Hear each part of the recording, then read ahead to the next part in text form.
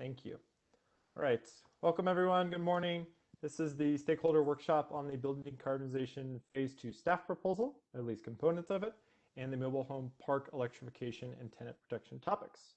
Our workshop is going to run until about 2:30 today. We have 2 breaks, 1 short break in the middle in the morning, as well as a lunch break, and we'll get into the details of all that. Before we get further along in the day, if you have not participated in the CPUC workshop, the webinar platform that the CPUC uses is WebEx. This is a WebEx event. If you have entered the event, you are muted unless you are a panelist, in which you have the ability to mute and unmute yourself throughout the day to ask questions. All participants should see the following options on the bottom of their screen. You have your mute list, participant list, chat, audio options.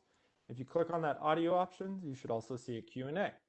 If you can submit your questions in the Q&A box, we'd appreciate it. It makes it a little bit easier and specify to the panelists the slide information, provide some context for your question. If it ends up in the chat, we also understand it's not the end of the world. As I mentioned, let's see, anything else on here? Yes, Energy Vision staff, I'm being helped with by my colleague Karen Sung. We'll read the questions aloud, and we will unmute you if you're a participant to add further clarity, add additional context, and respond to the answers from the panelists themselves throughout the day. This is an online-only workshop. We are still sheltering in place and keeping distance due to COVID. And if you have to call in on your phone number, this information on your phone, the phone number is listed here as long as the access code. If you are going to call on your phone, please try to link your, and you're participating on the computer, try to link your account together. And that way, when we unmute you, you'll be able to connect those two together and have a conversation. Our host, we are fortunate to be joined by Commissioner Rechtschaffen, who will be providing some remarks here shortly, and Energy Division staff, including myself, Karen Sung, as I mentioned, Roy Cox, who's taking written notes for me throughout the day, and Ankit Jain, who is either on or will be joining us for the afternoon panel on the rates conversation. Also, if you can, and you are finally adjusted in our ergonomic check, I'll be sitting most of the day, but keeping your screen and eye height, looking forward, nice sits. We're going to provide the opportunity to stretch, and I encourage you throughout the day to get up and move around as you see fit. I also wanted to take a second and pause the PowerPoint and just share the where the information or the slide deck is for today's event. So this is the WebEx registration page. At the bottom below the CPUC logo, there will be an option to input the event password, which is !Energy1. And under that, you will find the slide deck for today, which I consider the draft. I always like to allow our panelists to make any edits or corrections that they find along the way. And we'll be talking about where those will be posted. The Mobilehome Park decision that informs the Mobilehome Park panel, the Phase 2 staff proposal for the Building Decarbonization proceeding, as well as the agenda for the day. So again, go back to the registration page. At the bottom, you'll see a little entry box. Type in !Energy1, and all that information should be available for download. All right, and we'll reshare the PowerPoint real quick. Great. Here's our agenda for the day. This matches the agenda that is available for download, but as you can see, we're covering 3 very distinct topics during this workshop today. One panel is going to be focused on wildfire rebuilds, past lessons learned, and what the proposed program is moving forward. A mobile home park electrification topics and tenant protections panel, which covers a whole range of issues based on the mobile home park proceeding and other issues raised in the decision. In the afternoon, we're going to talk about electric water heating baseline allowance adjustments and the implications of rates. And throughout the day, we've tried to build in enough time for audience questions and answers and discussion amongst the panelists as we see fit. But now I would like to, a couple more slides. So our workshop goals today, first and foremost, this is an information and an educational workshop. I'm really hoping that you take away a ton of new information learned on any of the panels that you're able to participate on and help inform the commission moving forward. This also applies to CPUC staff, Energy Division staff, our judges, commissioners, advisors, really an informative opportunity and workshop. This workshop covers two different proceedings: the Building Decarbonization proceeding, R19-01-011, and the Mobile Home Park or Mobile Home Park Utility Conversion Program, R18-04-018. In both cases, we will be issuing, or the judges will be issuing, slides or rulings, entering the slides into record, and additional questions to help inform either the proposed decision that will come in the Building Decarbonization proceeding or the second phase of the Mobile Home Park Utility Conversion proceeding.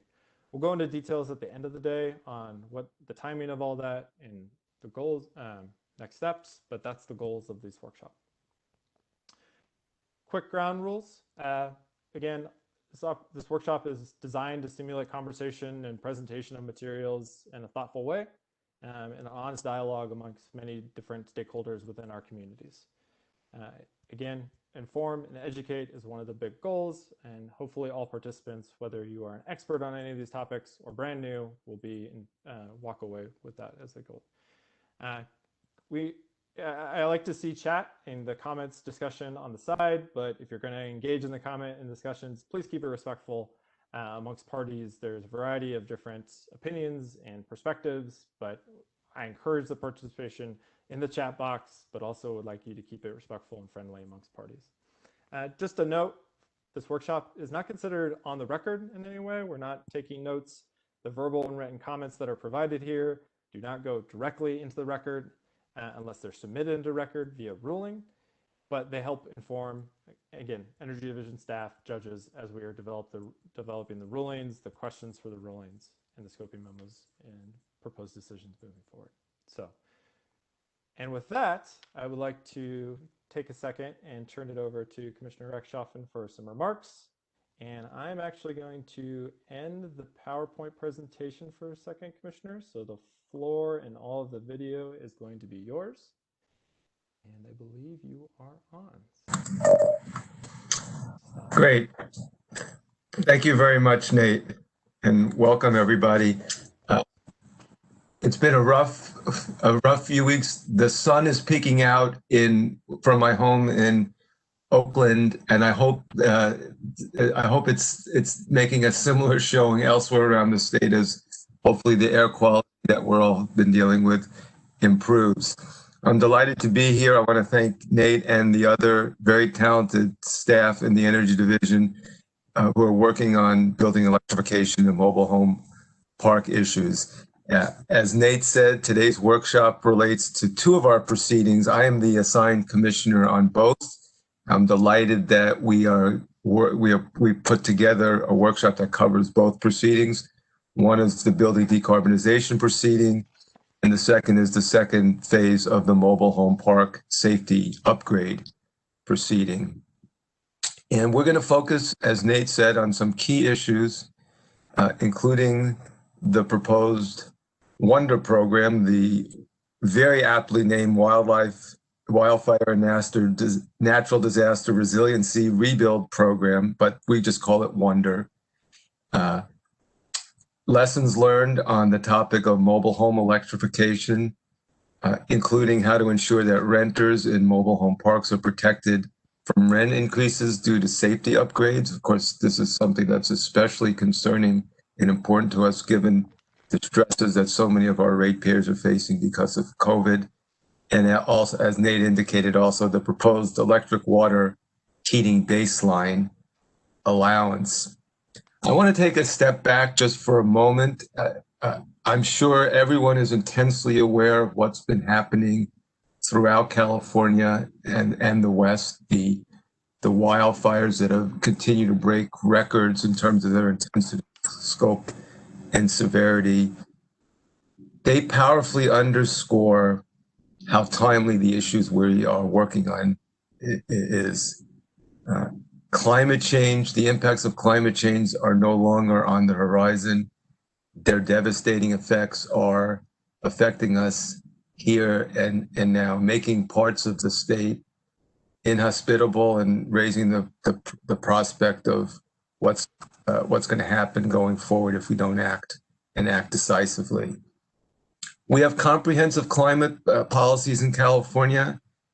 thermal emissions from the building sector now account for about 12% of our total emissions.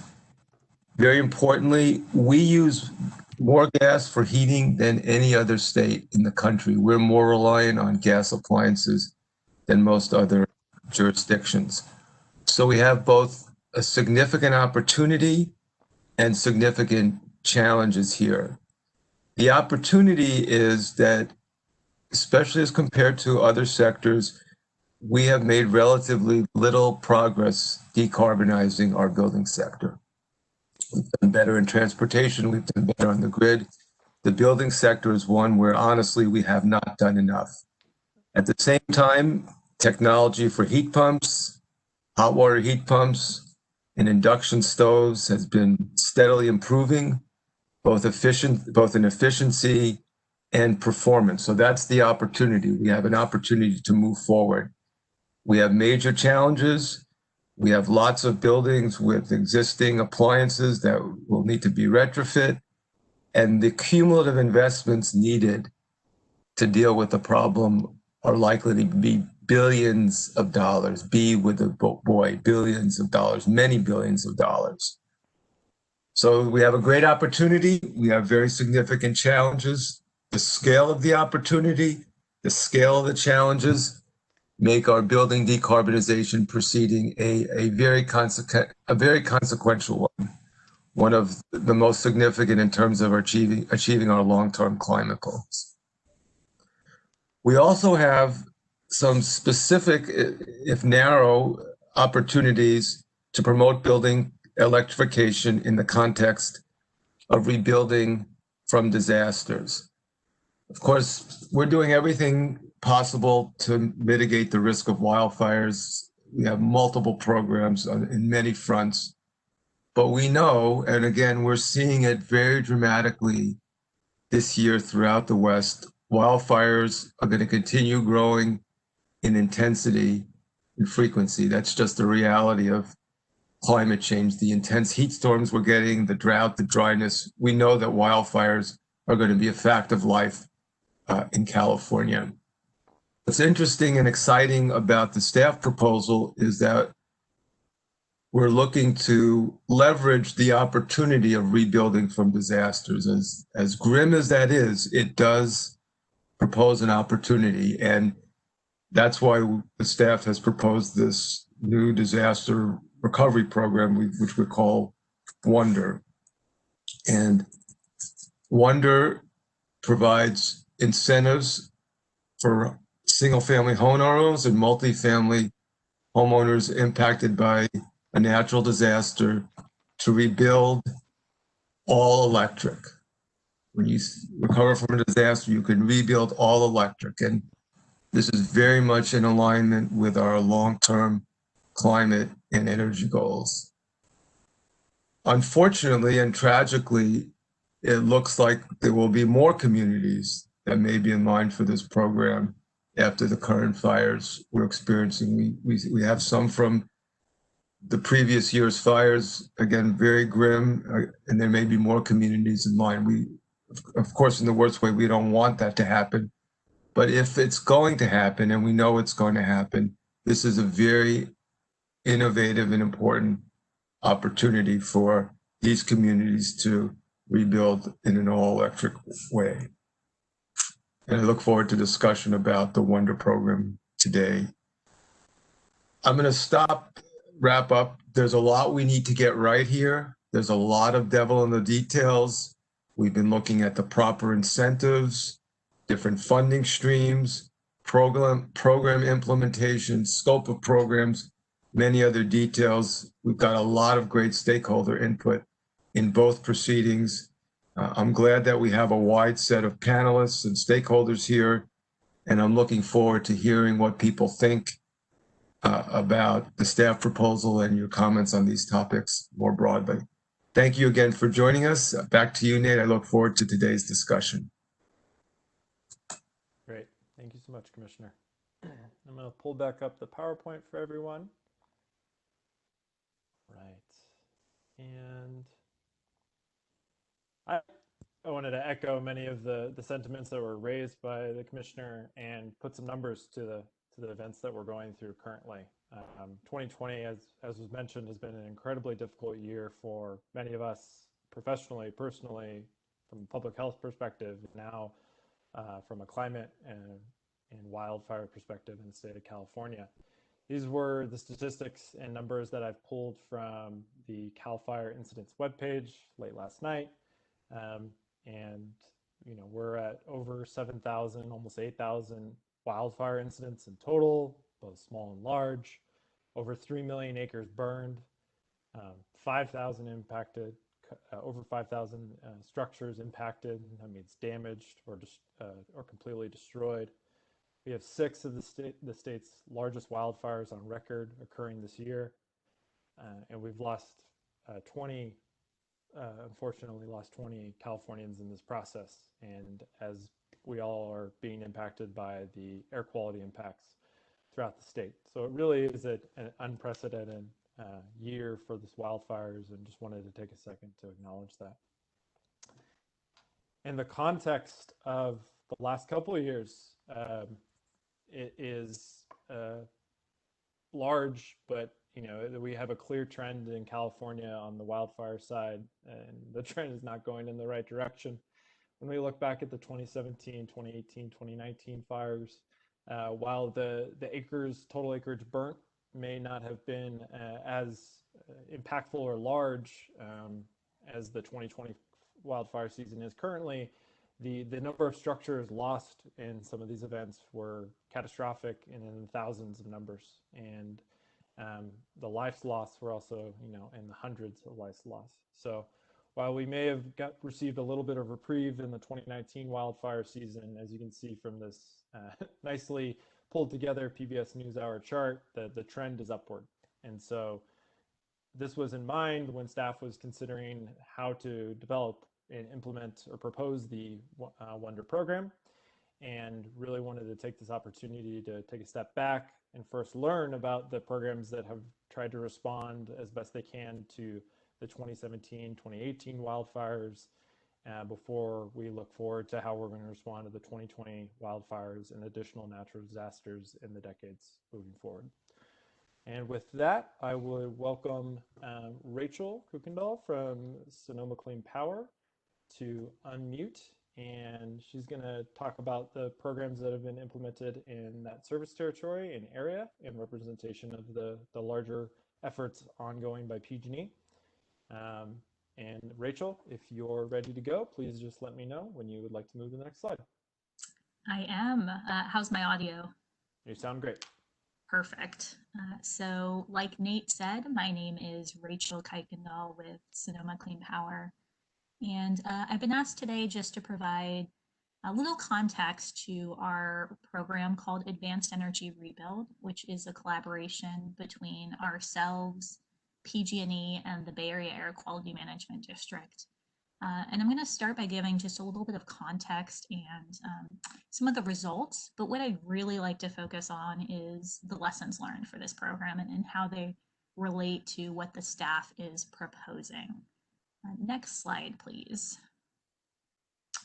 So the Advanced Energy Rebuild program was set up really with 3 tiers for participation for customers.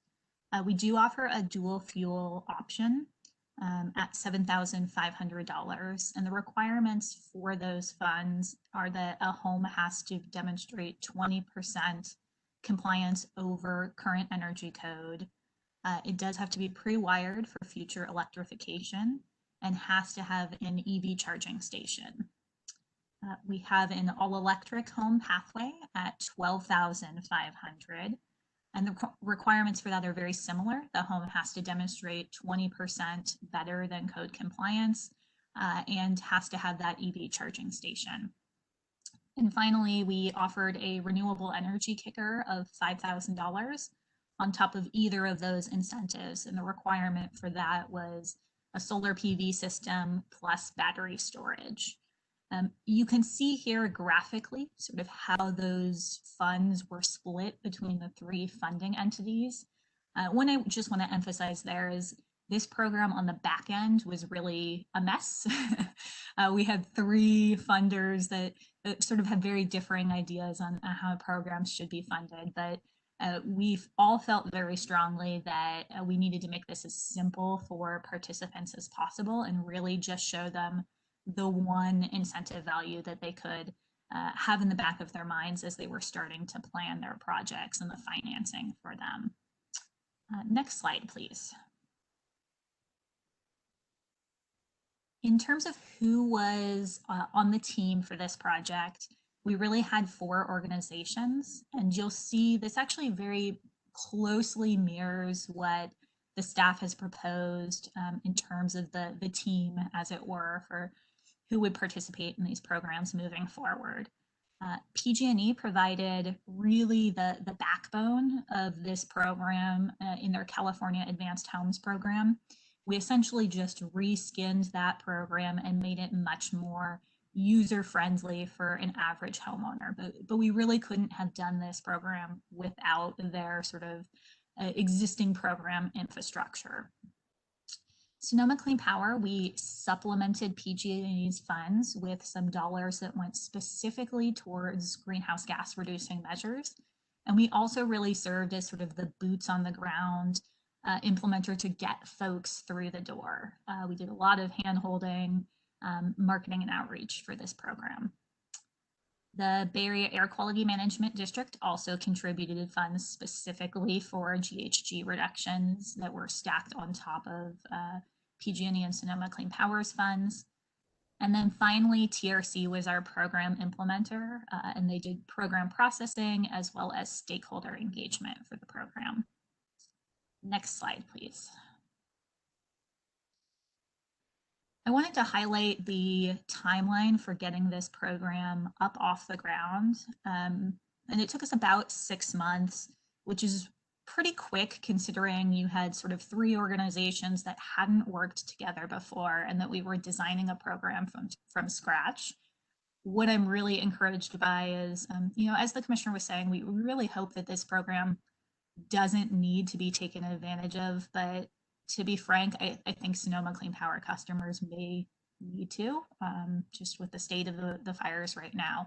So I'm pretty confident that, with this program infrastructure in place, these programs could get up and running, in a month or 2, just having that infrastructure in place. Next slide, please.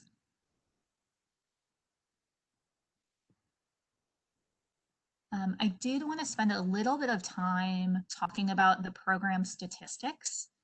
And here you can see the number of participants in the program and the split between dual fuel and all electric.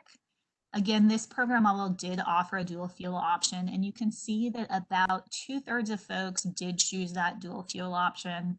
About 1/3 of folks chose the all electric. I am really encouraged by the staff proposal to limit this to an all electric program. I think if we're going to meet our state's greenhouse gas goals, we need to take bold action.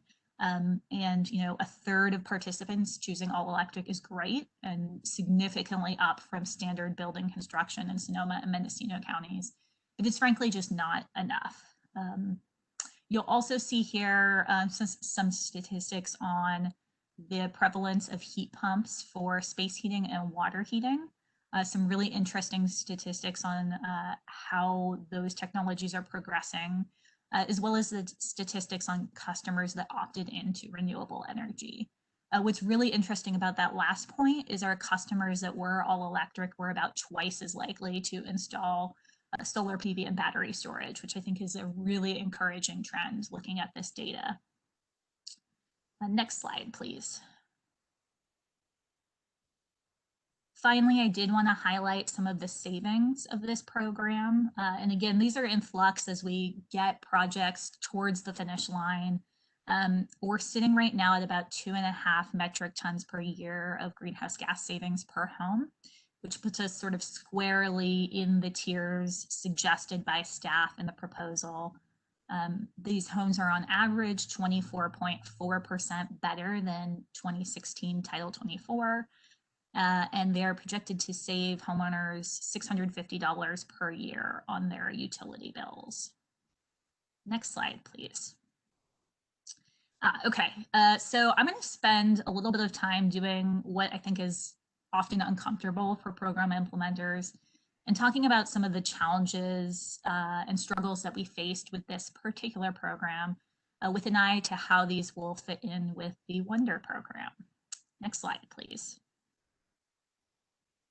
Challenge one that we really faced was working with certified energy analysts or CEAs. We did not have any CEAs locally in Sonoma and Mendocino counties. And so those CEAs were taking on hundreds and hundreds of jobs. And so getting them to do really anything above and beyond just simple code compliance was very challenging for us. What this meant was, Sonoma Clean Power had to run a lot of these energy models and work with participants to finalize work scopes. Our CEAs weren't, to be frank, real big advocates for the program, and they weren't driving volume to the program. So I am really encouraged by the proposal of staff to have CEAs onboarded by this program implementer and have them on retainer.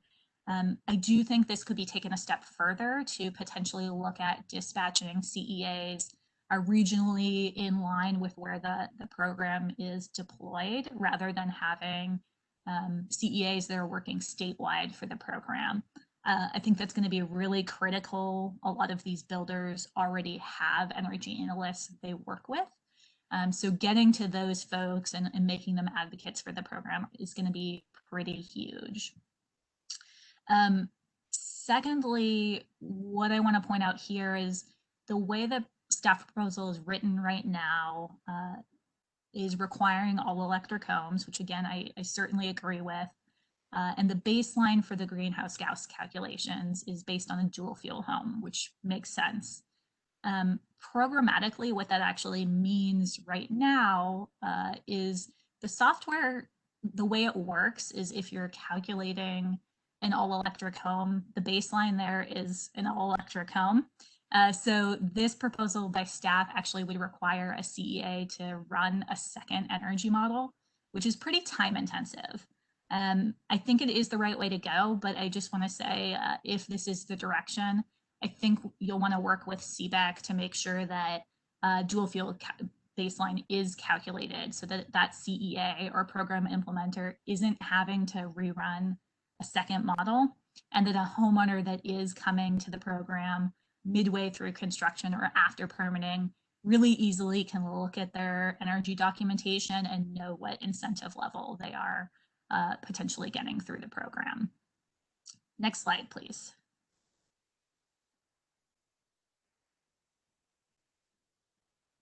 Challenge number two that we really faced was that we were always playing catch up with this program. We tried to really engage with building staff to get to homeowners in the field before they submitted projects for permit. But frankly, most of our projects came to us midway through construction or after permitting.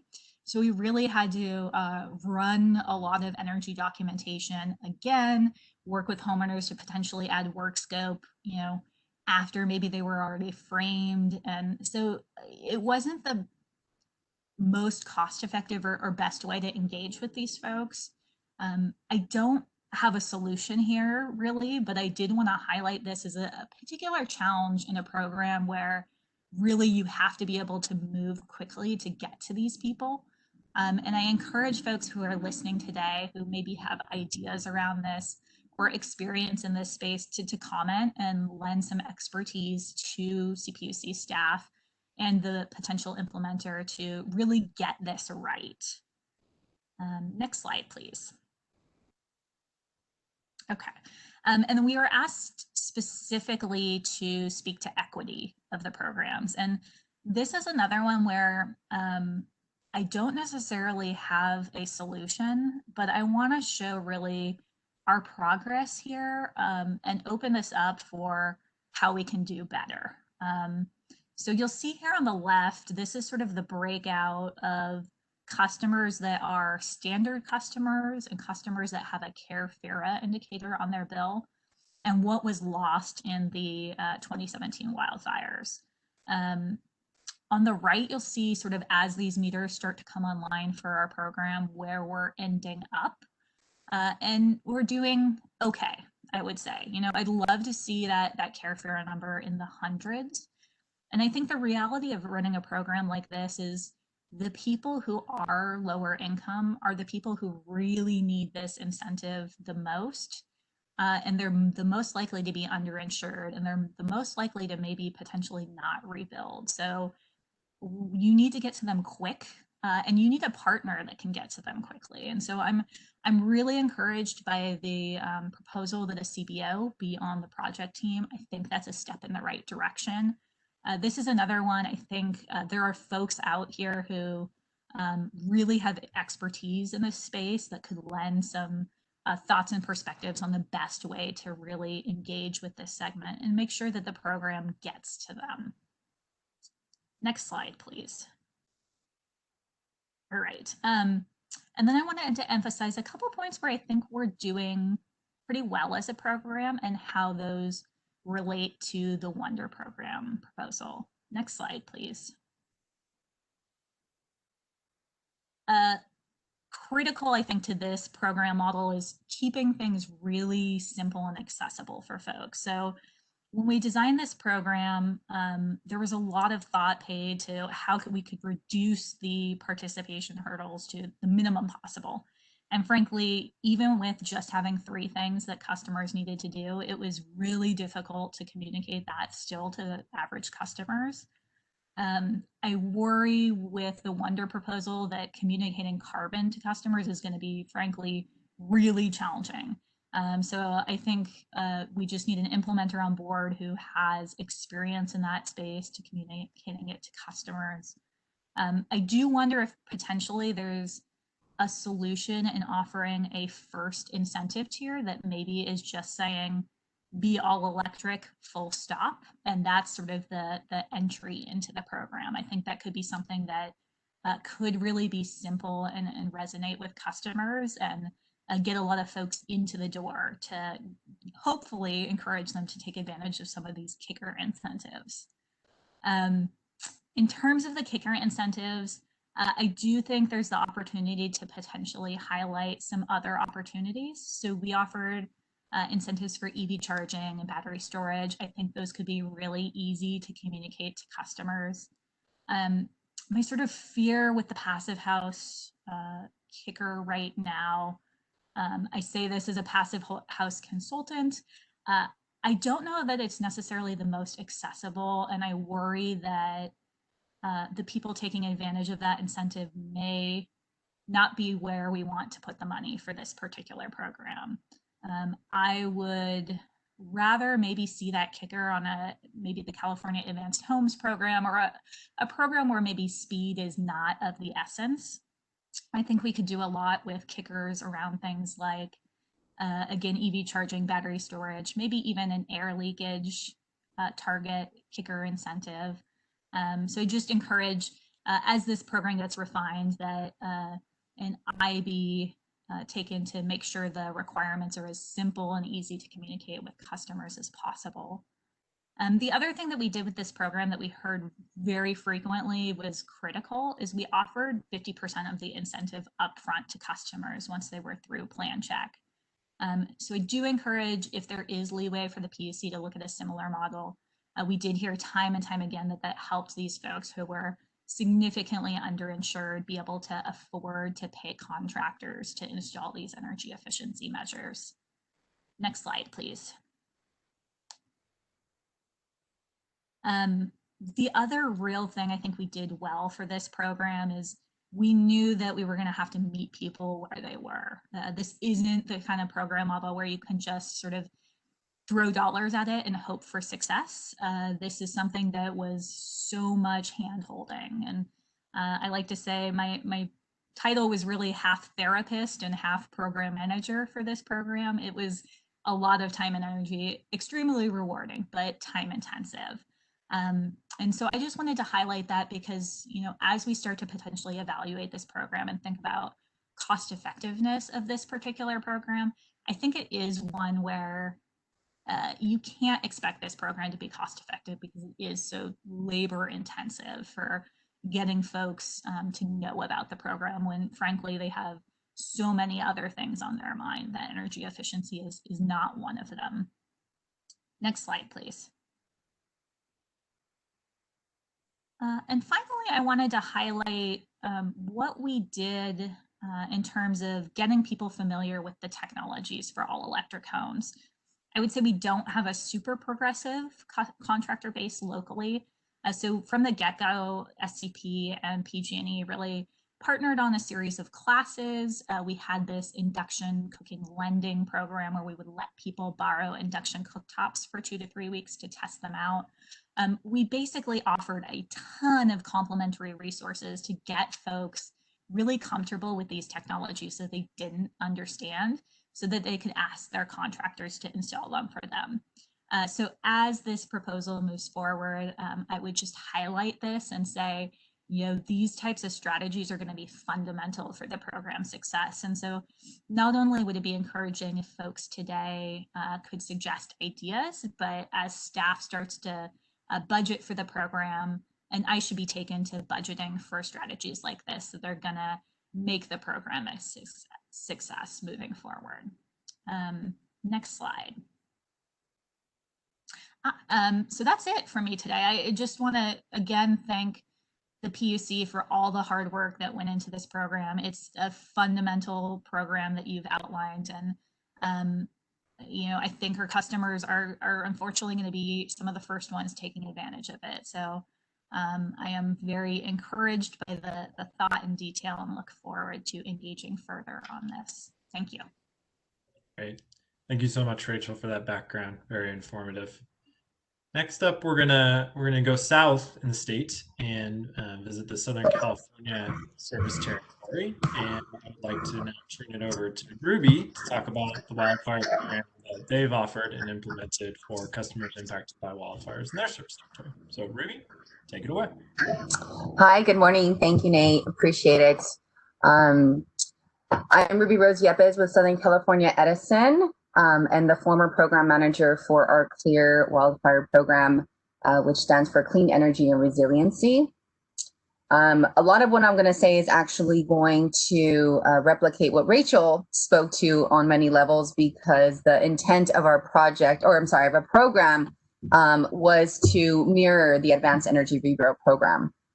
So you may be hearing a couple of things twice in that sense. Our program was targeted to customers who lost their homes in the Thomas, Woolsey, and Hill fires that occurred in 2017 and 2018. These fires impacted residents in Malibu, Thousand Oaks, Ventura County, and Santa Barbara County, and the surrounding areas within that area. There were roughly 2,700 structures, both residential and commercial, that were destroyed. And Nate, my apologies, can you skip to the next slide? I bet you could read my mind. About 1,000 of the destroyed structures were from the Thomas fire. There were only 4 from the Hill fire in our territory, and about 1,600 from the Woolsey fire. The incentive being offered is meant to reduce the gap between funds received from insurance to rebuild, which could be up to about $200 to $300 of a gap, and to motivate customers to construct high-performing and resilient homes with clean energy technologies. SCE rolled out our program to the customers in February of this year. We have a goal of enrolling 400 residential customers and 20 commercial customers. This is roughly about 15% of the total destroyed structures. Customers who seek to participate in the program must have had their home red tagged and show a Delta EDR of 2 on the energy compliance report. The CLEAR program for funding utilizes existing energy efficiency funds from our new construction programs. We used California Advanced Homes program for our residential customers, and Savings by Design for our commercial customers, and Self-Generation Incentive Program, also known as SGIP, for renewable solar and battery storage. The CLEAR program doubles the EE incentives of these programs supplemented through the use of unspent approved energy efficiency funds, as well as incentivizing resilient technologies such as solar and storage. We did try to partner with local jurisdictions, CCAs, Santa Barbara Air Pollution Control, and South Coast Air Quality, just like the Advanced Energy Rebuild Program had multiple funding programs, but we were unfortunately not as successful in establishing those funding partners. Next slide, please.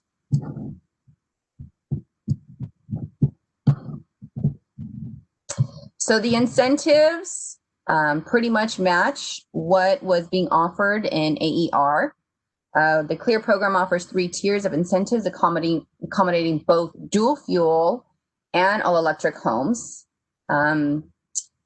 So again, similar to the AER program, our offering incentivizes for all electric homes up to $17,500 of an incentive, or up to $12,500 for dual fuel homes. And that does include the $5,000 resiliency incentive that would be for solar and battery storage. The budget for the program was based on 50% of the customers going all electric and 50% being dual fuel. Although from our experience, most of the customers were still pursuing dual fuel.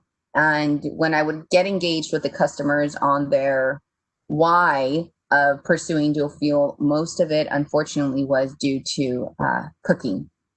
So I would try to promote as much as possible our lending tool library, in which they could borrow a portable induction cooktop to test it out. We currently have 23 customers participating in the program, with 2 having all electric. But there are about 5 customers who have reached out about being interested in the program, but they fall under the 2019 Energy Code. Unfortunately, the program that we have right now is only being offered to customers that pulled permit under the 2016 Energy Code. And I will address this as being one of our lessons learned as far as time frame of overlapping of code cycles. SCE has reached out to multiple building departments to help promote the program to customers.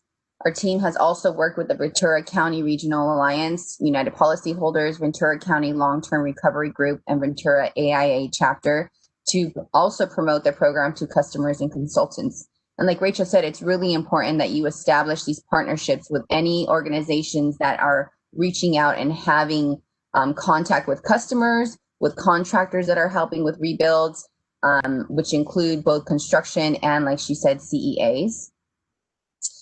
SCE's local planning team also assisted in promoting the program to contractors and customers, as they had customers coming and reaching out about new service or new meter sets. They were promoting the program to them as well. We also connected in with a neighborhood group in Ventura called within Colina Vista community. And they were a great group to connect with because they were having monthly meetings in which they would help and discuss amongst each other their rebuild process. And we were able to reach out to about 20 to 25 customers through that opportunity. And they were very interested. Unfortunately, many of them were already further along in their construction. And so we couldn't really have them participate in the program. But we did find that as we were able to find these communities that were working together to help and support each other in rebuilding the program, we were able to, have further outreach to customers. And then those that did attend the meeting where we presented would go and they would, share the information with other neighbors that were not engaged. Next slide, please. So lessons learned from our program, a lot of it is actually going to echo what Rachel said also. We've only had it up and running for a couple of months. And unfortunately, we did have COVID hit nearly at the beginning when we rolled it out. So it had a bit of a slight impact on our outreach and marketing, but we've been trying to find ways around that. From our experience, one of the most direct ways to promote the program to customers is via the building departments, who can help promote the program during the course of plan check when customers are coming in to submit their plans or picking them up. We have requested from several building departments asking them if they could post the program flyer on their website to be visible when customers are looking up information for permitting. Unfortunately, that hasn't been as successful as we had hoped in asking them to post the flyer. We have not created a website or a web page for this program because it's such a boutique program, only catering to customers that were impacted by those 3 fires. So word of mouth and utilizing partnerships with local professional organizations to promote the program has been our go-to as far as marketing. Another instrumental resource that I had touched on in my last slide is partnerships with community-based organizations who have direct interactions with customers. The groups have team members with boots on the ground, heavily engaged with wildfire victims, and can disseminate information to customers quickly and directly. We had connected with the Ventura County Regional Energy Alliance, who had already been promoting the California Advanced Homes program and had a few potential residents that were eligible for the program. SCE has also coordinated with the United Policy Holders, who have case managers that directly interact with wildfire victims and helping them through their rebuild process.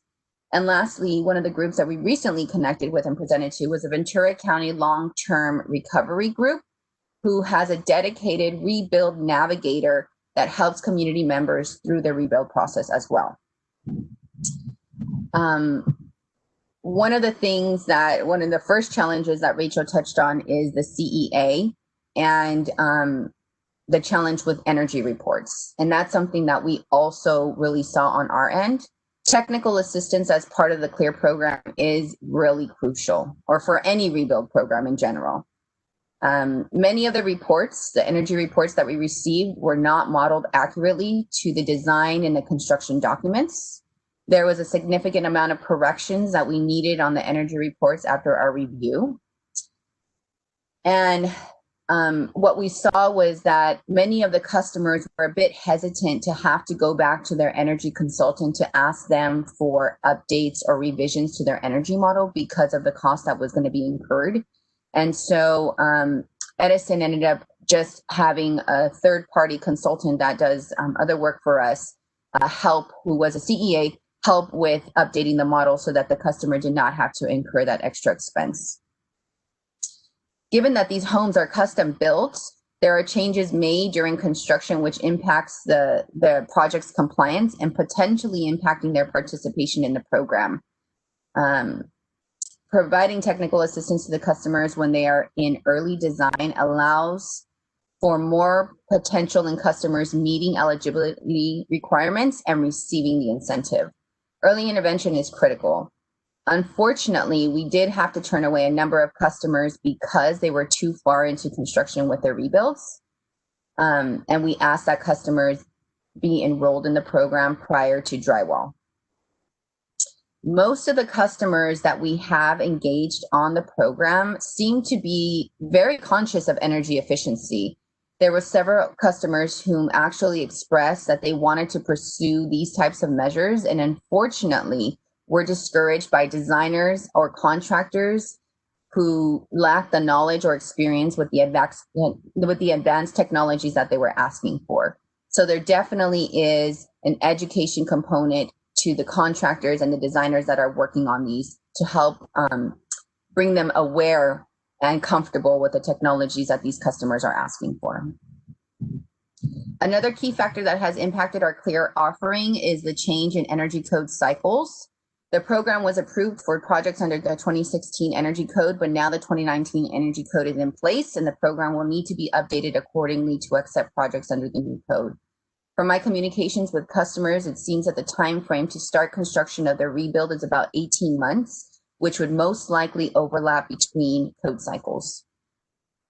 one important item that I've heard from multiple customers is a pain point that they have with accessing their insurance funds from the bank. Customers have to get through 50% of construction before they can access insurance funds. Only about 20% of wildfire victims are rebuilding due to this issue, while the rest are relocating. So if we can find a way to offer a portion of the incentive at the application phase or somewhere where they're early on in design to prevent customers from relocating and helping them in pursuing a rebuild, that would be great. And that's what I have for clear. I'm going to dive a little bit into suggestions that we have for Wander, if that's what you want me to go into, Nate, or did you want to wait for that? Okay. So some of the recommendations on behalf of Edison for Wander, which we're very excited to see come on board, is to best align with the state's policy direction, we would like to promote that GHG emitting options should be precluded from competing with the Wander, except in extenuating cases, such as the program should focus on electrification where feasible, as much as possible. Kind of like what I had mentioned with regards to code cycles, overlap of code cycles, there will also be potentially overlap of programs closing, programs changing. So we would like to suggest that there are regular check-ins to monitor if the program is utilizing existing programs, making sure that it's aligning with whatever the new protocol is for the programs. Gas cap and trade funding contribution for Wander should resemble build and tech programs. However, they should also increase areas outside of the gas IOU service area, such as Long Beach, which is a city that's not within the gas territory, if possible. And then lastly, due to the 10-year duration of Wander, implementers' resources and readiness are paramount to this. Ensure readiness of implementers' resources and staffing in case of a major natural disaster or fire should include readiness check-ins, a 5-year implementer contract, and midpoint solicitation, giving administrators ability to directly award an implementation contract, and until build expires, leveraging implementers instead of having Wander as a standalone program. And that's what I have on my end. So thank you again, Nate, for the opportunity to allow us to speak to the program. And we really look forward to see how Wander plays out. Great. Thank you so much, Ruby. A wonderful background. Thank you.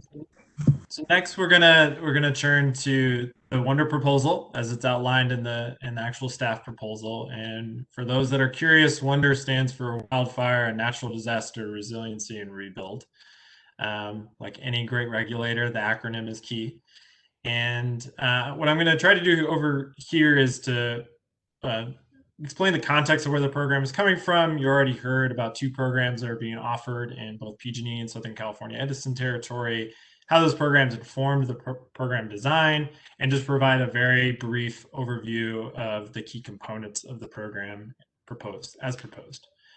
So first, I just want to provide the context.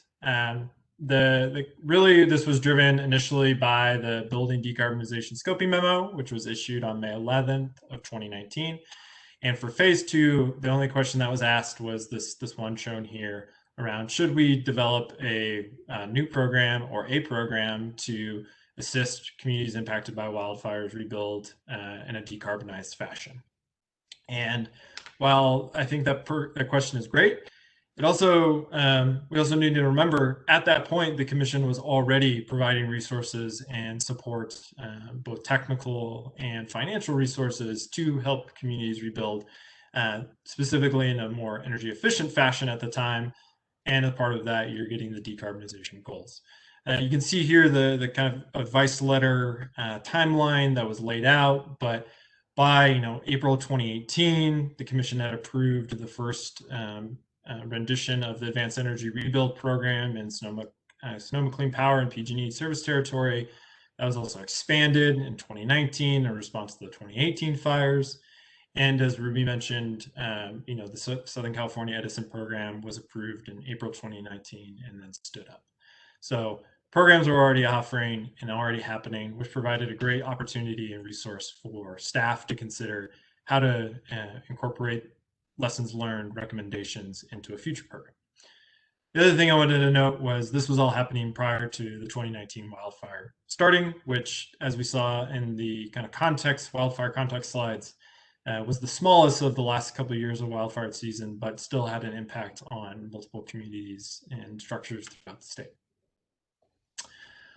Also, when thinking about developing the staff proposal, the question of, is it appropriate to only look at wildfire communities came to mind. And California is a beautiful, wonderful, diverse ecosystem state. It is also under threat from multiple types of natural disasters, seemingly almost all of them, besides maybe an occasional tropical storm that makes its way up the Pacific coast. And when you look back at the data, what the data actually shows is the state, first and foremost, can be largely impacted by a single earthquake event. We are constantly reminded of the earthquake event that could be coming at any time, at any day. And if you look at the Loma Prieta earthquake, 27,000 structures approximately were damaged in that earthquake, which is basically the summation of the last 3 years of our wildfire season in one event. Also, floods and storms, when you look at a state emergency declaration over the course of California's history from 1950 till 2017, actually take home the highest ranking or the highest total number of natural disasters events. So it became increasingly important and aware to staff that not only should we be thinking about wildfires, but we should be thinking about all natural disasters. And so that helped inform the design of the Wonder program proposal.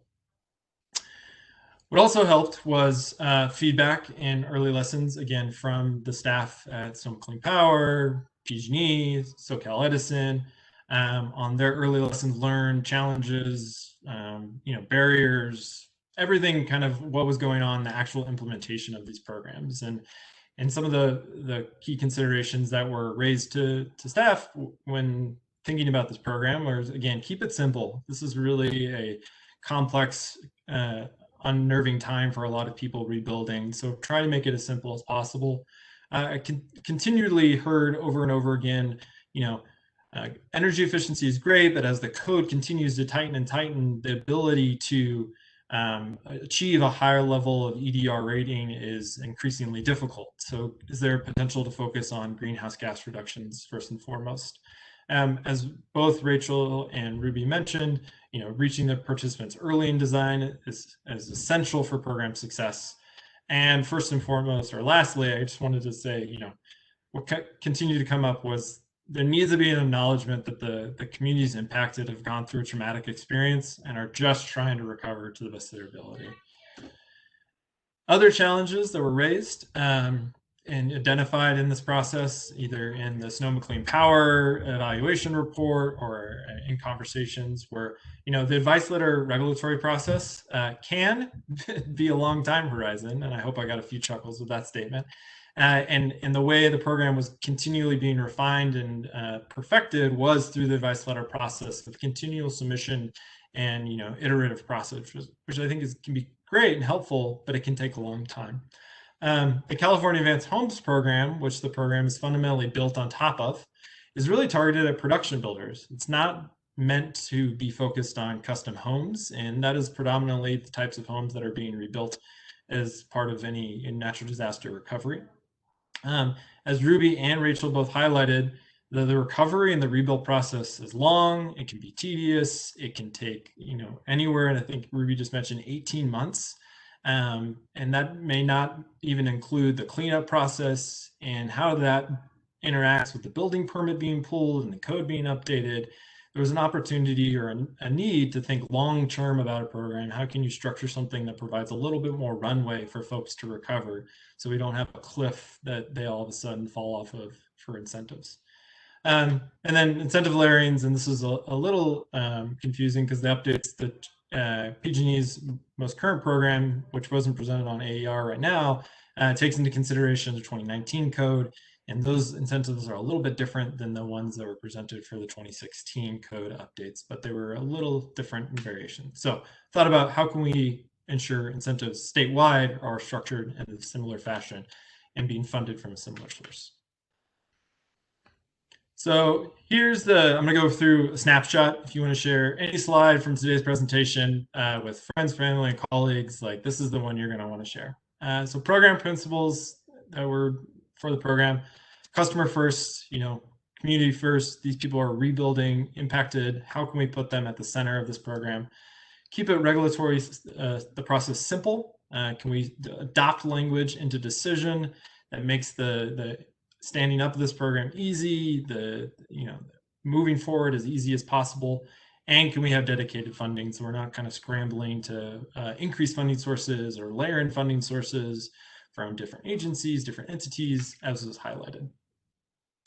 Program eligibility, we've already mentioned the all electric is the currently proposed program eligibility, but we want to go with all red tagged residential buildings, both single family and multifamily, that have been impacted by any type of natural disaster, not just wildfires. Program incentives, again, we'll go into details, but they're administered in tiers based solely on GHG reductions or model GHG reductions of comparing a dual fuel building to an all electric building above a code baseline. Program funding, $50 million over a 10-year period, $5 million request and remittance every year. That was the best number I can honestly come up with based on the level of participation that was seen, and we'll talk about some of the challenges with the program funding moving forward. Implementation, first and foremost, is community focus. Secondly, is designed as much as possible to enable swift recovery. And program evaluation and cost effective, done on an ex post basis and based on metered data. I'm going to go through each one of those very quickly. The details are in the staff proposal with lots of citations, and I encourage anybody that hasn't looked at that to go further into there. So program eligibility. The program fundamentally was designed bottom up to enable top-down funding to ensure natural disasters of all sizes could be eligible to participate. The way emergency declarations occur at a state, local, federal level really starts at the local level, from the city council, the mayor, the city county jurisdiction, declaring that they're having an emergency.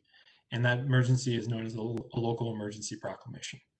So to meet the criteria for being eligible for the program, first and foremost, we want that city or local jurisdiction to declare a local emergency proclamation.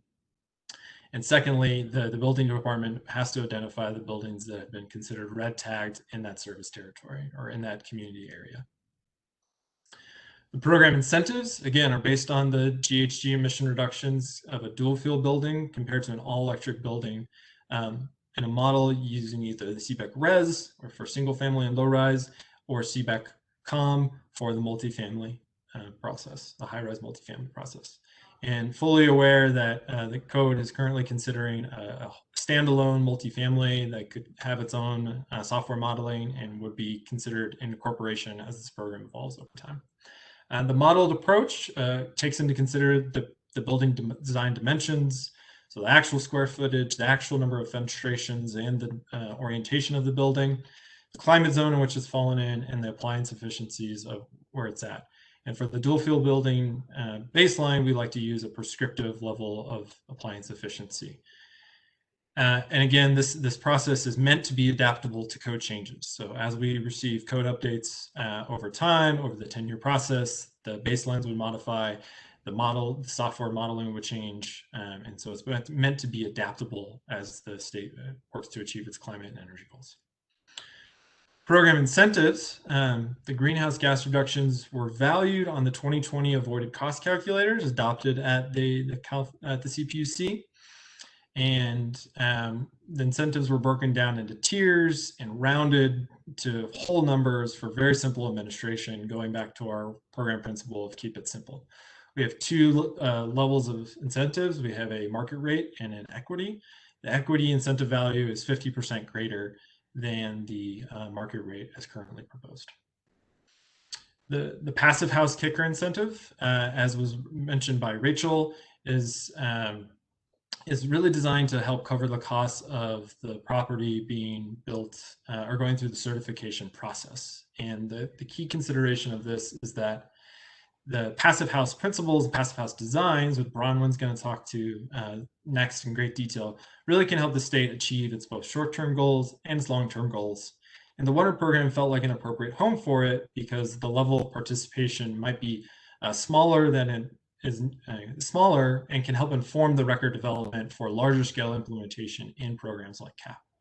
Also, I think it's really important that the building electrification community and the industry recognizes that as we electrify our buildings, we are changing the energy sources that are being used over the course of a year, and especially in the consideration of heat. So there's this concept of peak heat out here, which fortunately California will likely have a peak cooling effect. This is discussed in the staff proposal, but it's this idea that we're increasing electrical load in some of the most GHG intense times on the electrical grid.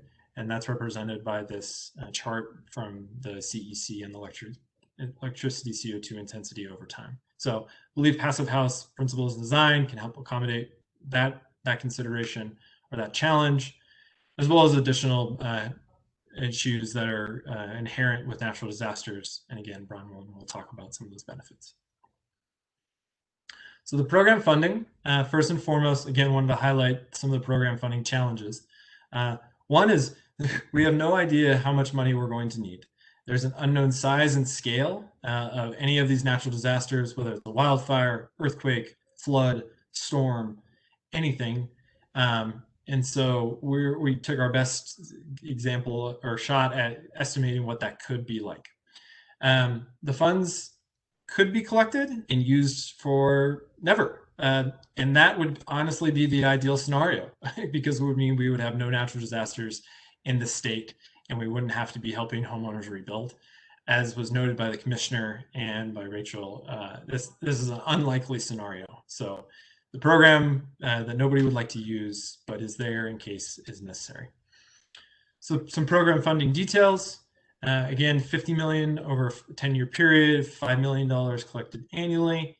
The funding will come from the Gas Corporation Cap and Trade Allowance auctions. This builds on the precedent established in Senate Bill 1477 as a funding mechanism for the Build and Tech program. And we're requesting that the full funds be remitted by June 1st, 2021, and so that the electric utilities can stand up the programs and start to respond to the natural disasters and the wildfires that we've seen in 2020. Southern California Edison is serving as the quote-unquote contract agent for this, again, using the Build and Tech structure as an example and building upon that for efficiency's sakes. And the funds would be administered to the electric IOUs on an annual basis once the work has been completed, kind of as a debit card of we've done this much work, we're requesting this much funds, and there's program details in that in the staff proposal as well.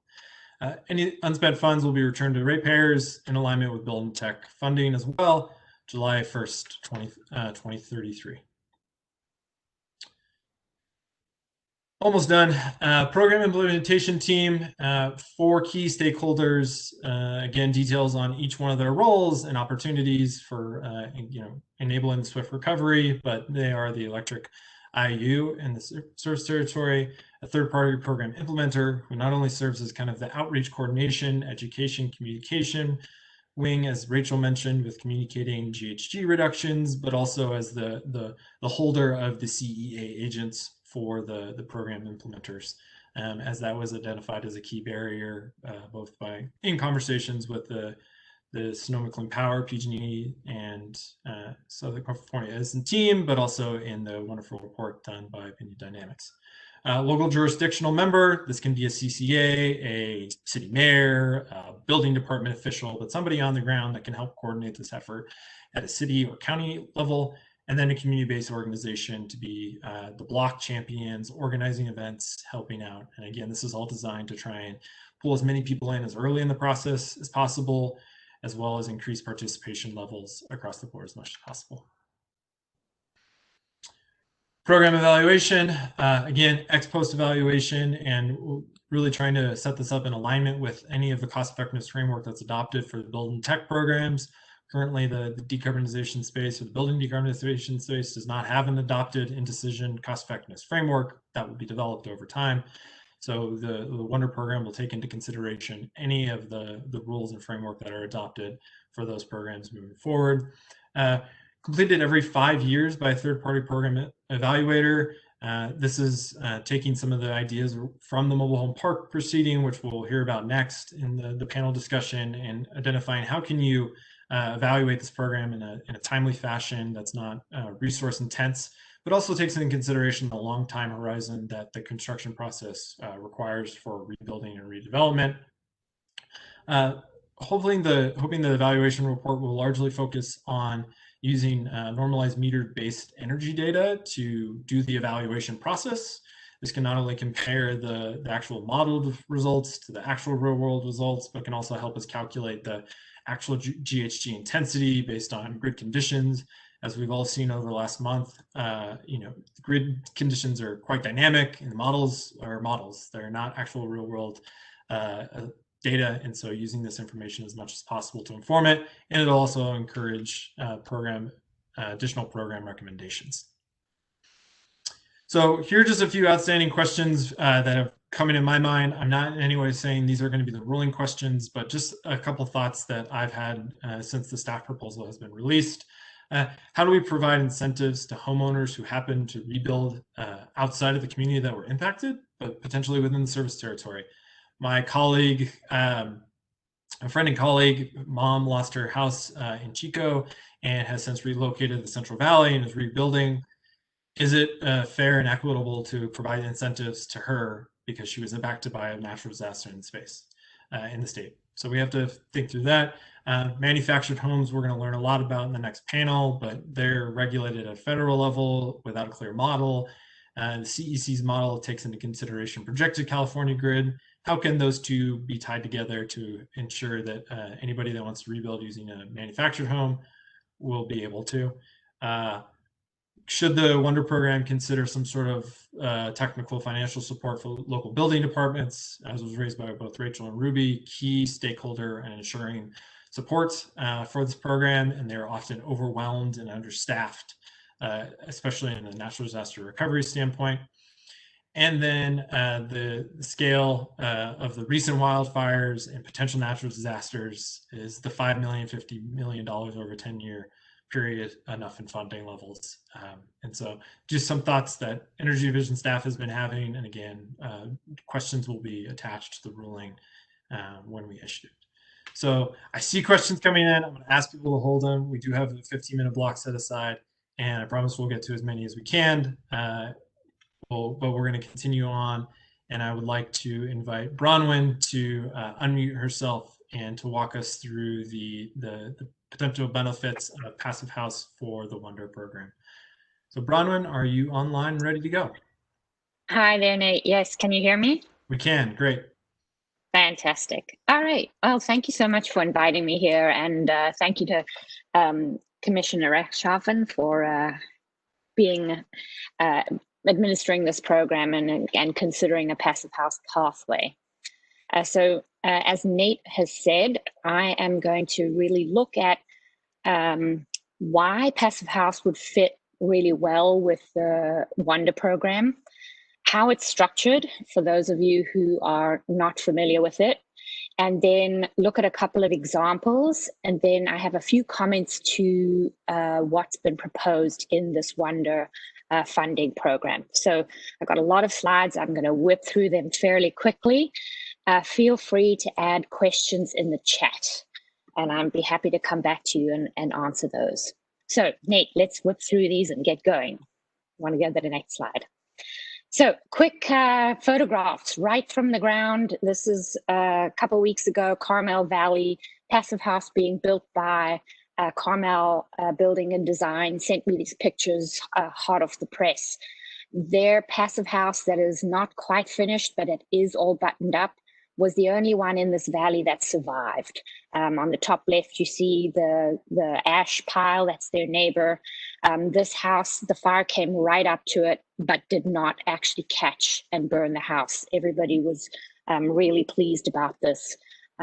We, of course, can't claim that it was all because of Passive House, but it has a huge impact, and there's good reason to think that this made a difference.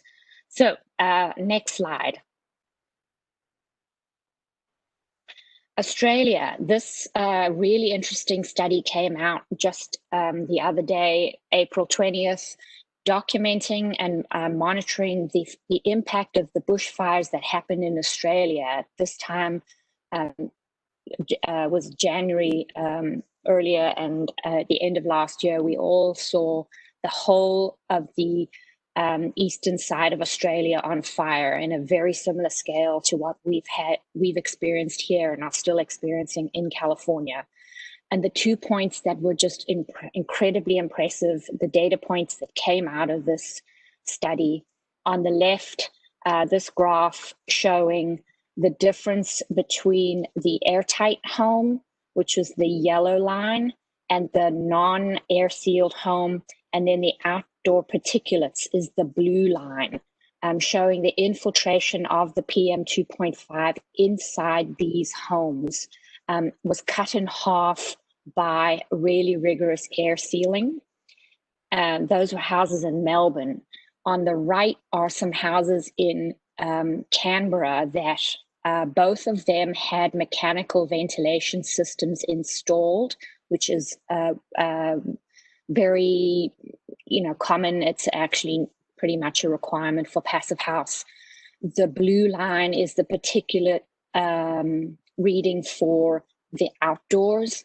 The red line is for the system without the additional MERV 13 filter, and the yellow, the really yellowy greeny line at the bottom here that really stays quite well, rarely goes above the 24-hour, crosses the red line, so to speak, really worked really well and maintained really decent indoor air quality, given the real impact of those massive fires. So I think all of us can relate to that currently. I'm sitting here next to a fan and an air cleaner and an indoor air quality monitor, and I'm sure most of you are doing the same. Next slide, please. And in terms of resiliency, these are pictures from the Icebox Challenge, which our local affiliate, Passive House California, has hosted twice now in California, where we built a blue box to current code minimum requirements. And in fact, actually, we boosted the performance of that quite considerably. So it was actually better than code. And the red box is the Passive House box. Neither of these boxes had mechanical systems in them, but we put a big ton of ice in both of them, and we left them outside, first outside of the Oakland City Hall while we had our national conference in progress. And this one was at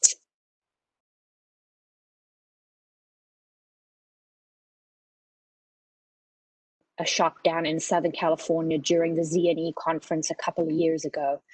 And after a week, all the ice melted in the code compliant box. The Passive House box, you can see the monitoring data. This was the thermostat that had a sensor inside and outside. The Passive House box, after a week sitting out in a really hot week of sun in the parking lot, retained half of its ice. The indoor temperature remained habitable at 69 degrees, even though the outdoor temperature was 89. And in the code compliant box, the indoor temperature went up to 94, which was way hotter than outdoors, and none of the ice remained. In fact, the ice melted before the week was up. So in terms of passive survivability, even a Passive House home with zero mechanical systems is going to be a resilient place to enable us to work and stay and survive when the power goes out. Next slide, please.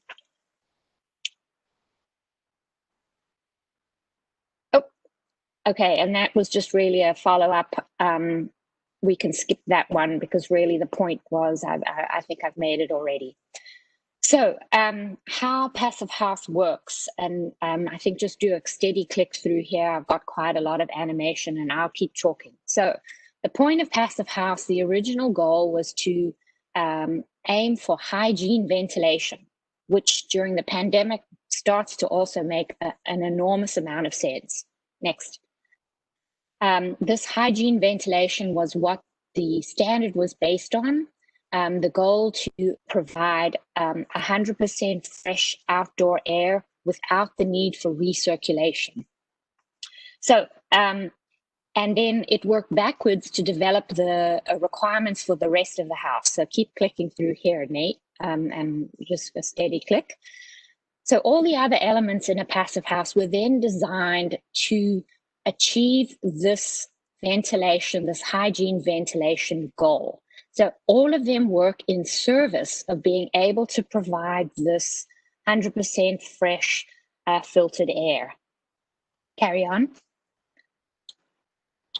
And the other components that we look at in buildings, lighting, domestic hot water appliances, also get covered by the standard peripherally under the total energy use cap. So Passive House has these wonderfully fixed targets, so everybody knows exactly what they have to attain to be able to achieve a Passive House building. And that's really the secret sauce. I tell people it's really very clear targets. Next slide.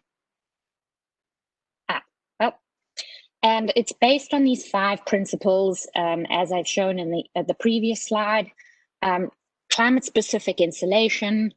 We look very carefully at thermal bridges so that your insulation envelope is not compromised. And that, of course, is also including air sealing. Air sealing works in tandem with insulation and in tandem with thermal bridges. High-performance doors and windows. The air sealing, as I said, is the 4th one. That actually supplements and makes all the other things work, including your ventilation system, and this high-efficiency heat recovery ventilation. So, in principle, it's a holistic approach to building design that really has very clear methods and metrics that building professionals can work with. Next slide, please. So, and click through this quickly till a few clicks. Nate, this has also got a few animations. Sorry, I didn't remove them. Right, you can next one, click, and then just stop there for a minute. So these metrics, very specific heat, load, and heating demand caps. And that is exactly, as Nate mentioned, really drives down the demand in winter when we have a lot more of a challenge to deliver, both with on-site solar. When the sun doesn't come out, you don't make as much power. And our grid has the most challenge with delivering those loads at, at that season. So very specifically targeted for a renewable grid. The air tightness metric is very clearly a rigorous one, but very attainable for people who've done this a couple of times. And then the total primary energy is kind of an equivalent of EUI. And that's the sort of bucket that catches all the other appliances, the hot water systems, and all the other energy users inside the house. So it's structured to be very specific on those 3 metrics. The target is clear. There are very accessible and usable tools. So it has a specific energy model, which is the PHPP. And very importantly, too, offers training so that the whole ecosystem is a complete ecosystem where everybody knows where they're going, how to get there, and they get tools and training to support that end goal. Next slide. So the renewable structure embedded in this EUI, there are actually 3 certification targets. And I'm not going to really dig too deeply into them other than to say, and just click through a couple more here as well, Nate. There's the baseline, which is the classic. That is the sort of most efficient building you can get before you add renewables. And the targets, the only change is the sliding scale for the primary energy target. The second one adds some renewables and improves the efficiency. And the third one is sort of the ultra, the super duper. I have yet to certify a project to the premium. I'm doing very easily all my buildings to the plus. But essentially what you need to know here is these 3 levels are a function of as you increase generation and reduce demand, you slide up into the next category. So next slide, Nate. And of course, retrofits are really important. Passive House also has a really fantastically developed pathway for retrofits. We know this is going to be extremely important in California, and our Passive House California community has done about 40% of all the Passive House buildings in California are actually retrofits, and they can also be phased. So you could look at a building, you can make the master plan, and you can look at the most economic intervention to do first, but you can ensure that all the other, the upgrades that you do will not prevent future upgrades to achieve the sort of the ultimate level of efficiency. Next slide, please. So there's a couple of pathways for the retrofits. I'm not going to into the details, but there are options for using really high performance components. And there's an option for meeting the same, more relaxed actually targets set for new buildings, which is sort of the heating demand pathway that I've already described. Next, please. So, obviously, just flip back to that one previously, if you wouldn't mind, Nate. Works, not that one, there we go. This works for every kind of building. Passive House is sort of a poorly chosen name. It's not just a house, it's a HAUS. Banks, factories, dormitory towers, fire stations, clinics, all of these buildings can be built to Passive House, and these are all examples of Passive House buildings. Next, please. And these are retrofits. New York brownstones, California Craftsman bungalow. That one on the bottom left is in Santa Cruz. The bottom right is a lovely house in Sonoma that was one of the first Passive House certified in California. Office buildings, a school in the middle, that's a New York City school, historic preservation building as well. So applicable everywhere. Next slide, please. And of course, works for every climate. And I'm very pleased to say our affiliate here in California, Passive House California, which I was served on the board for many, many years, has made sure that all of our 16 climate zones have been calculated for specific climate data into the Passive House planning package. And we have that in, we've as a community have ensured that the glide path for on-ramping Passive House in California has already been paved. Next, please. And studies, this was done in 2013. We've done multiple studies here in California to really confirm that this works here.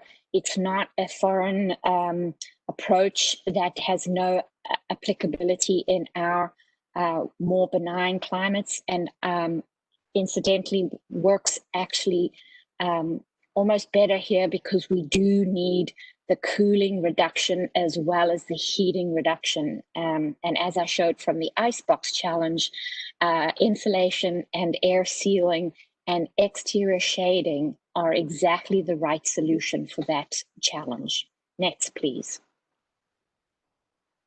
So we have really worked diligently. Keep clicking through this one. It's just a sort of a little funny where we, okay, there we go. We've really have tried to see how we can fit Passive House into our conventional energy code structure. And what we have found is it's just a round peg in a square hole.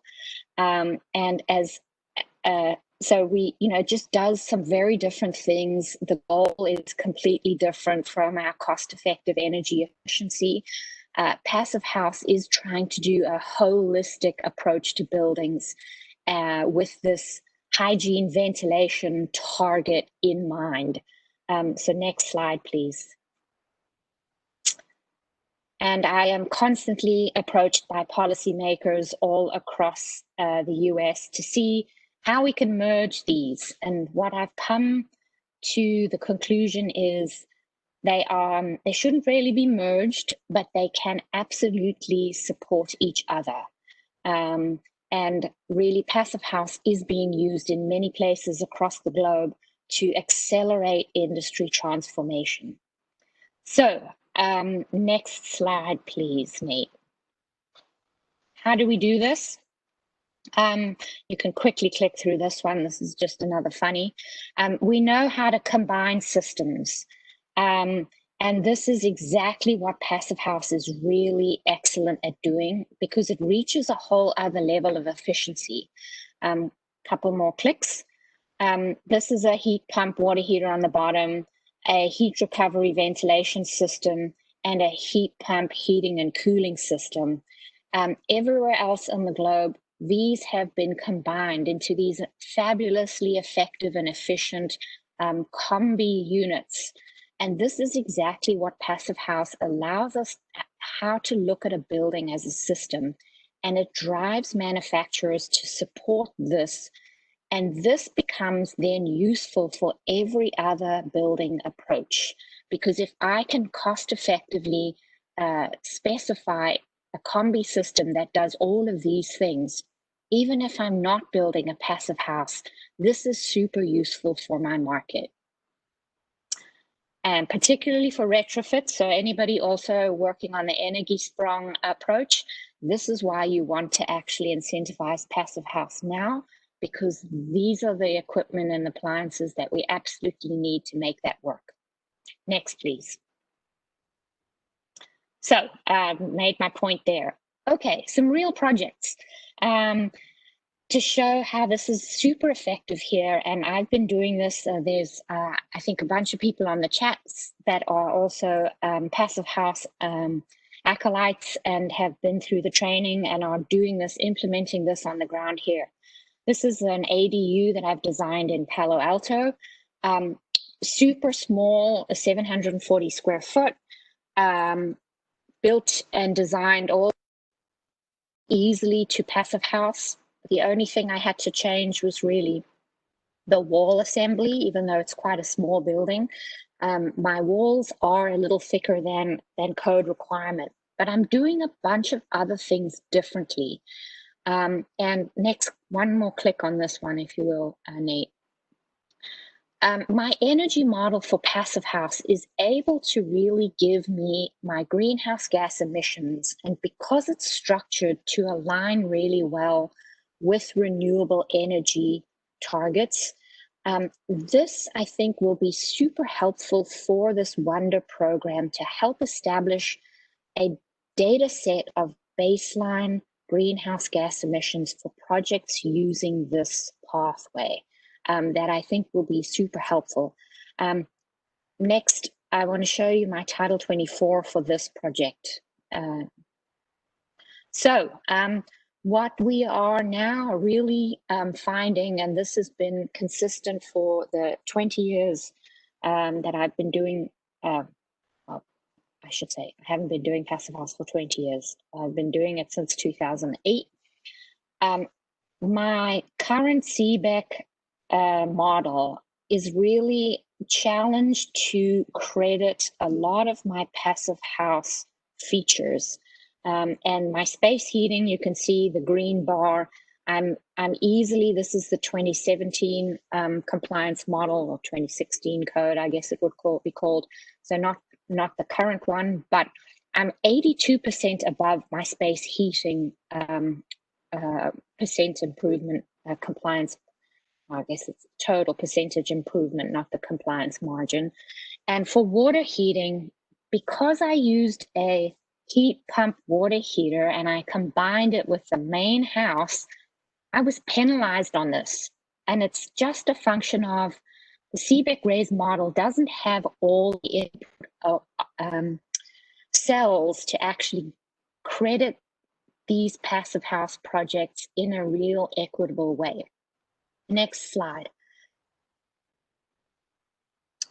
So my other house, which has won a lot of electrification awards, this is a Sunnyvale project, very modest 3-bedroom, 2-bathroom house, effectively a rebuild. Also, really my point that I want to show here is way ahead of the baseline energy code. I was given no credit for my HRV, my heat recovery ventilation system, which I'm very pleased to say has been updated in the current 2019 code cycle, and 0 credit for my heat pump water heater. So we've been doing electrification very successfully and cost effectively since 2013. So really paving the way for the electrification movement here in California. Next slide, please. And this is the monitored data from that project. And to Nate's point, really showing how passive house doesn't just reduce the demand, it basically flattens it. And over and over the monitoring data coming from, I monitor all my own projects with fabulous builder that I've had the honor of building with, Alan Gilliland at One Sky Homes. We're seeing this consistently across all of our projects that use passive house. We don't just reduce peak demand in winter, we basically flatten it, and it's the green line is the monitored data from this all-electric home in Sunnyvale.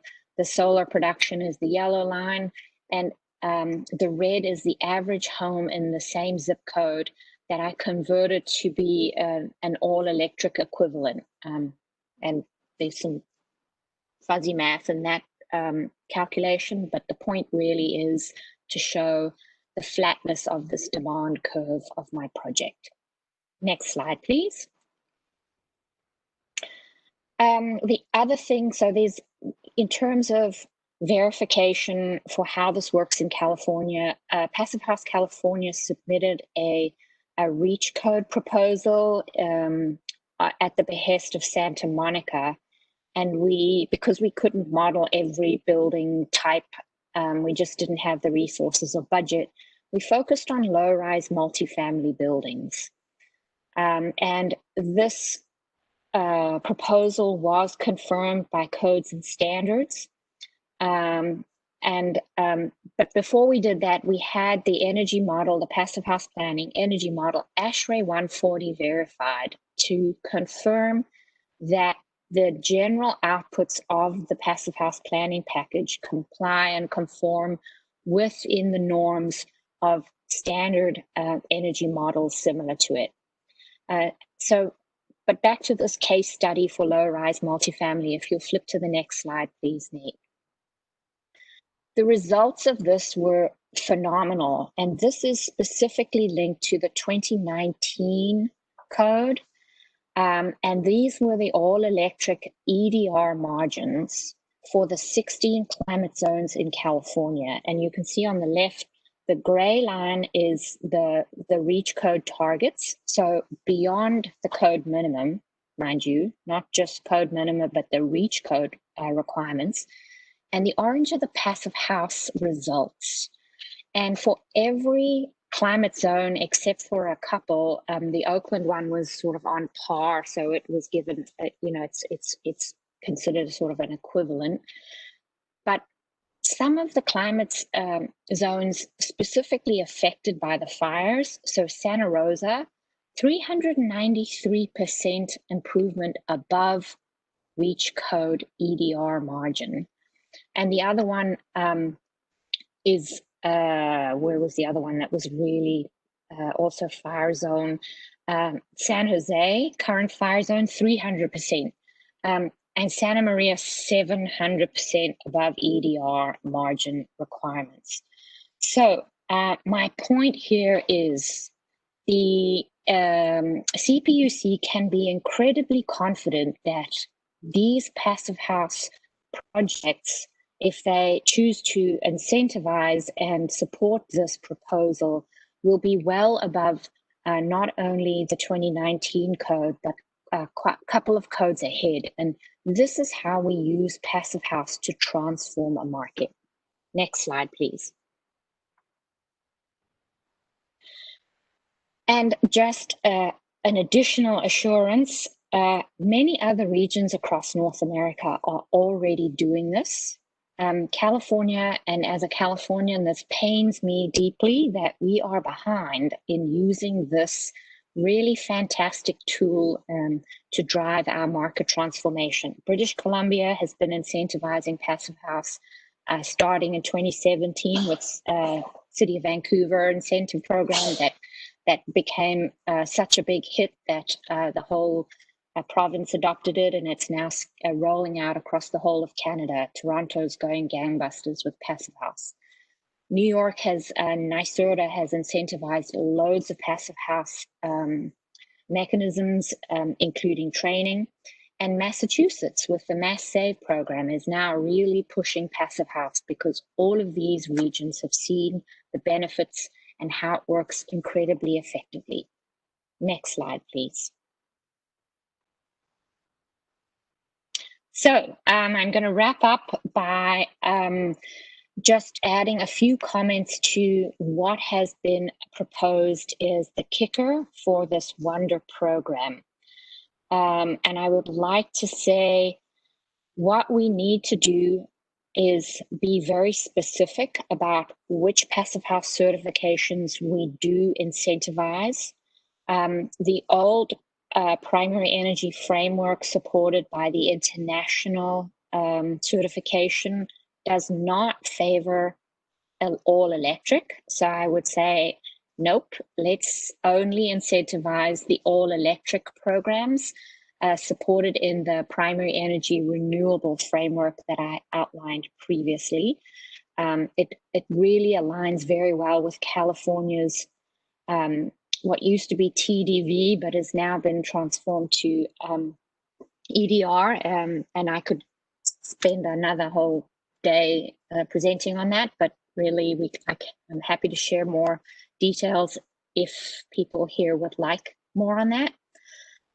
I would also very strongly urge the CPUC to allow the passive house planning package energy model to be the prevailing compliance tool.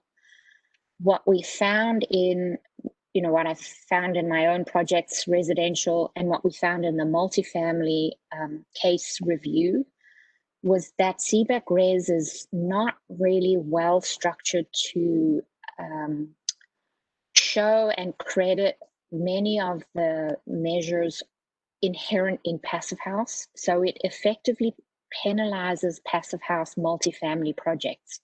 And this is another whole topic for discussion, but the reason we don't have passive house affordable multifamily projects in California is because the financing incentives are linked to the CBEC Res compliance. And when CBEC Res doesn't actually translate the benefits, you don't get the funding, which means projects don't take the passive house pathway. And as I say, I'll park that for another discussion, but please, we will be happy to do the CBEC Res model in addition, but don't link any incentives as a percentage better than CBEC RES compliance, link them directly to the Passive House energy model. The third point, the greenhouse gas reporting. As I mentioned, every Passive House planning package model already has your greenhouse gas emissions output embedded in the model. It's easy for us to extract that. Let us help you with that. I think this will help build the next iteration of code and serve as a baseline. So I'm super happy to offer that as a means for helping establish good baselines and really driving that in California. And then lastly, really consider supporting and supplementing training. All of the other programs that I've presented here today, Ruby and Rachel, what we found in the Passive House community is if you ask somebody to do something without providing the training to enable them to do that, you're really sort of, not giving them the best opportunity to comply. And Passive House training supports every other high performance building methodology. We have those programs. We are desperate to scale them. They are expensive to deliver. NYSERDA has really developed the best mechanism for scaling that rapidly. And I'd love to see that replicated here in California. It will help drive electrification, heat pump scaling, all of these other fantastic things that we've been doing together to drive greenhouse gas down in California. So that's it. Thank you, Nate, and happy to answer questions if anybody has any, or circle back on this topic. Great. Thank you so much, Bronwyn. Sure. So like most good workshops, we are over time and behind schedule, but I did want to take the next 10 minutes. We will have a break at 11 o'clock from 11 to 11:15, and then we will adjust the schedule accordingly for the remainder of the day and try to play a little catch up. But I would like to turn to Commissioner Rechtschaffen, if you're still on the line, which I believe you are, to see if you have any questions for the panelists. I would like to, I'd like to ask Rachel and Ruby to expand a little bit on ways to reach care customers, and if, based on your experiences, and also if you 50% incentive kicker we have for low-income customers in the Wonder proposal is sufficient, or what other thoughts you might have about that area. I recognize, especially Ruby, you only have a couple of months of program implementation experience, but we're very interested in expanding the program to this set of customers.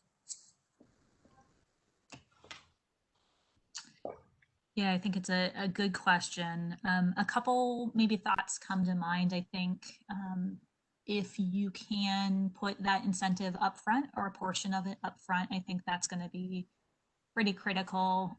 These folks are probably much more likely to not be able to afford to rebuild or not prioritize energy efficiency at all in their rebuilds. And I think that the next session will be particularly enlightening. We've noticed a trend. These customers are much more likely to potentially invest in manufactured homes or homes that are production builders.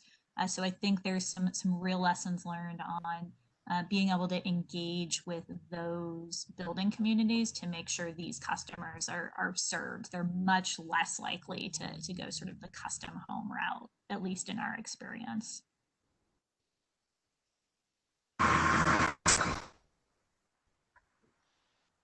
Please say that we go too much into looking at customers that were under Terra. From what the experience that we've had with the customers that have enrolled on our end, they were not under Terra. So that didn't necessarily come up on our end, but I would definitely say, and it was a question I had posed, is really understanding if those customers were renting or were owning, because if they're renting, I feel that plays such a different role. They really don't have the say on, what the owner would want to do with that home. But I think that's definitely something that we need to look at. Thank you, Nate. Yep, thank you, Commissioner. And next, I'd like to see if our administrative law judge for the building decarbonization proceeding, Judge McKinney, has any questions. Judge, do you have any thoughts or questions for the panelists? I wasn't expecting to be called on. Yeah, this is ALJ McKinney. See if I can get my video on. But no, I don't have any questions at this point. I did make a few notes about questions we might ask later. Okay, great. Thank you so much. And next, I'd just like to turn to the Building Decarbonization and Renewable Natural Gas, Renewable Gas Team Program Manager, Nick Zanjani, to see if Nick had any questions from our panelists, and then we will dive into our chat and Q&A panels. So Nick, if you're on the line and available, please let us know if you have any thoughts. No questions from me right now, Nate. Thank you very much. Okay, thank you, Nick. Great. So next, we've done a decent job, I believe, in the Q&A and in the chat of responding to questions. Bronwyn, we had a question for you from Mark Costa. And so Karen, if we can find Mark and get him ready to unmute. And the question is, can Bronwyn speak to how or if these strategies intersect with energy master planning like they have there in Sydney 2030 plan, and how that intersected maybe with their energy reporting, benchmarking, disclosure policies. Not sure if you are able to respond to that, or Mark, if you are now unmuted, would like to expand upon that. Mark is now unmuted. Great. Yeah, I think that captured it, Nate. So I'm a little unclear. If you wouldn't mind repeating, I'm just a little unclear about what the question is, because it's structured a little bit. I think I missed the early part of it. If you wouldn't mind repeating it, Mark, that'd be great. Sure. So I know that in various parts of Australia, they have larger energy master planning efforts that kind of govern how renewables are sequenced with energy efficiency and at what levels and at what pace. So I'm just wondering the strategies that you have mentioned, with the current, wildfires there, if those two intersected each other, or if one, helped accelerate another in terms of passive house and new envelope strategies. And then the second part of that was that I know Australia has a long history of benchmarking and reporting, I think, with neighbors. And I don't know if that additionally helped. I have to confess, I'm originally South African. I'm not familiar with anything Australian, and I've worked my whole career here. So I'm actually Californian. I'm much more familiar with where these policies have worked well here in North America. And the best example I've seen is actually the British Columbia step code, where they've used the passive houses in line with the top tier performance level that they've agreed upon in industry as the end goal for where their buildings need to go.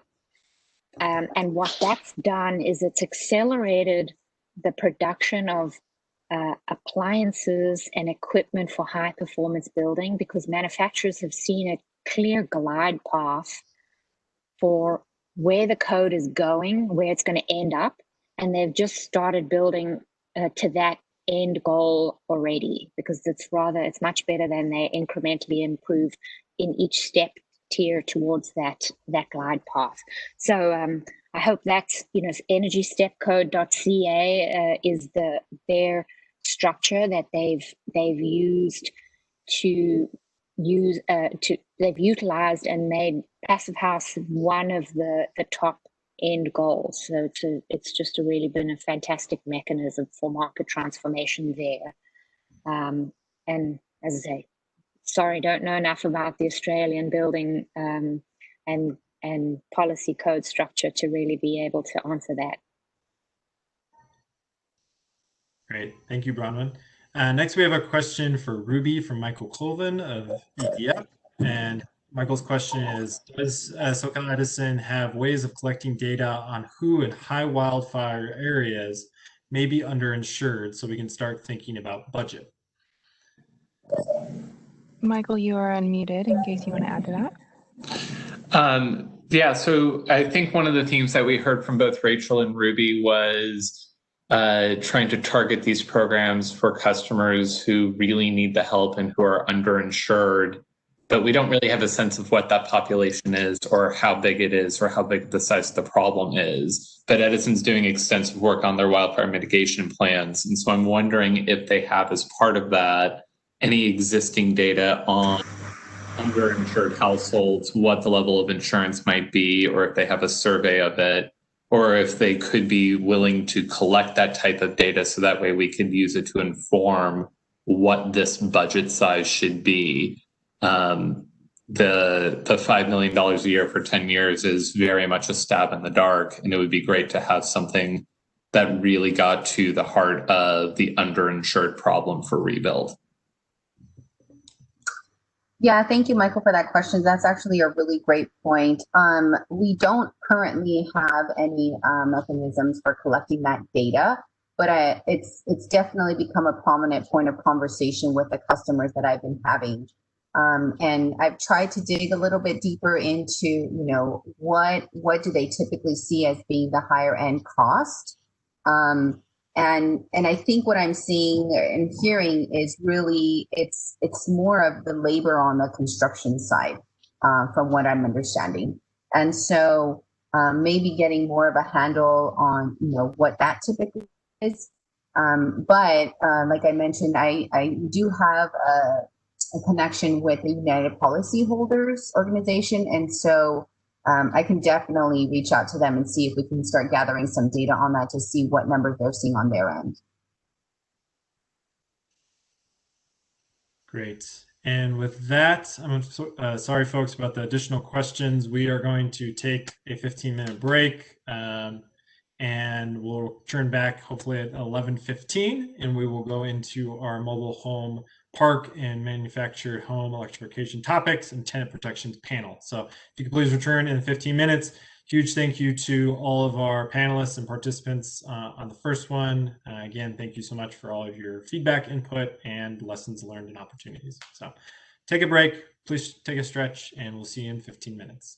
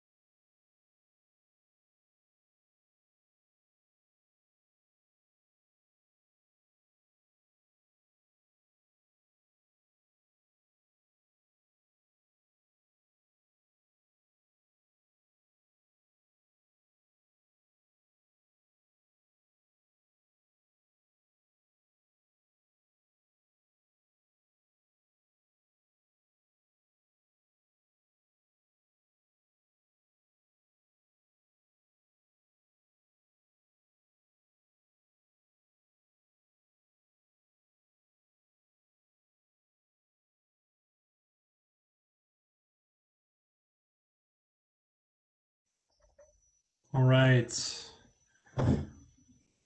Hopefully people are making their way back to their computers or phones so we can continue on with the panel. I do not see Commissioner Rechtschaffen back at his remote CPUC desk quite yet, so we'll give him a second. And then we will get going. Thank you for your continued participation and look forward to the next panel. If our panelists could confirm they are there, we'll start with Jeffrey, if you're there from SoCal Edison. Yeah, here I'm present. Okay, great. Thank you. Sorry, trying to juggle a few things here. And Ben Moffitt, if you were there from PG&E.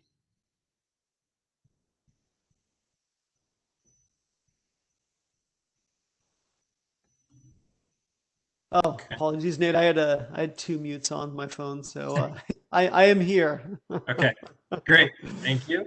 And then Nick Dunphy, if you're available and online.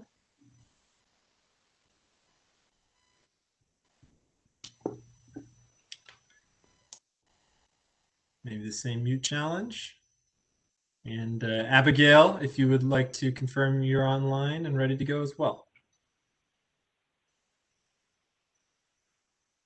This is Nick. Can you hear me now? Now I got you, Nick. Thank you. All right. And Abigail, if you are on the line, if you could either just chat us or give us a quick hello, and then we'll get going. I showed Abigail Solis twice and promoted one of her plugins, so that might be the issue. The other one I can't promote. Try it again. Abigail, are you there?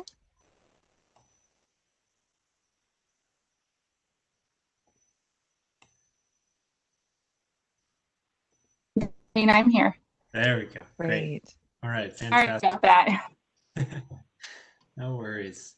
Well, thank you all for confirming your presence and availability and readiness to go.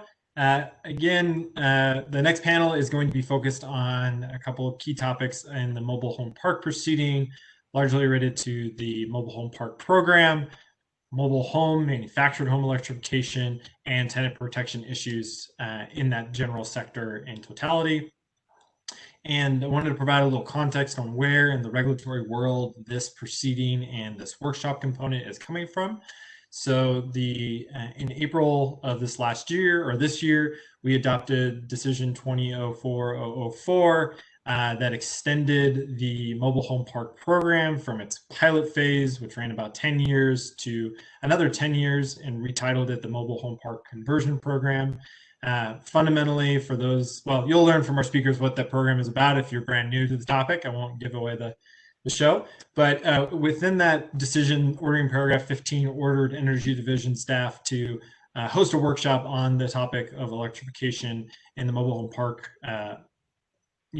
proceeding an area, and also the decision discussed the reasonableness to explore the topic of rent control or tenant protections, as we're calling them here, to ensure that as mobile home parks owners, renters go through the program, the cost of them living in their spaces does not increase dramatically. So I will stop there. Again, I think this is a very interesting topic for those that are new to it, and is something that I don't think gets a lot of attention here at the Commission or in the energy industry in California, but is critically important, especially as it connects to the wildfire rebuild and recovery efforts, as we'll learn today. So with that, I will turn it over to Jeffrey Jenkins from Southern California Edison. And Jeffrey, whenever you're ready, just let me know to go to the next slide. Will do, and thank you, Nate, for that introduction, and a great job as MC today. I appreciate all your efforts in. Thanks. So real quick, again, my name is Jeff Jenkins, and I serve as the program manager for Southern California Edison's Mobile Home Park Conversion Program. On behalf of SCE, I would like to personally thank the Commission for allowing us the opportunity to present on this important topic of mobile home park electrification. It is an exciting topic for us, and we're really engaged in this process. In addition, to be respectful of this venue's time, I have embedded a Q&A session immediately following this presentation, but we will defer that to the final Q&A session at noon-ish, I'll say. So if you could, please kindly hold your questions until that time, and we'll do our best to answer those. If we can't, we'll definitely respond to this venue with any answers to questions we may not be able to answer. So with that, I'll be discussing the mobile home park electrification topics as it pertains to this stakeholder workshop. And with that, I wanted to quickly go over the agenda. We're going to discuss SCE electric system overview. We're going to provide a little bit of background. And then also, we have some existing conversion program design standards that we do, so we'll lightly touch on that, and what our current designs accommodate. And then in addition, we want to talk about owner and tenant engagement, as well as the benefits that they'll experience from this opportunity. In addition, changes necessary to remodel and retrofit existing MHPs, and then also some of the unique challenges along those lines, specifically for SCE and also for the MHP owner and tenants. We also want to share a little update and some brief information on impacted MHP that was impacted by a wildfire fire last year. And then also we'll discuss some of SCE's recommendations. And again, I did embed a Q&A session, but I think it'd be best to defer that until the final Q&A at the end. So some facts about SCE. Next slide, please. SCE serves over 4.9 million electric customers in our 50,000 square mile service territory. So we stay pretty busy. This includes both master meter and sub-metered parks in over 200 cities, which is quite a heavy lift for us to think about. But the program's been very dynamic in helping us really navigate through these channels. And approximately 110,000 tenant spaces are holding to our service territory here. So definitely a lot of good work in space. Next slide, please. So as mentioned, on April 16, 2020, the Commission adopted Decision 2004-004, and that's the point for this proceeding today. The goal still remains for the Commission, and we appreciate the fact that the Commission's committed to further understanding the legal issues and technical barriers of achieving a full electrification of mobile home building sector. There are some challenges and things that we're carefully navigating through to make sure that this is the best possible approach. The scope remains the same to keep the proceeding open to explore the narrow issue of standardizing MHPs to 200 amp electrical service system upgrade to the meter and potentially beyond the meter, both from a cost, technical, legal, and public policy perspective, which is very important. Okay, next slide. So what are our current design practices and rules? Next slide, please, Nate. So currently today, SCE designs our structures and our build-out plan, duct and structures for a 10-year build-out plan, and our service and cable is sized based on loading.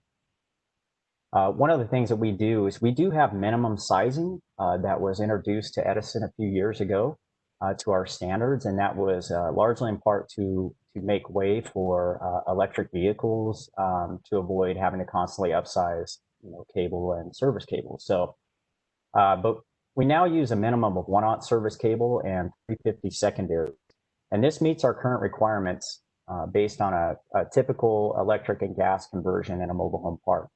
Our transformers are adequately sized to accommodate a gas and electric park, although there is a little bit of room, and I'll discuss that in further detail.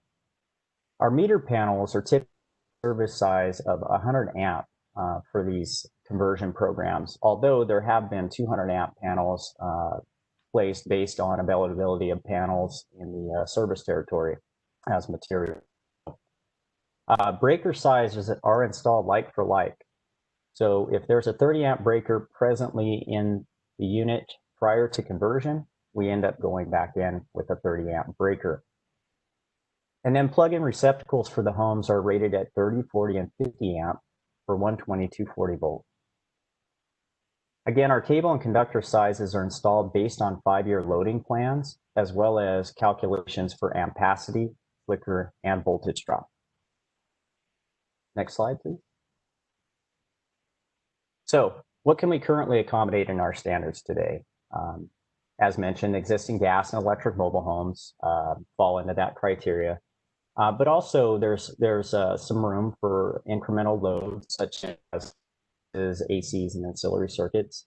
And our current design practices may also allow for additional one or two all-electric units throughout the park, and that would be per transformer. So we do have a little bit of room there for introduction of this. However, not largely in part being able to accommodate, a full transformation. Next slide, please. So how are our tenants engaged and our owners engaged with the program? Well, after MHP has been selected to participate in the program, a representative from both SCE and the gas company engage the park owner and assist with the following. These are the pieces instrumental in getting us to proceed forward.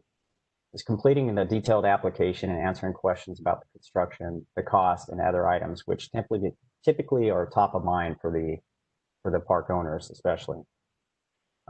Executing an agreement between the park owner and partnering utilities, coordinating construction planning, conducting on-site informational meetings with residents, and currently, due to COVID-19, we've switched to a video presentation to replace on-site meetings, to be in compliance with the guidelines, local, state, and government guidelines. So, and acquiring general construction permitting is definitely a piece that we stay engaged with. And then last but not least, performing construction project management.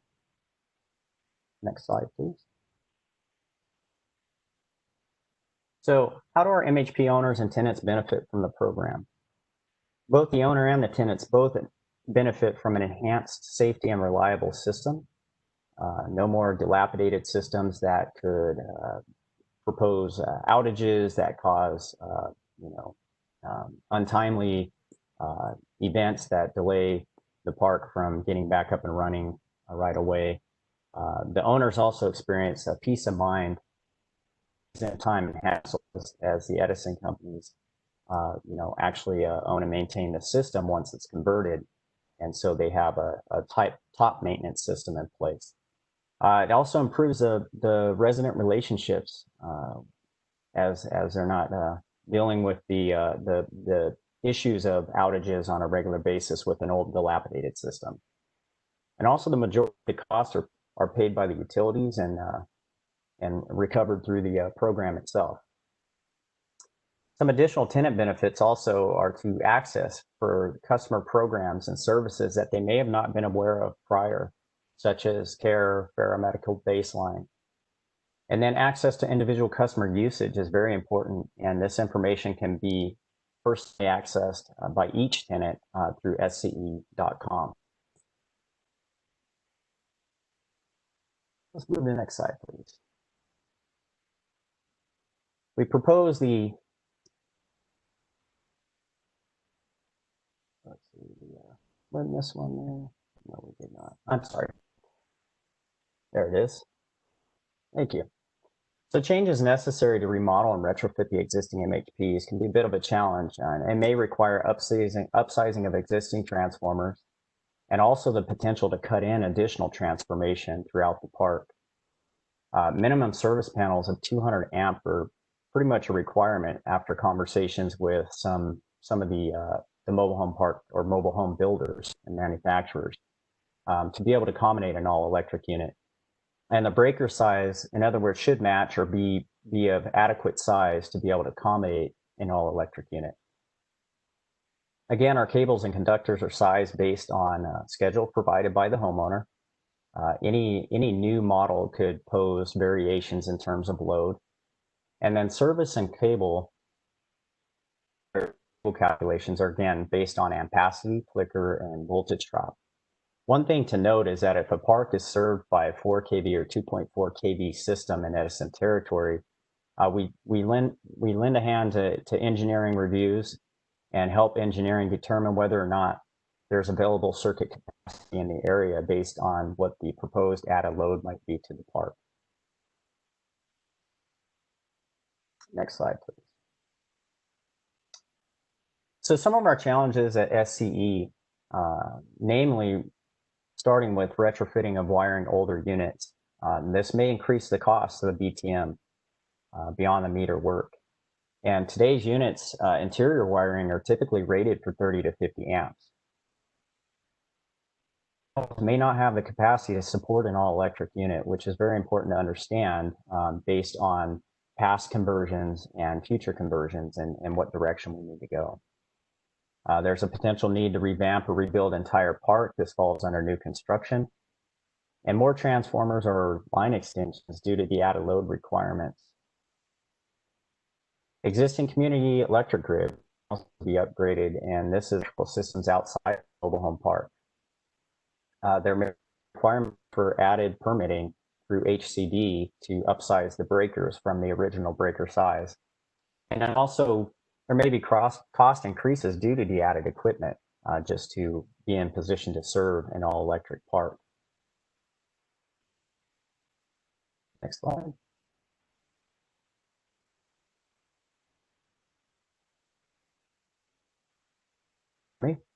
So our MHP owners are experiencing the same thing with the retrofit wiring to older units. There may be potential for out-of-pocket costs, which could concern the owners. There may be some rate impact. The big challenges would be obtaining 100% agreement from all MHP residents to convert in all gas appliances. That may be unlikely and a challenge. Our tenants may also experience out-of-pocket costs and bill impacts. Objection to electrifying the MHPs could hold up conversions, waiting to get the approvals to move forward. And rental units would also require the approval of the homeowner to make modifications or replacements.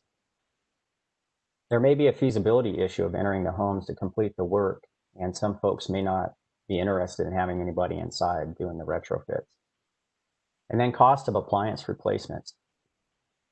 In addition, if there are single unit solar options, the typical mobile home rooftops are rated at 20 pounds, and a minimum of 30 pounds rating is in order to support solar on a rooftop, unless there are some carport options that may exist.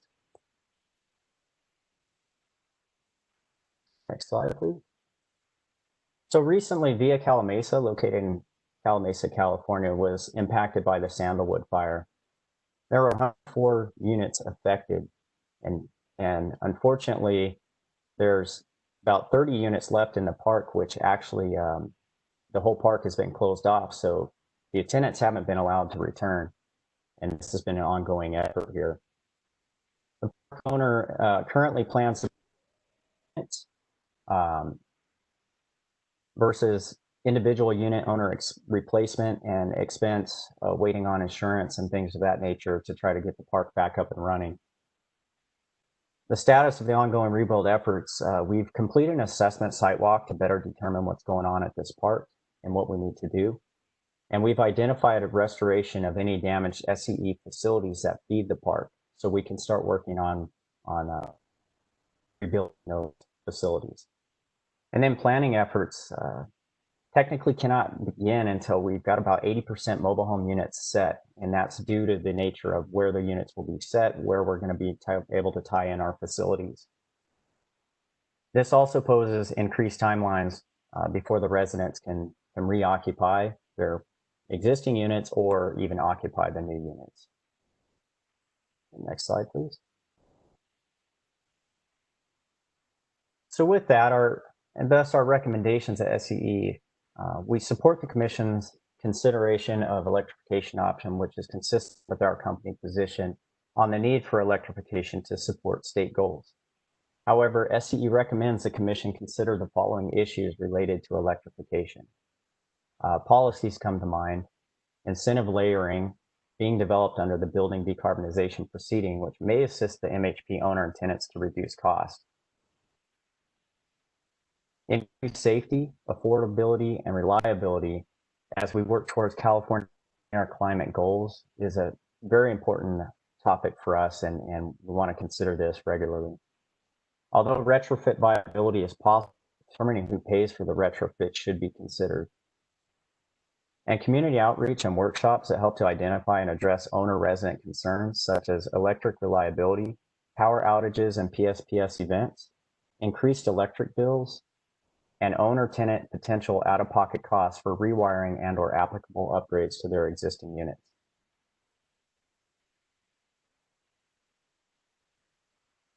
Slide, please. So in short, and hopefully in making up time here, the MHP contacts are as listed below. You can reach out to me at jeffrey.jenkins@sce.com for any questions or follow-up questions.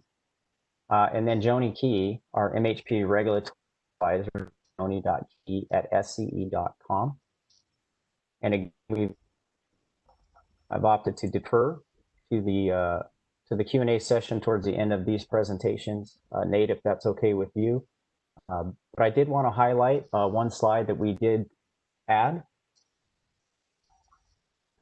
which is basically the WMA's greatly detailed and well put together cost analysis from the 2018 workshop, which really demonstrates the expense of retrofitting an existing gas and electric MHP unit. So in closing, SCE again offers many thanks to the Commission and all attendees in the following, allowing SCE to assist in this exploration of this exciting topic. So again, we appreciate the time. And again, I'll look forward to any questions that may be held at the Q&A.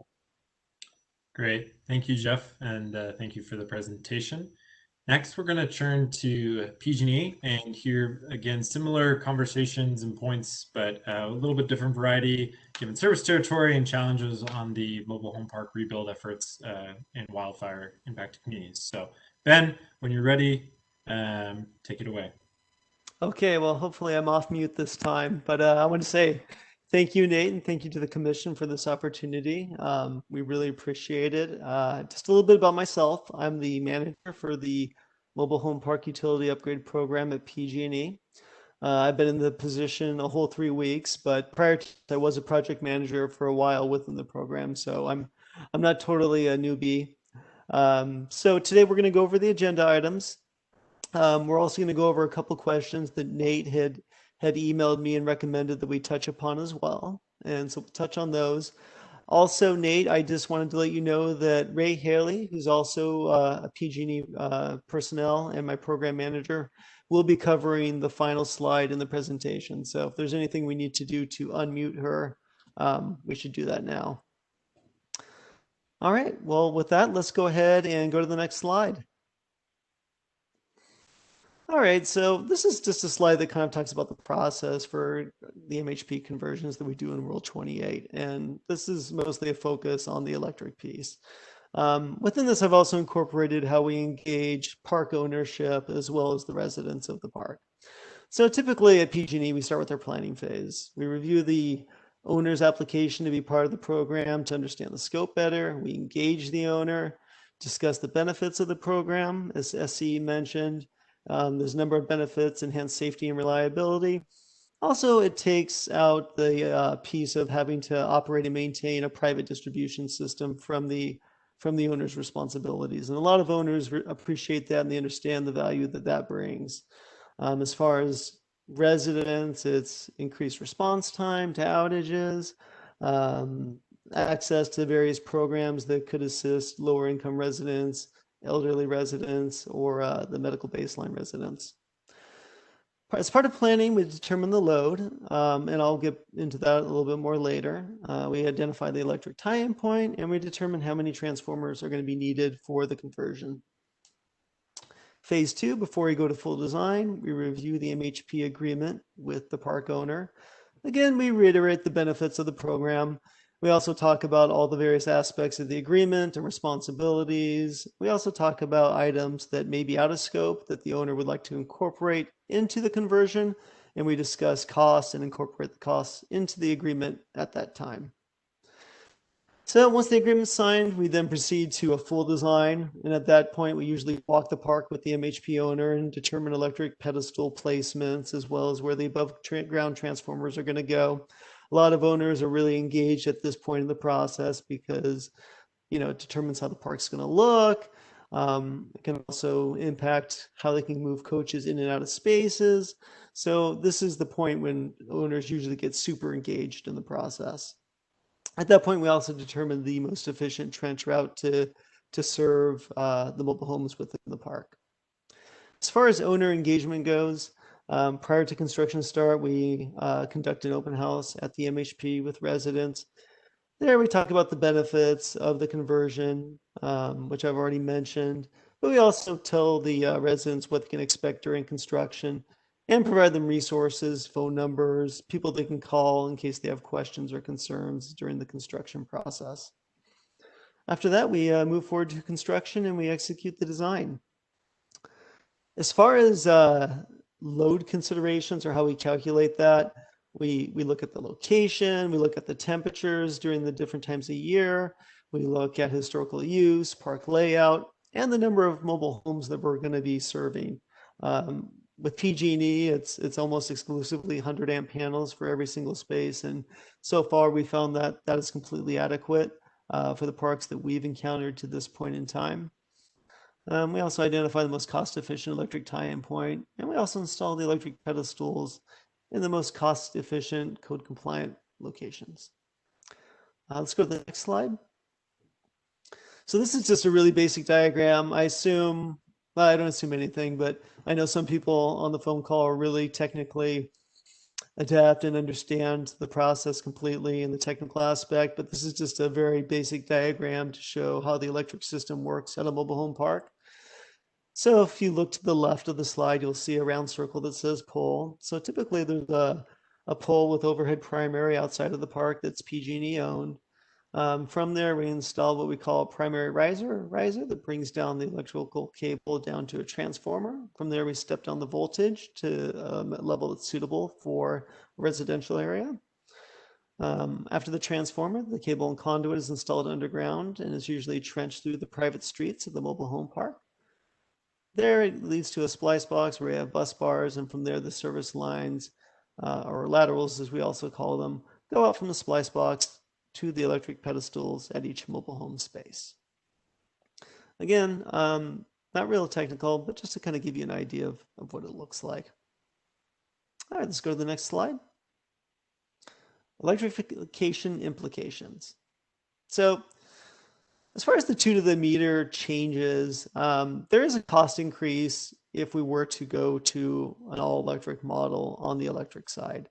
There'd be a cost increase for upsize cable, conduit, potentially additional transformers. But conversely, if we're going to do all electric, there would also be cost reduction. In Rule 28, we not only do an electric conversion, but we do a gas conversion. If we were going to remove the gas conversion from the scope, that would be a significant cost savings. It would probably more than offset the additional cost we'd expect to see on the electric side. As far as challenges, again, to echo the comments of SCE, I think the 2 challenges that we need to overcome to make this successful really is, one is the MHP owner challenge. A lot of MHP owners have expressed concerns about electrification when it's been brought up in the past.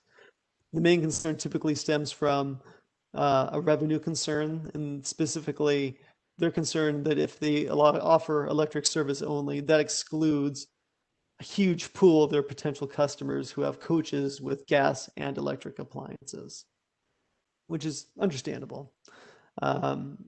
Secondary piece to that would be the residents themselves.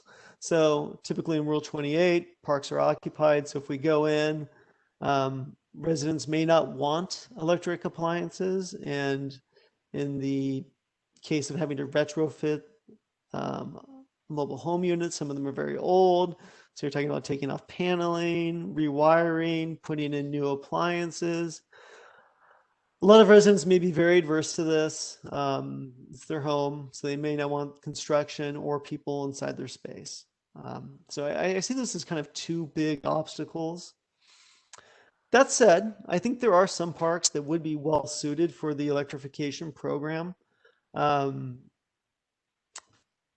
So I ran into a park owner who has a park in Butte County. His park was completely destroyed by the Camp Fire in 2018. And this particular park was also not served by natural gas. I think it was around 10 miles away from the nearest PG&E gas main, and the owner had some kind of underground underground propane distribution system. So this park owner was interested in electrification because they were going to buy all new electric only units to put in the park, so they would own the units. And that takes away the concern of residents that may not want to switch over. Also, this park wasn't currently served by natural gas, and there's no plans to serve it with natural gas in the near future. And so in this instance, the park owner doesn't want to go back in and install a propane distribution system. So there are certain scenarios where park owners do have an incentive to potentially go all electric. And so, my recommendation would be, I think if we can isolate a pool of potential owners where this would be a good fit for, that might be a good place to start with electrification. Another thing to consider too is if California moving towards electrification in the future, we could always take a look at Rule 28 again and maybe make certain changes to how we install our electrical infrastructure to make it easier to upgrade or make it all electric in the future. Let's go to the next slide. So there's another park in Butte County where the park is served by gas and electric. It was directly metered by PG&E prior to the fire. But what was unique about this park is they didn't have 100 amp pedestals. They had 200 amp pedestals and the electrical infrastructure to support that. This park was unique, not only in that instance, but I looked at some of the photos before the park burned down. These weren't single wide and double wide coaches. These were very large modular homes with full garages. Really, really spectacular park. Probably one of the nicest mobile home parks I've ever seen. So what this table here illustrates is the cost increase of going from 100 amp service to installing infrastructure and pedestals for 200 amp service. And so there's about an $18,000 to $19,000 cost delta, and this was a 45 space park. So on average, it was about $425 per space as far as the cost increase goes. Now, I'd like to caution you that this is just one example. It may not be representative of all the parks within the service territory, but it kind of gives a flavoring of the idea of the cost increase from 100 amp service to 200 amp service. And with that, let's go to, one thing else I wanted to mention too is I forgot to bring this up, is some of the considerations we need to think about too with electrification is obviously all electric appliances, but we've also gotten feedback from park owners and residents in the San Jose area that eventually would like the ability to charge electric vehicles at their mobile home spaces. So with an electrification pilot, as far as load goes, we might also want to consider that going into the future, that electric cars and vehicles are going to become more common, and we should think about what it would take to accommodate that. All right, Nate, would you please go to the next slide? And then Ray, I'll hand it over to you if you can unmute yourself.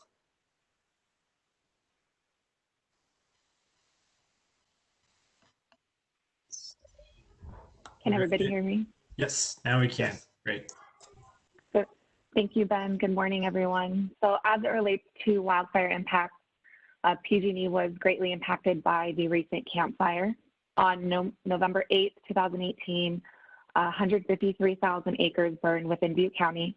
This impacted 18,800 structures, 11,000 of those being homes. As it relates to the mobile home population, the 36 mobile home parks in Butte County totaled about 1,652 spaces and were located in Paradise, Chico, and Orville. Out of these mobile home spaces, only approximately 37 coaches survived the fire. And then also out of the 36 mobile home parks impacted by the Camp Fire, one of these were previously converted through our mobile home utility upgrade program, and that was approximately 35 spaces. Majority of the population was already directly metered pre-Camp Fire. PG&E filed an advice letter in July of 2019, which would establish the Butte County Mobile Home Park Rebuild Program. And we're focusing on restoring and replacing facilities for these mobile home parks that lost service or had electric and gas facilities that were damaged due to the campfire. This program was fashioned after the Mobile Home Park Utility Upgrade Program with minor differences due to the amount of coaches that didn't actually survive the fire.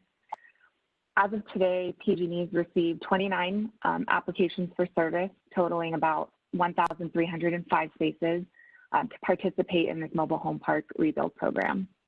Our customer impact team that we work with on our current utility upgrade program has been reaching out to educate, inform, and answer any questions that these mobile home park owners may have as it relates to the rebuild program. There are 7 remaining mobile home parks that we do not currently have an application for. Something that we've noticed and has been a large challenge for our group has been changes in ownership since the fire. We've noticed that there have been approximately 3 parks that have changed ownership during the planning and design phase, which poses us to reissue the agreement and kind of work through all of those questions and concerns, meter placements, things of that nature with new owners. And then additionally, for these remaining 7 parks, as they change ownership, it's difficult to find the right contact or understand what their plans are for their mobile home park. So we're working through those challenges at this time and hoping that we'll receive applications for service for the remaining 7. Otherwise, we'll need or seek an opt-out for them through the rebuild program. So far, PG&E has completed 2 mobile home parks under the rebuild program with an additional 6 that are currently in construction, and then the remaining population working through the planning, agreement, and design phase that Ben mentioned earlier.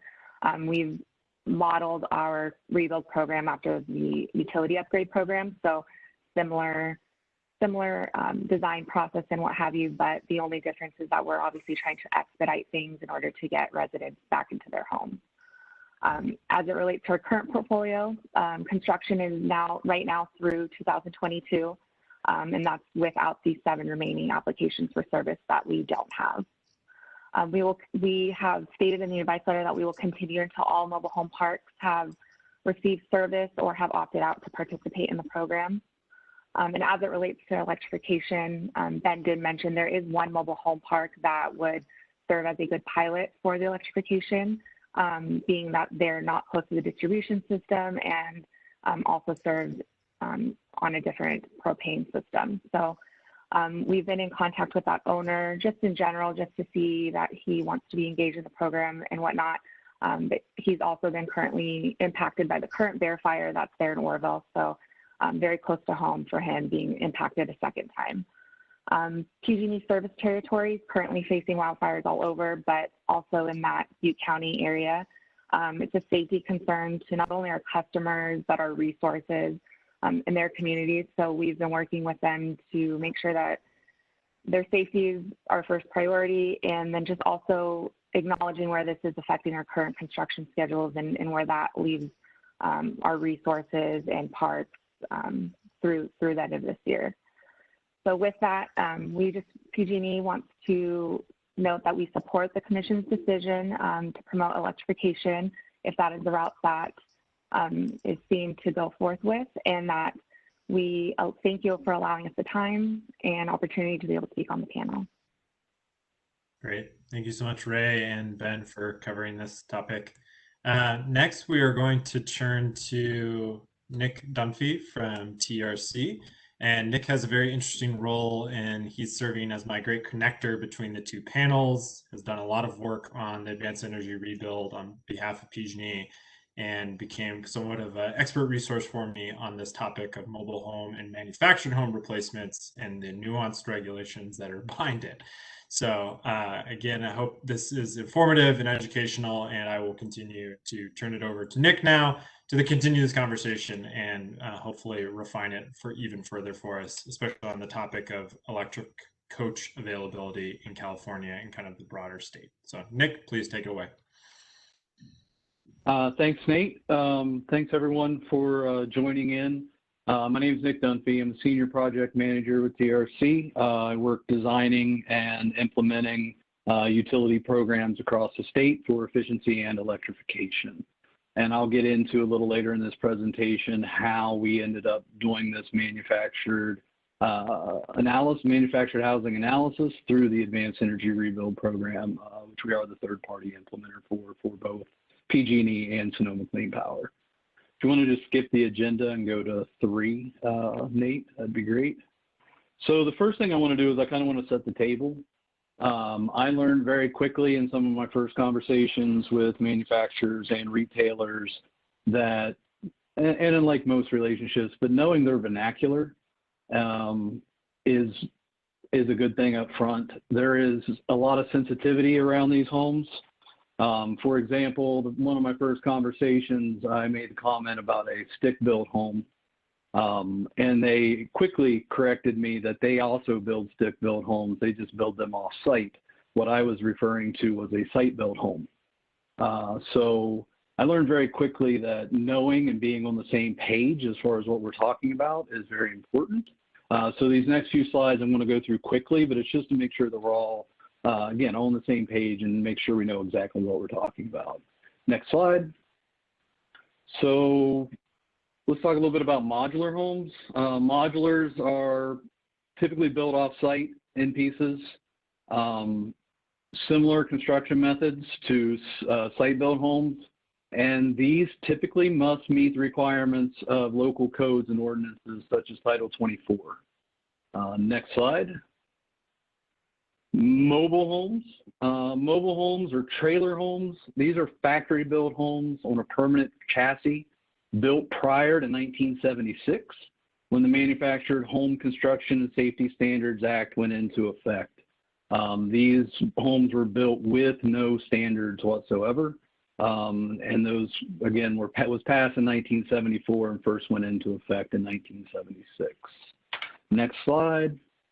Manufactured homes. These are the homes that were built under that new regulation starting in 1976, and these fall under the Housing and Urban Development Code. These, because they fall under that code, they are exempt from most local ordinances. These are similar to federal minimum mandatory efficiencies in that across the country, they are all built to the same standard, and states and local ordinances cannot preempt those standards. Next slide. So these homes since 1976 can be identified. They've all been labeled with one of these red placards and a serial number denoting it with HUD. And this is how you can determine if we're talking about a mobile home or a manufactured home, pre or post HUD code. Lastly, next slide, prefabricated homes. This pertains to all of the above. These are typically built, or at least partially or fully built in a factory setting, and then either brought to the site on a permanent chassis or a temporary chassis and then put together on the site. Next slide. So for this talk in particular, and for this analysis, we are specifically talking about manufactured homes. We're going to focus on those homes that are built underneath that HUD code, built on a permanent chassis, and then transported to the site. Next slide. So national numbers, just kind of set the table here, and you can go ahead and advance again. These are national numbers. 22 million Americans currently live in manufactured homes. It's 10% of new single-family home starts, and this number is on the rise. The average cost across the U.S. is about $72,000. The median income of those purchasers, of the occupants, is about $30,000 annually, and 77% of these are classified as personal property. And time permitting, I have a slide at the end where I'll dive into what that means a little bit deeper, time permitting. Next slide. So, and you can advance. Thank you. So why manufactured housing, and why is it growing so rapidly right now? It's more affordable. It's less than 50% per square foot. These are national numbers.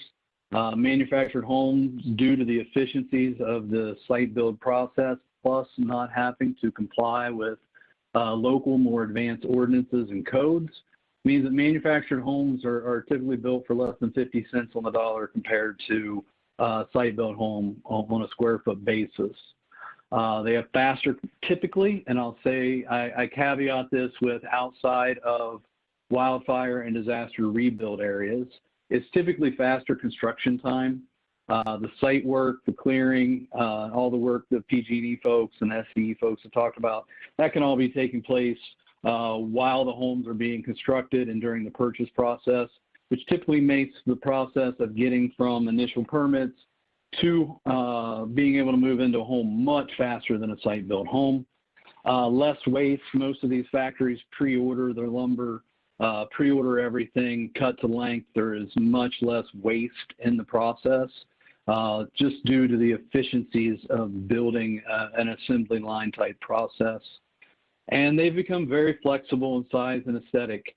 Double wide, single wide, triple wide. They have all different options for facades, for layouts, and they've become a more acceptable form of housing. Next slide. So I'll talk a little bit about specifically in California. In 2019, we had 4,000.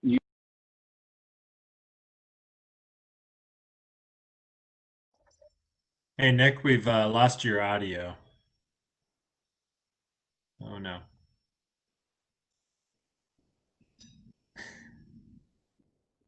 And Nick, we still can't hear you. I don't know if there's a phone connection. All right. Sorry, folks. I'm going to try and get a hold of Nick and stop him and see if we can get him reconnected here.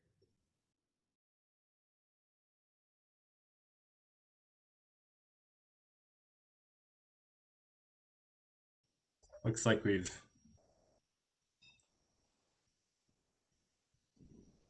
still can't hear you.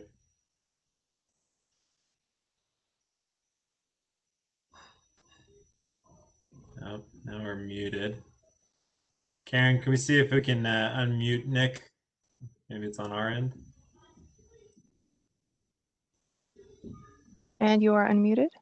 Try it again.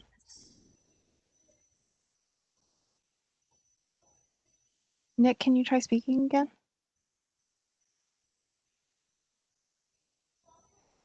Okay. Sorry, it looks like he's unmuted on our end. We'll give Nick another minute or so. We might have to jump ahead to Abigail's presentation if we can't get him back. And then we'll jump back to where Nick was at.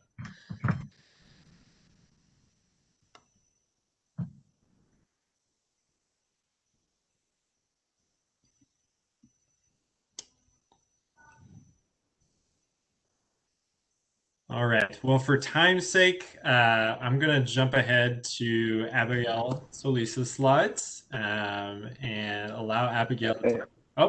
is there... I'm back. Very all sorry. Right. I've been on that call all morning and have no idea why my phone decided to finally drop the call in the middle of this presentation.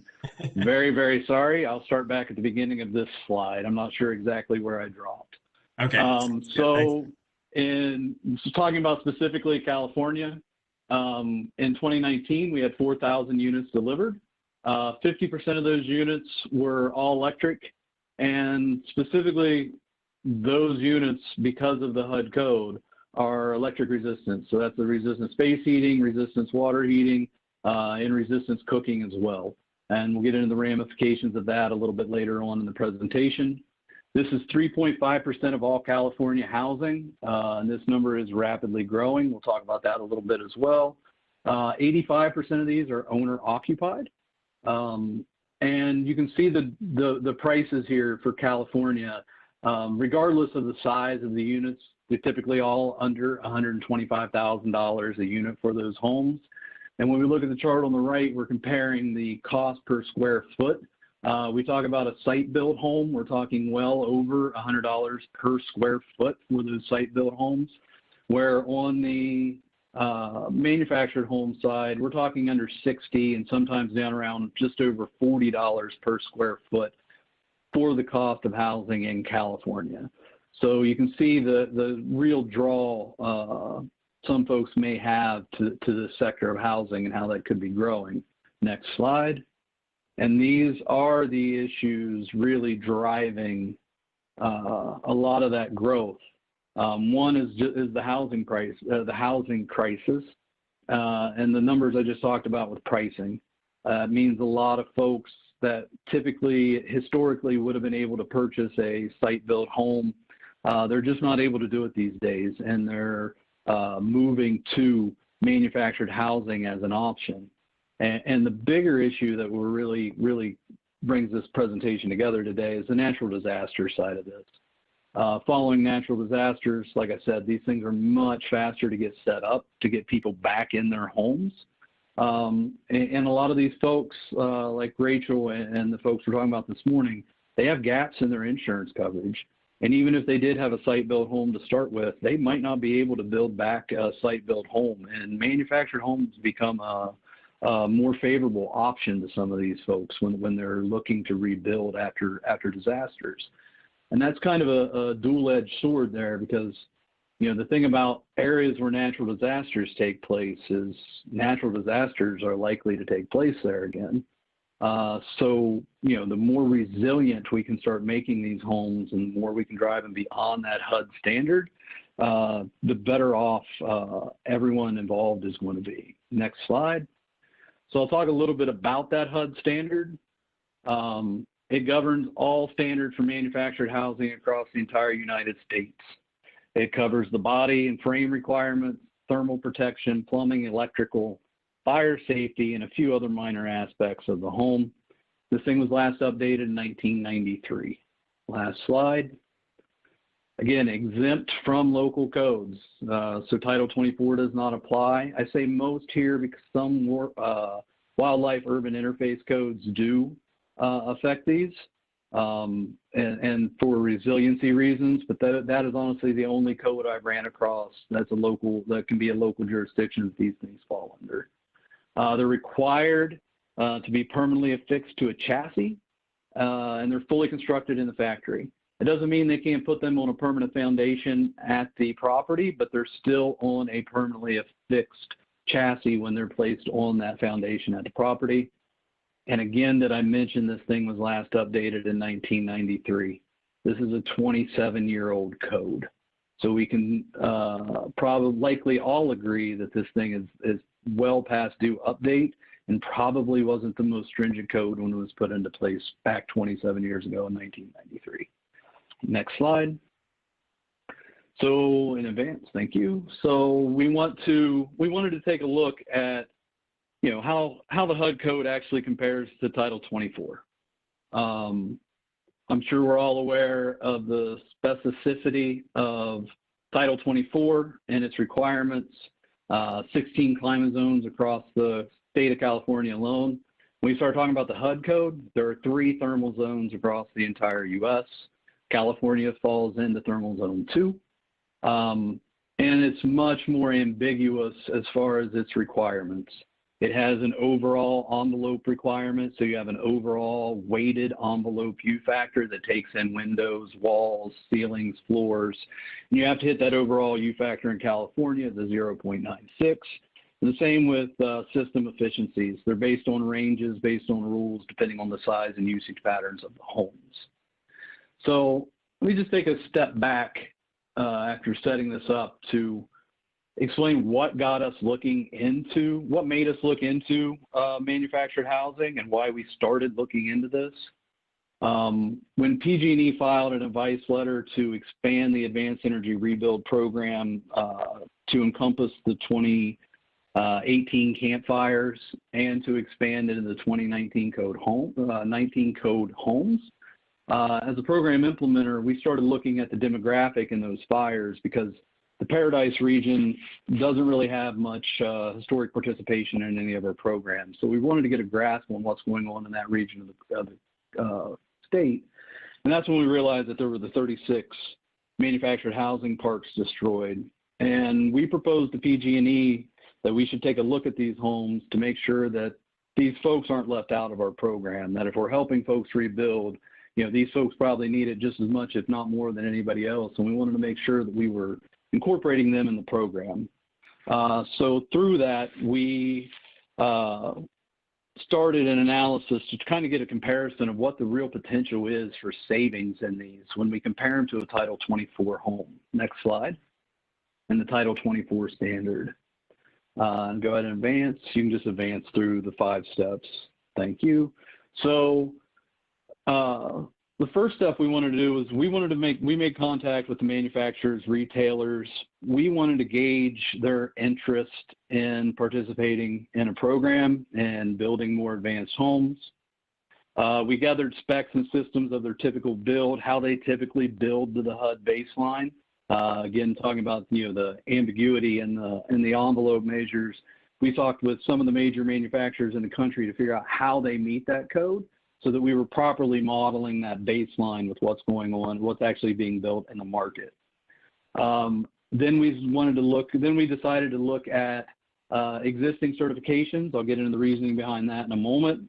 So we looked at the specifications of HUD versus an Energy Star versus a certification that comes out of the Pacific Northwest called a NEAM Plus certification. That's kind of takes the Energy Star certification and just bumps it up to the next step. And we wanted to model all these and then analyze the energy savings across the different programs. Next slide. So when we started diving into how they build HUD to the HUD code, these are the specs that we found most common across the manufacturers. I'm not going to really go into the details here. The slides will be available. Needless to say, these specs are very, very far from what we would expect out of a home built in California today. And we decided we wanted to go talk to these factories and see if we could get these factories to start building some more efficient units for our program. Next slide. And we quickly found out that there are some major issues with moving to more efficient manufactured housing. Manufacturers are very adverse to change. Working with residential programs, I can tell you all builders are adverse to change, and I can tell you manufactured housing manufacturers are probably the worst ones I've dealt with, and they have reason to be. These things operate like picture assembly line in Detroit, only we're moving homes down that assembly line as opposed to vehicles.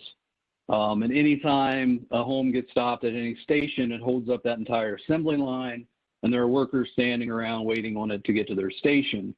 And this requires retraining of their staff. And with the current demand, especially in California, getting these folks to even experiment with anything is next to impossible. And the other issues is they have nationwide standard designs, depending on those 3 thermal zones. Most of these homes, 70% are built by the 3 biggest manufacturers. So they want to stick with those national designs. And they have national long-term procurement contracts for everything from their insulation to their windows to all the equipment that goes in, and getting them to augment those or break those contracts can also be very difficult. Next slide. The other thing, the first time I toured one of these factories, I'm immediately thinking about all the efficiencies you can get out of doing high efficiency walls, high efficiency attics. When you have somebody standing in the same spot all day doing the same work, you can get very good, very quick at it. Quickly found out after looking at different factories that every factory is different. If we were to go optimize a factory to do something, the very next factory, it could even be owned by the same company. It could be building these in a completely different way. Some of them ship them down the assembly line long ways. Some of them ship them sideways. Some build the wall on the chassis. Some build the walls and then attach them to the chassis. So optimizing a process would be factory by factory and very time intensive and costly. And that's what led us to, next slide, wondering how in the world the EPA was ever able to do this and get a standard in these factories. So we decided we wanted to look at what was already in place and what a lot of these factories were already doing. Somebody's already done this heavy lifting for us of getting them to go to another level of efficiency. So we started looking at the Energy Star requirements. all Energy Star was upgraded to V2 in the manufactured housing just this past June. So we went ahead and started looking at that requirement because we knew that was coming very quickly. Again, I'm not going to bore everyone with the details, but you can see, and these slides will be available, the efficiencies of the various Energy Star options and NEEM options. And we took these efficiencies and we started building models. Next slide. And these are the upgrades between the, again, I'm not going to bore everyone with details, but these are the upgrades between the Energy Star and the NEEM Plus standard. They have more stringent envelope requirements. They require LED lighting throughout. They require actually air sealing requirements. And they also have some appliance requirements to go above and beyond Energy Star. Next slide. So we modeled the HUD standard as we found from the manufacturers and the various Energy Star options with the NEEM upgrades and heat pump equipment upgrades. What you're seeing here is the split commodity comparisons. We see savings in the split commodity side. I know these savings look small, but they're actually fairly hefty compared to what we see out of Title 24 above code programs currently. Just because Title 24 is so stringent, we have such a small energy usage to save from.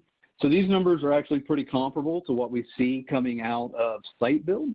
And if you advance to the next slide, you can see that in the all-electric manufactured housing with their resistance electric baseline, this is where the real potential comes into manufactured housing.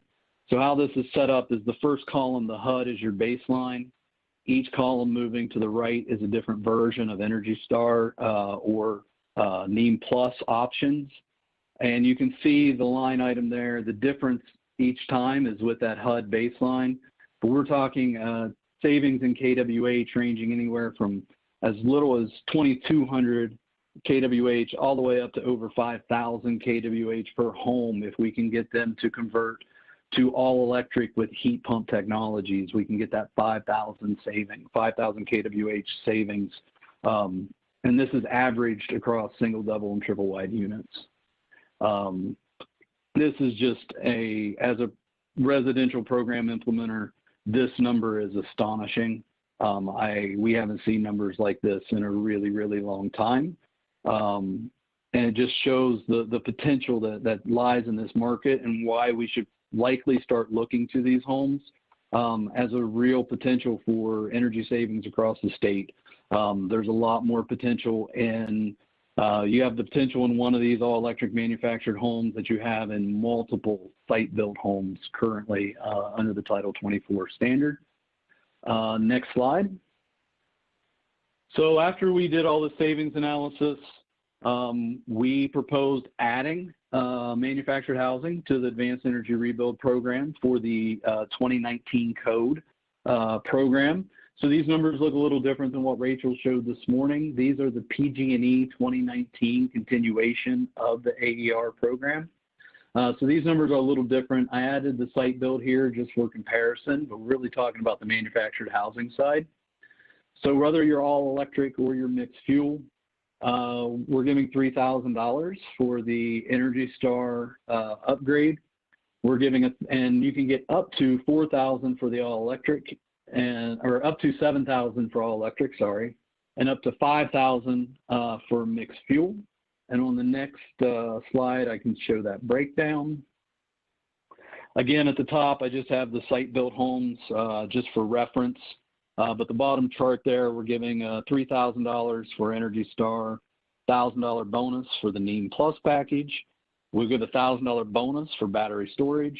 And then if you're an all-electric, as you change each end use over to heat pump or cooking to induction, we're also offering bonus incentives for each one of those end uses, which would get an all-electric opportunity up to about $7,000 per manufactured home. We also offer, if folks are using these as an accessory dwelling unit on the property as a second home, we also offer the incentives where we just offer a 50% incentive on those as a secondary ADU on the property. Next slide. So this being a recent addition to the program, we just started getting manufactured applications within the last couple months. Took quite a while to get the retailers informed, to get everybody involved, to determine which factories were building to the Energy Star and the NEEM standards. We have quickly gotten up to 32 applications. 12 of those projects have been enrolled. The other 20 or so are recent applications going through plan review. We have 60 additional units in our pipeline for the next 2 months. This segment of this program will stop enrolling on December 31st of this year. We're projecting to have upwards of 125 to 150 homes at a minimum enrolled by that point in time. To date, out of those 12 enrolled projects, 2 of those were all electric, and 5 of those projects have completed already. Next slide. These are the completed home, or the enrolled home totals. So these go along with the 12 homes that have been enrolled. We're already claiming 8,000, over almost 9,000 kWh in savings. 967 therms, 11.3 tons of GHG, and there's one more advance. And we've reserved a total of 36,000 in incentives for those 12 homes. And next slide. So this is where I said I wanted to touch just briefly on other programs that could possibly be piggybacked upon. Fannie Mae and Freddie both offer financing options for manufactured housing that kind of take them out of that personal property realm and pull them into the real estate realm, so that homeowners can actually get the real estate value out of it instead of it depreciating like a personal property. It appreciates like real estate. Most of those requirements are aesthetic. It has to have a porch. It has to have a dormer. It has to have a garage. But it's a real option to make sure that, you know, while this, I don't feel this should be a requirement in a program, I think it's something to really start pushing along with the program for these folks, is this option to participate in this, because it helps add value to their purchase. And it's just another way for us to piggyback and really provide value to these folks who probably need it most in this situation. And last slide. So there's lots going on. We've seen a lot of things coming out of not only the state, but a lot of things coming out of the DOE, looking at disaster resiliency and advanced efficiency in these units. There's a lot of factories. They have demand. Typically, these factories were cranking these things out in 4 to 6 weeks. Now we're talking 6 to 8 months in California. Several manufacturers we spoke to are looking to open new factories.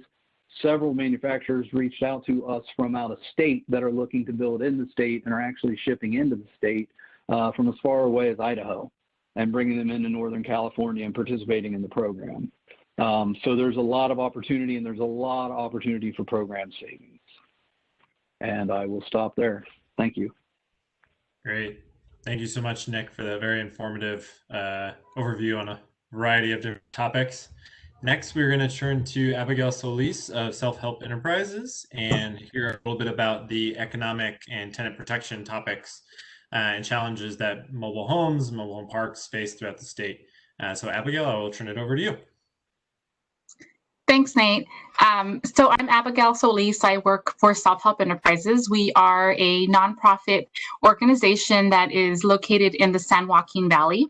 And currently, one of my roles is the program manager of the community energy navigators that are overseeing and working with the residents in the San Joaquin Valley pilot projects that you may have heard about in a separate proceeding. So I'm just going to take some time to talk about some of the issues and findings that we have found so far with the San Joaquin Valley proceeding, as well as some of the mobile home conditions in the Central Valley, as well as across the state. Next slide. So luckily, I only have a handful of slides. I know we're close to being over time. But I really want to talk to you all just about mobile homes, mobile home conditions in general. Also going to spend some time talking about housing affordability, housing conditions, and lastly, the split incentives agreement that we're using in the SJV pilots. So as I did research on trying to get a number of the exact count of mobile homes in California, it was really interesting that it seems like most of what's documented is mobile homes or mobile home spaces that are located in parks, which I'm sure you all are familiar with. So I found that in California, there's anywhere between 350 to 450 spaces for mobile homes in parks. That's interesting to me because obviously mobile home parks are located across the state, some in urban areas, some in rural areas. But you know, these mobile home parks usually have an owner. They usually require some sort of maintenance and upkeep for the homes there on the park. That is not exactly the situation that we see in the San Joaquin Valley. Obviously, we do have some mobile home parks, but especially in the rural unincorporated areas of the San Joaquin Valley and even other parts of the state, mobile homes are not usually located in parks. Most of the mobile homes that we see out in the rural unincorporated communities it's just one mobile home on a lot. Once in a while, we'll see 2 or 3 on one lot, but usually it's a standalone mobile home on a acre or less of a property, and one family lives there. So I have noticed that in the low-income disadvantaged communities, there are more mobile homes than in cities and incorporated areas of the San Joaquin Valley and across the state. So overall, I think it's just important to note that the rural unincorporated areas tend to have more mobile homes than other areas of the state. Next slide.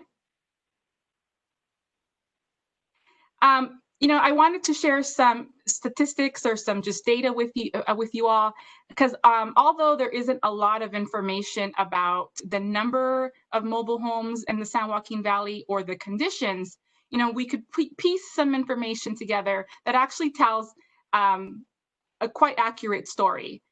For example, I have 2 counties that I'm quickly going to review with you.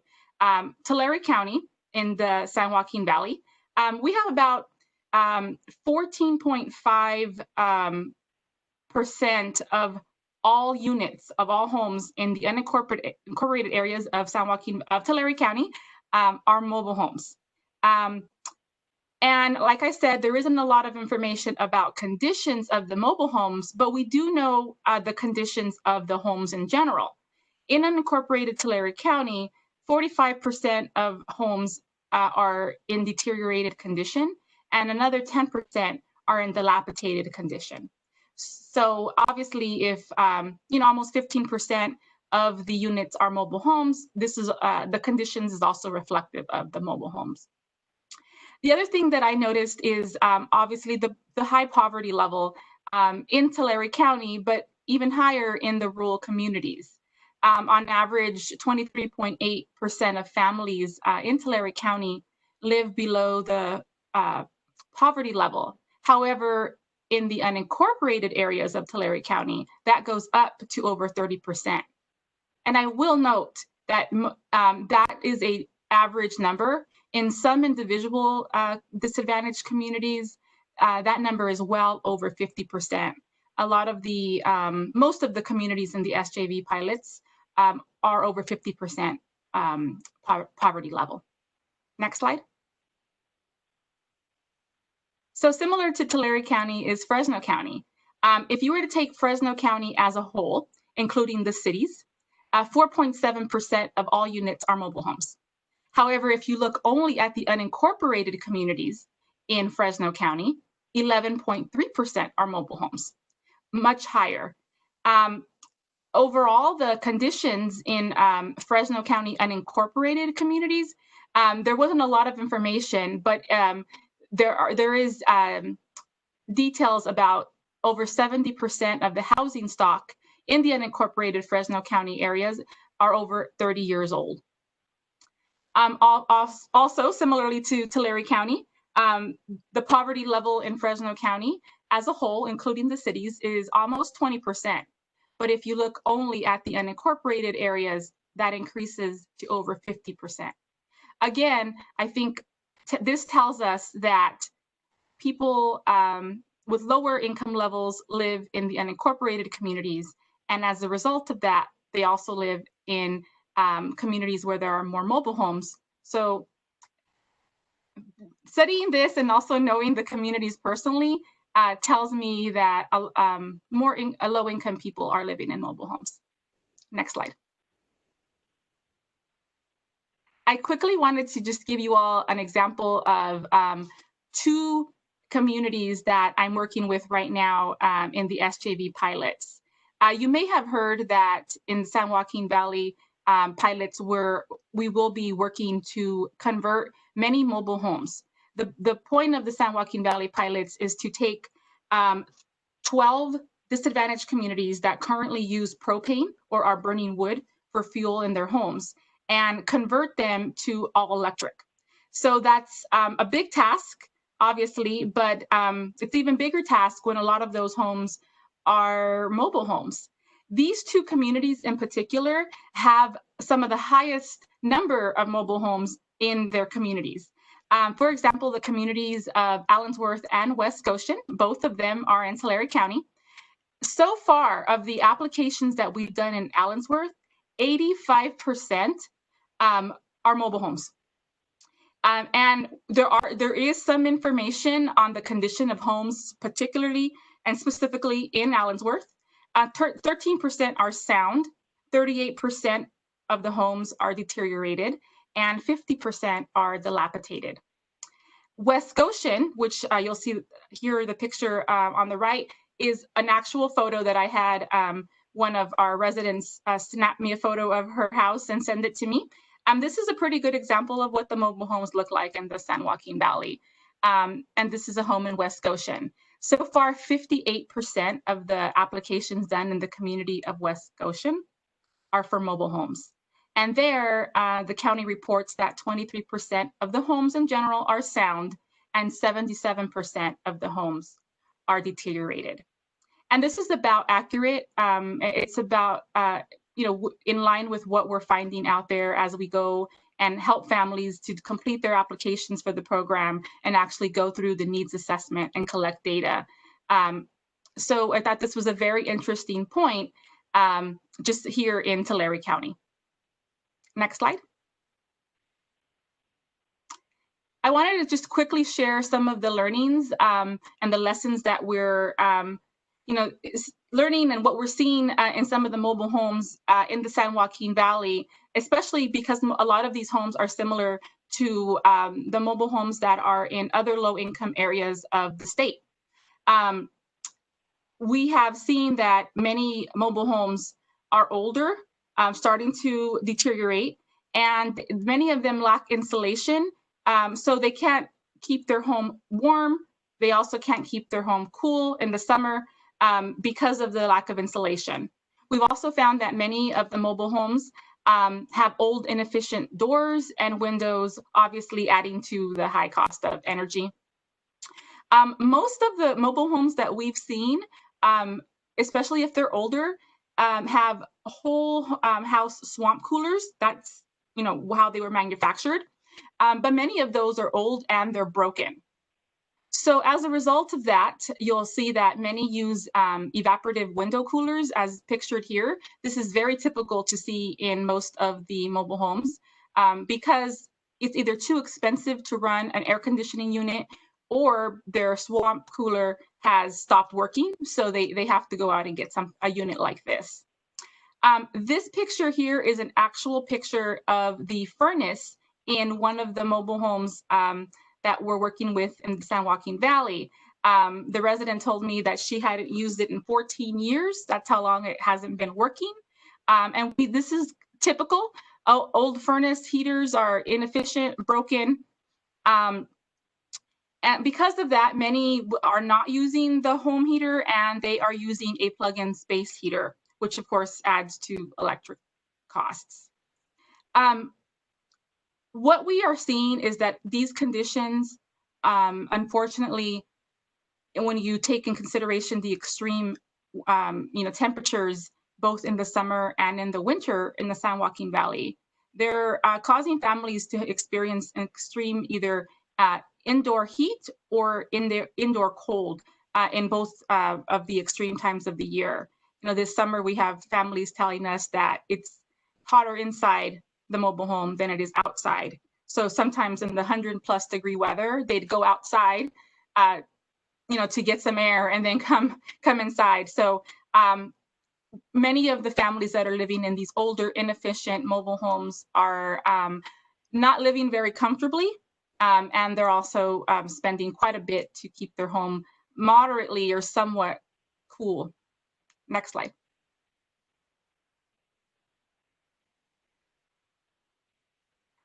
Just quickly wanted to talk a little bit about energy use and costs. So some of the information that we've collected on mobile homes is obviously that mobile homes that are in deteriorated or dilapidated condition are not energy efficient at all. And because of that, families are experiencing higher energy costs.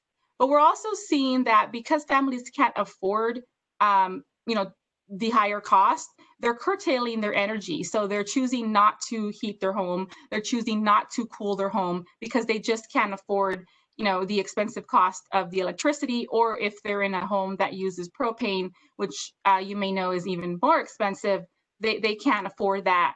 So that usually means they go without using the fuel source completely. We're also seeing a lot of hazard and safety issues in some of these older mobile homes. And this is just a sample of an old dilapidated, mobile home. And we have seen quite a few that are boarded up like this one, and you'll be surprised that some people are living in these conditions. Not all mobile homes are this bad, but this is just a sample of one.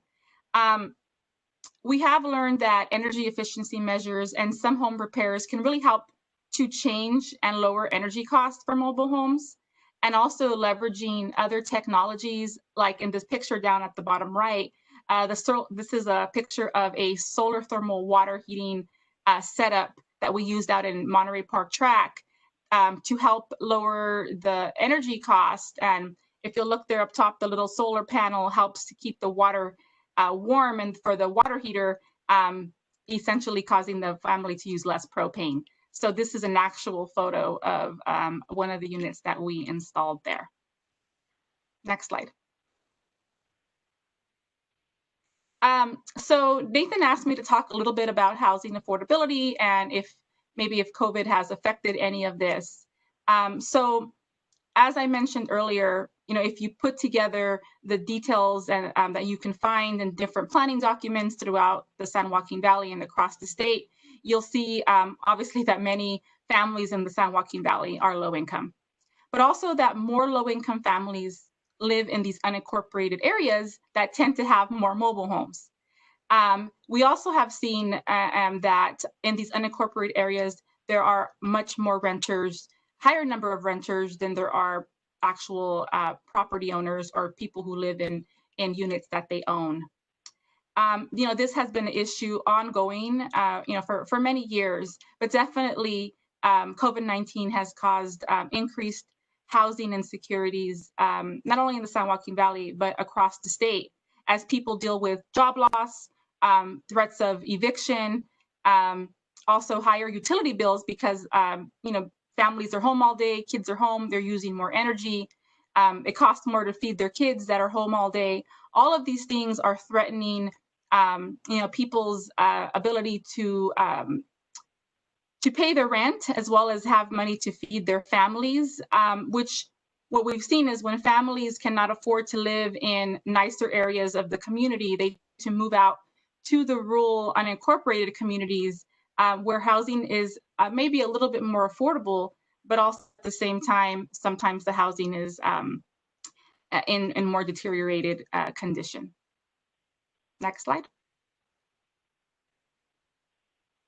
In the SJV pilot project, one of the important factors of the proceeding is to make sure that we ensure that residents who participate do not experience an increase in their rent or do not get evicted as part of participating in the pilot.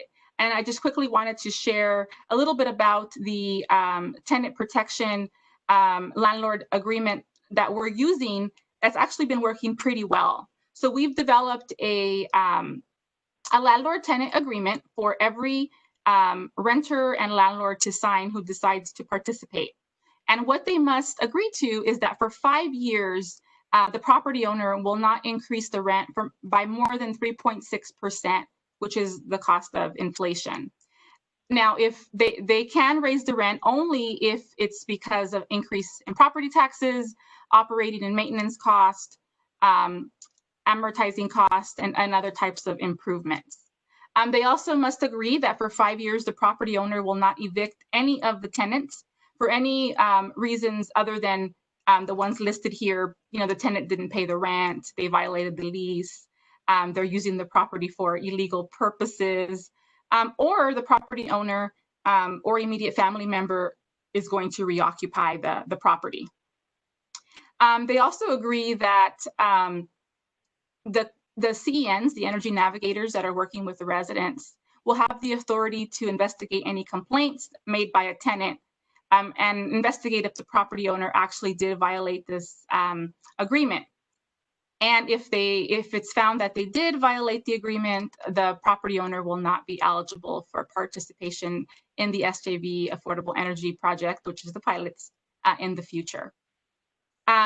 So far, we have seen that there has been little resistance to signing this document and to participating in this agreement. What we have seen is that landlords see the value of the the work that's going to be done on their property. They see the value of switching out old inefficient appliances with new electric ones. So a very small percentage have declined to sign. And I will say that those that have declined because they feel like they may sell their property within the next 5 years and they don't want to have any issues. So there's small things that I think we can work through, but just wanted to share a little bit about the agreement that we're using. So hopefully it serves as an example to this proceeding or any other work that you're doing. Next slide. So thank you for the opportunity to just share a little bit about what we're doing in the San Joaquin Valley, the work that we're doing on mobile homes.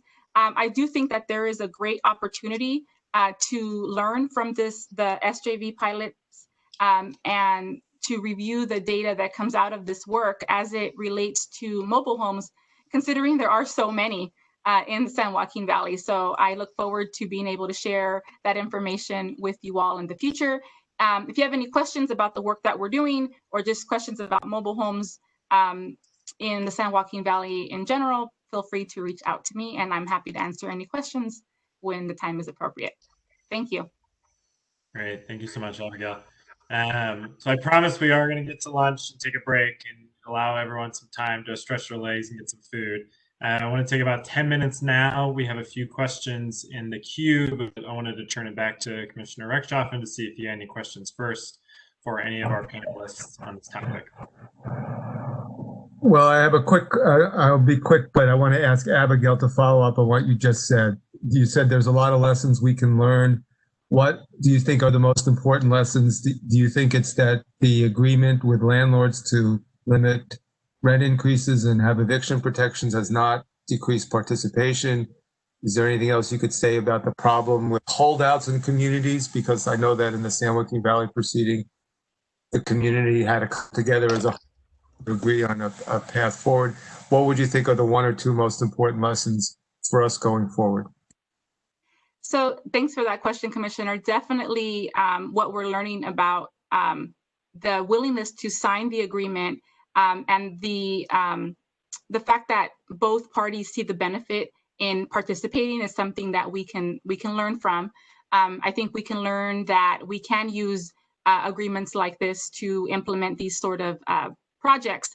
But obviously, I think there's a huge amount of information that we can learn about how to electrify mobile homes in this proceeding, which is, I think, probably the most important lesson, because we have many other communities like the ones that I highlighted today that are in similar situations where there's just a lot of mobile homes that are inefficient and are going to need quite a bit of work in order to be able to electrify or to fuel switch them.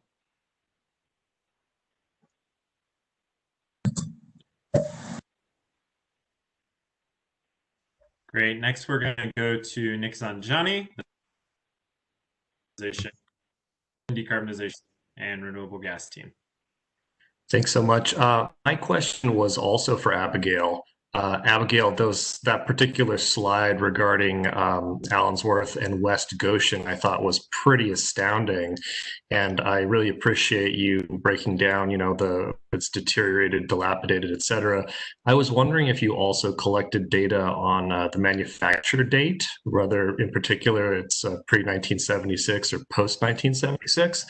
In the Mobile Home Park proceeding, we've had comments filed by parties that explicitly say that electrification is impossible for pre-1976 coaches that might be strung with aluminum wiring. And I'm wondering if you anticipate that to be a challenge as you're going along with your work for the San Joaquin Valley pilot. And just was wondering if you had any thoughts on that. That's a great question. I almost included information on age of all of these mobile homes, but I thought, I don't want to throw, too much information in there. So like I mentioned in the beginning of my talk, it's difficult to find data that has already been collected and studied on, specifically the mobile homes, but there is a lot of information on age of units in these specific communities.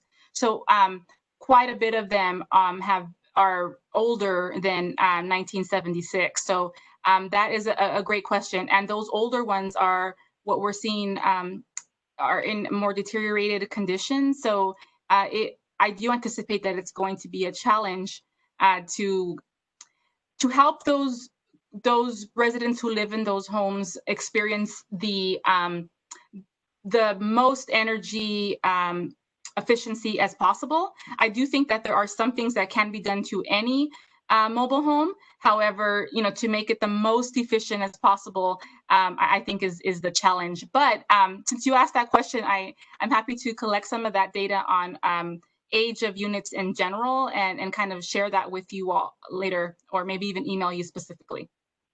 And I will add that we are collecting the age of the home for every home participating in the SJV pilots. So we will have that on the age of mobile homes in this project. I appreciate that. And, just to reiterate, WMA has said explicitly that a pre-1976 home cannot be rewired. The aluminum cannot be replaced. And so I think all of us here at the CPUC end would really be interested in learning the experiences as that program continues to roll out to see if that is indeed true, if we're looking at a situation where we're going to need entire coach replacement, et cetera, et cetera. So all of that information would be super helpful for helping us make good decisions moving forward. That's a great point, Nick. Yeah, I'm happy to share any information as we collect it and as the project moves forward, if it'll help inform this proceeding. Great. Thank you, Abigail, and thank you, Nick, for the question. We have two related questions from Johnny at Rocky Mountain Institute around amperage size, and this will go to Ben, Jeffrey, or potentially even Nick. And the questions are, could you describe the challenges of upgrading the existing 30 or 50 amp panels to 200 amp panels versus 100 amp panels? You indicated, I believe this is Jeffrey, you were able to install 200 amp panels in some locations, but most cases 100 amp panels are being installed. And secondarily, he has a question on, seems to be for the to the meter cost. Do you have any behind the meter cost comparisons between 100 amp and 200 amp upgrades? And I think this gets to the heart of the complexity of the mobile home park upgrade program. So Jeffrey, Ben, Nick, in order, any responses? Sure, I'll chime in first. In the conversion program, what we've experienced in Edison territory is and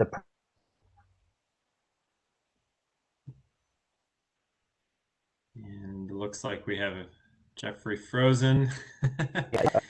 a great difference in price. And so, as we convert, if we were to just switch to the idea of going 200 amp, I don't think we're going to see a major change, at least in the Edison territory, in terms of cost. The minimum or at least the minimum panels that are being manufactured today are 100 amp. So anytime we convert a park, we're not going back in with a 50 amp pedestal. At minimum, it'll be 100 amp. What's been recommended for an all-electric coach is a 200 amp to be able to handle all the different capacity, as well as maybe they'll be introducing a new air conditioning unit or what have you. And then, I'm sorry, what was the second piece of the question, Nate? It was, sorry, okay, now I'm make sure I'm off mute. And Johnny, if you're online, if you would like to ask that as well, I'm trying to find it. It just talks about the to-the-meter costs, and do you have any behind-the-meter cost comparisons for upgrading the panel? And I think this is just a clarification on the scope of the mobile home park program that you could provide, Jeffrey, on the behind-the-meter part. Yeah, there was a table that indicated the cost to bring 200 amp services to the panel, it seemed, but not cost on like what a panel upgrade beyond the meter would be. I believe that's what at least I saw. Yeah, so if you're referring to any updates to, say, an existing unit itself, we have not experienced that in Edison territory. Although I did see PG&E had some information on that particular piece.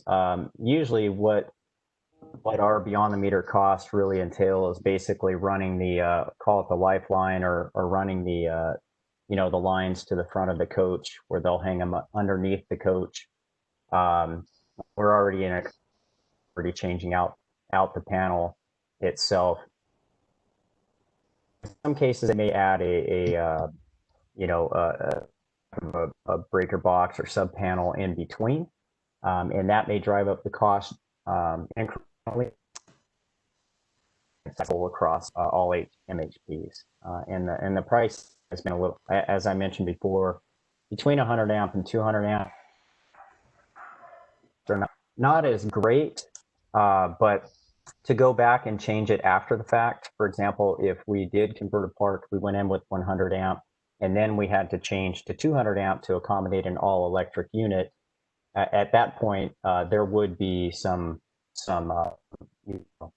greater cost associated with switching everything out, de-energizing the system, and everything that's required to swap out that meter pedestal. Hopefully that answered the question. Maybe Ben can chime in as well. Yeah, no, thanks, Jeffrey. I echo everything pretty much that Jeffrey said. I don't have a lot of data to discuss the beyond the meter piece. So the park that we did reference, where we did do the 200 amp panels versus the 100 amp panels, it was damaged by the campfire back in 2018.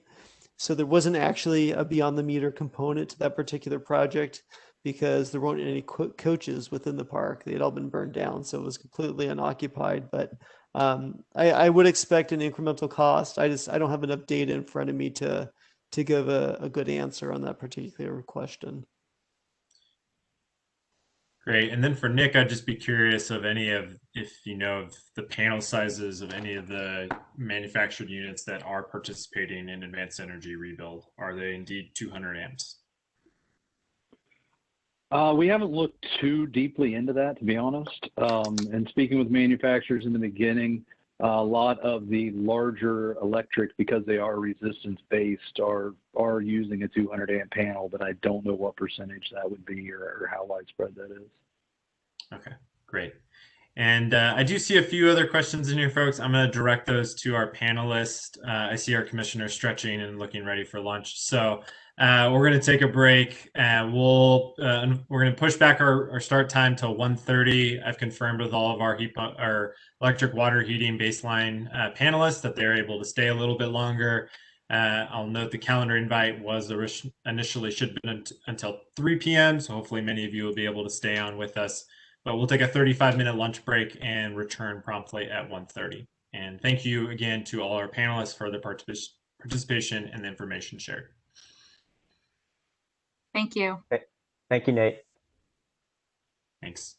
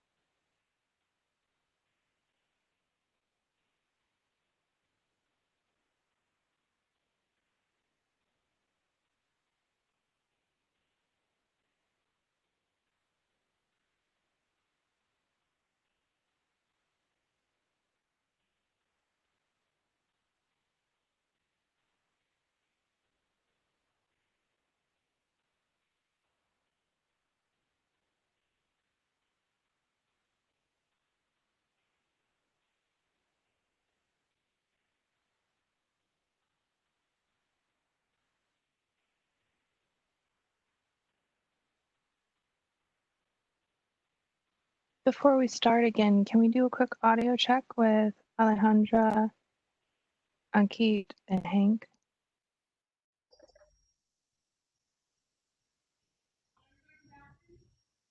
Yeah, can you hear me? Yes, thank you.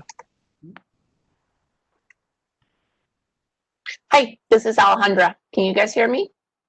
Yes. Great. And Hank? Yes, hi, this is Hank. I'm available. Can you hear me? Yes, thank you very much. Thank you. Thank you, Karen.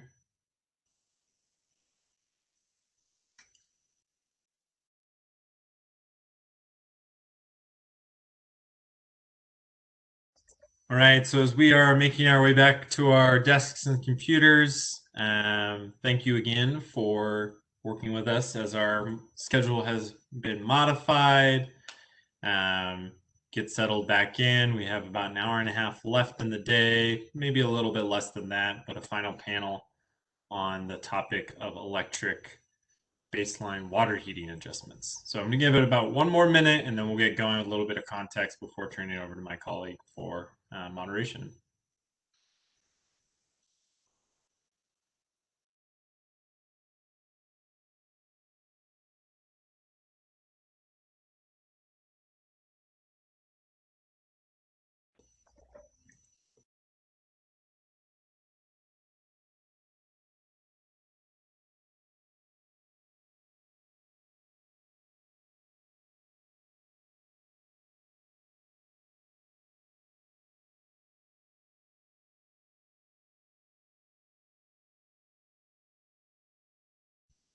Great. All right. Well, welcome back, everyone. We're going to get started here. As a reminder, we are being recorded for the after the lunch hour. And if you missed the first couple minutes, you can always check out that part on the recording. So like we've done for the other two panels, I just wanted to take 1 second or a minute to set up the context for the topic that we're going to be discussing on this next panel, as it is very diverse and kind of distinct from the other two topics that we've discussed today. So if we go back to the Building Decarbonization Scoping Memo, like we did with the wildfire proposals, the phase 4 was scoped really around this topic of broadly what rules, policies, and procedures should be adopted by the Commission to further encourage building decarbonization in California as it looks to accomplish its energy and climate goals.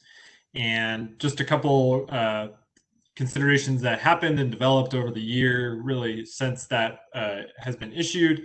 One, the roadmap to decarbonize California buildings report was published by the Building Decarbonization Coalition. And in that report, a key consideration for ensuring good customer value for building electrification measures is ensuring the rate design is correct, both baseline adjustments and overall rate designs. And then finally, staff over the year or so has really identified additional funding beyond the building decarbonization proceeding that is targeting electrification and largely targeting heat pump water heater adoption in the state of California.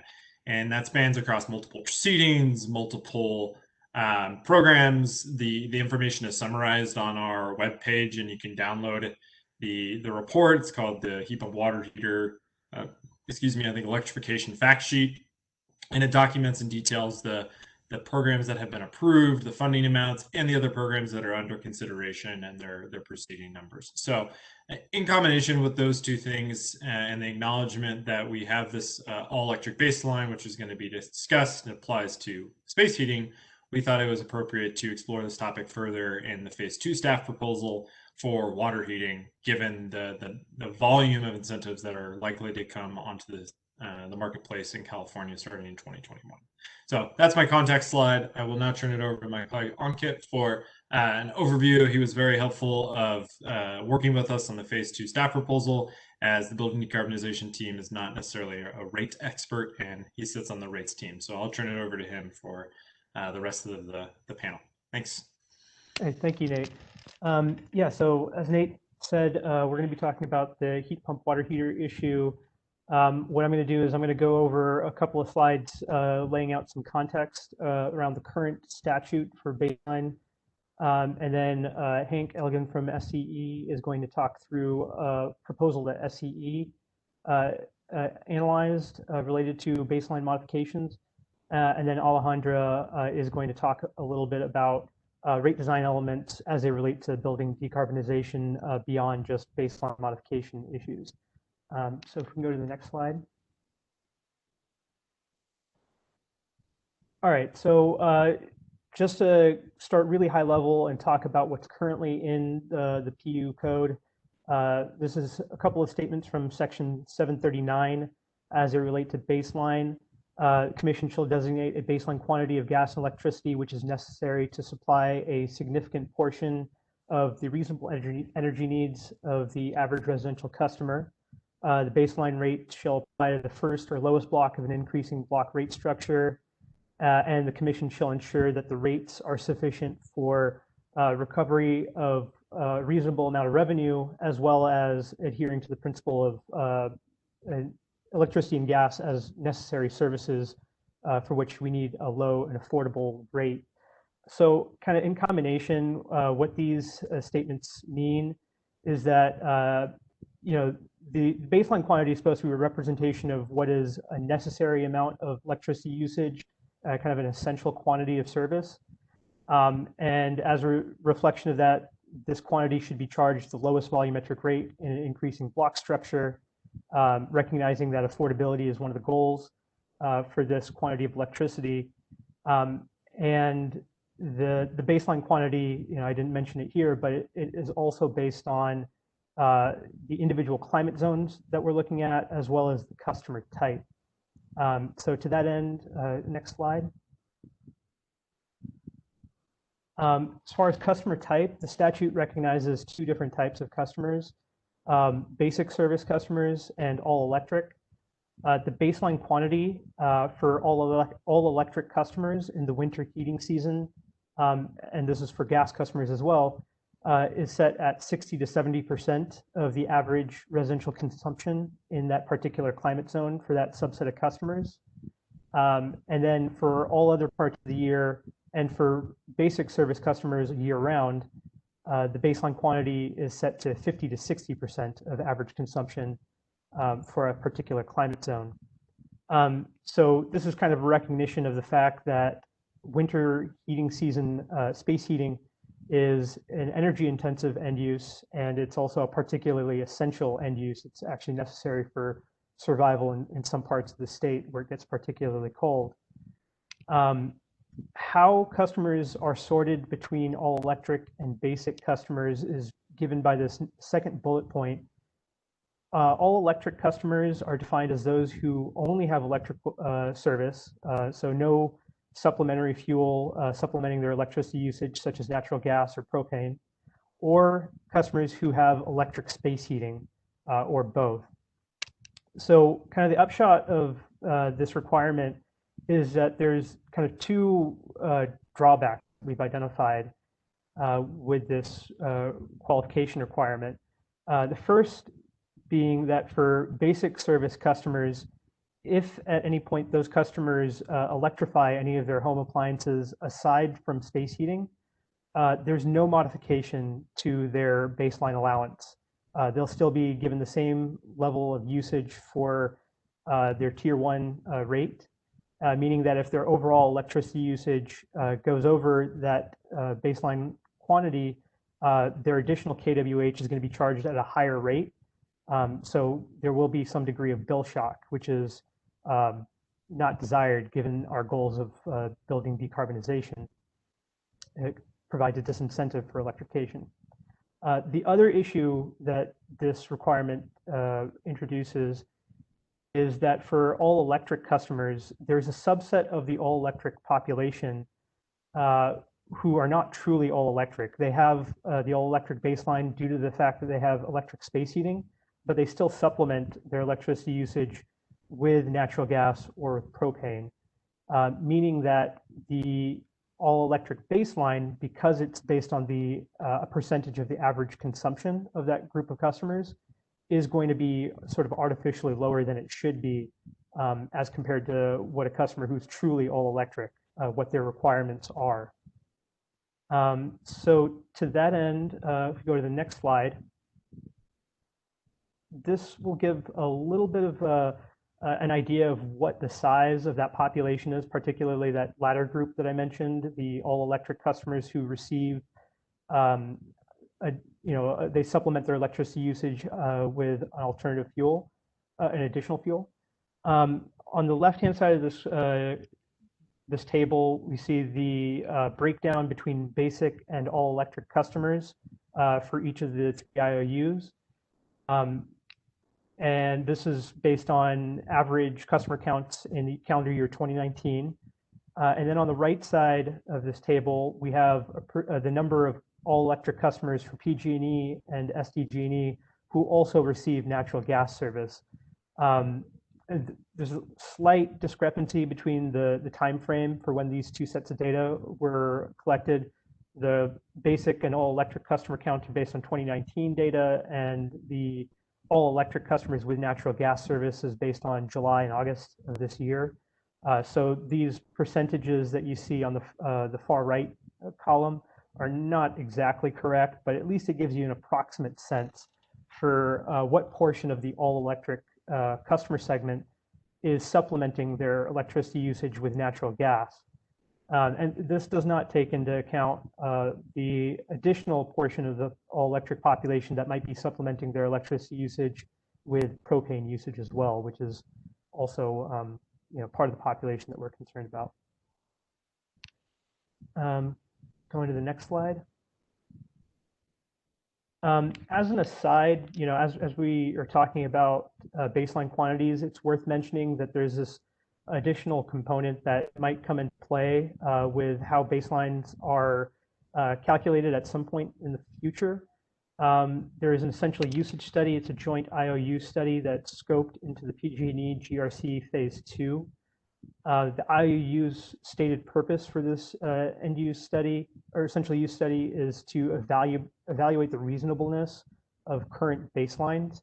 I should mention that not all parties agree with that characterization of the goal of the end-use study, but that is one of the goals of carrying that study out. I should mention that if there are any changes to the baseline methodology down the road, it would need a change in statute just because the current methodology is written in the PU code itself.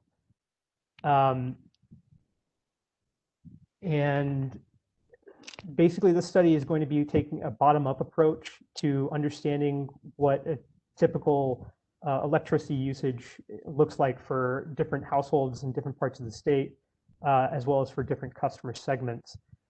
So they'll be looking at the usage profiles of specific end uses and combining that with appliance saturation study to get a kind of a bottom-up approach of what electricity usage looks like, in contrast with kind of the current baseline methodology, which is very top-down, just taking a percentage of average usage for these various customer segments. So the end-use study will be looking at NEM customers, care-fair customers, medical baseline customers, and it'll also be looking at different climate zones across the state. Next slide. So based on what we've identified with the current baseline statute, the staff is proposing kind of two recommendations. The first being that IOUs offer a baseline allowance modification that accounts for electric water heating equipment. This allowance should be available to both basic and all electric customers in recognition of the issues that we've identified with both customer groups. The specifics of kind of what we're recommending, Hank is going to go over in the next presentation. But basically, we think that something along those lines should be offered as part of the next GRC Phase 2 or RDW application, whichever comes next, based on each IOU's GRC cycle. And that, in recognizing that those processes are, in some cases, very long and resolution might come until many years down the line. We also think that an interim fix should be offered through a Tier 3 advice letter that would give a baseline allowance in the near term. In addition to that, related to the all-electric baseline issue that I identified earlier. We think that IOUs should implement an additional screening process for new customers who are seeking the all-electric baseline, basically to ensure that those customers do not supplement their electricity usage with propane usage. I think the IOUs currently do screen for natural gas usage, but propane is an additional alternative fuel that we would like to screen for. And obviously this would not apply if the customer does have electric space heating, because they would be eligible for the all-electric baseline. Next slide. One final implementation consideration to keep in mind in the near term. We do recognize that both SCE and SDG&E are in the midst of an upgrade to their IT billing systems that will require kind of a stabilization period and a freezing of their billing systems during the early part of 2021. So any implementation of a baseline allowance modification will require potentially some sort of manual implementation until that stabilization period is completed. So that's just one additional consideration that needs to be taken into account. All right, and with that, we will go to Hank, who is going to talk through the baseline allowance modification that they have looked into at SCE.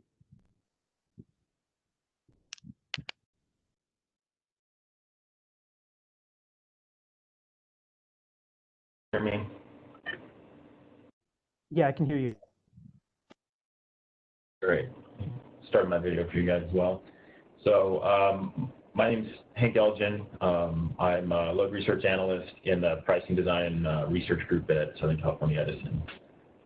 So we do thank you for inviting us to share our work and for having worked with us and understanding what we're doing here. So what we've looked at.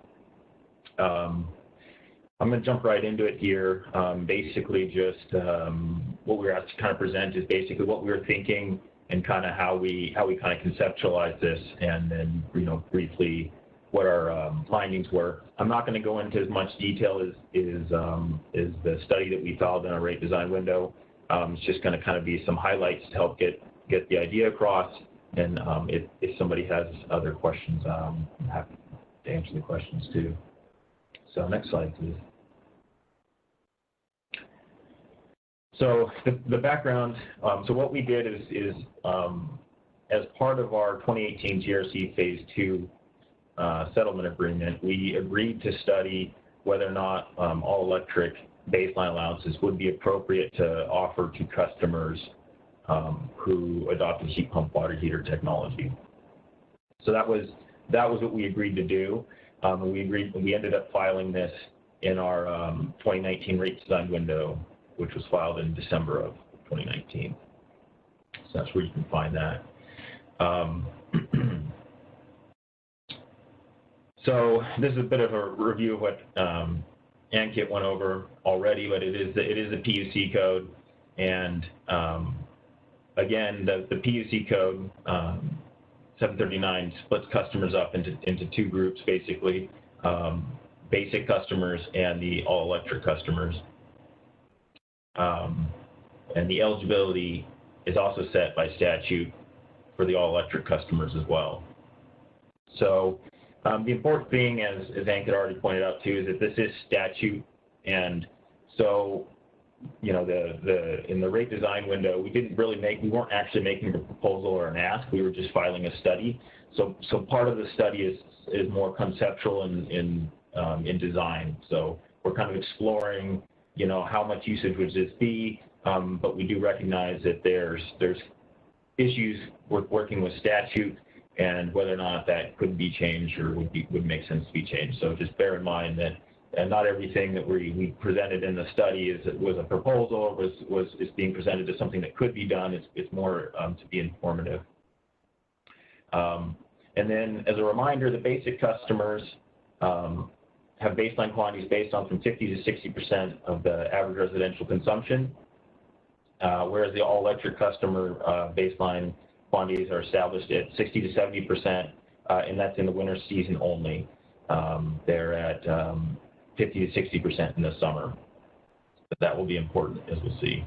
And then finally, I'd like to just kind of point out, because this is somewhat how we conceptualized one of the things we studied was the baseline statute also provides an additional standard allowance, which is commonly referred to as a medical baseline, and that's for residents or customers dependent on life support equipment, or who are being treated for life-threatening illnesses or have compromised immune systems.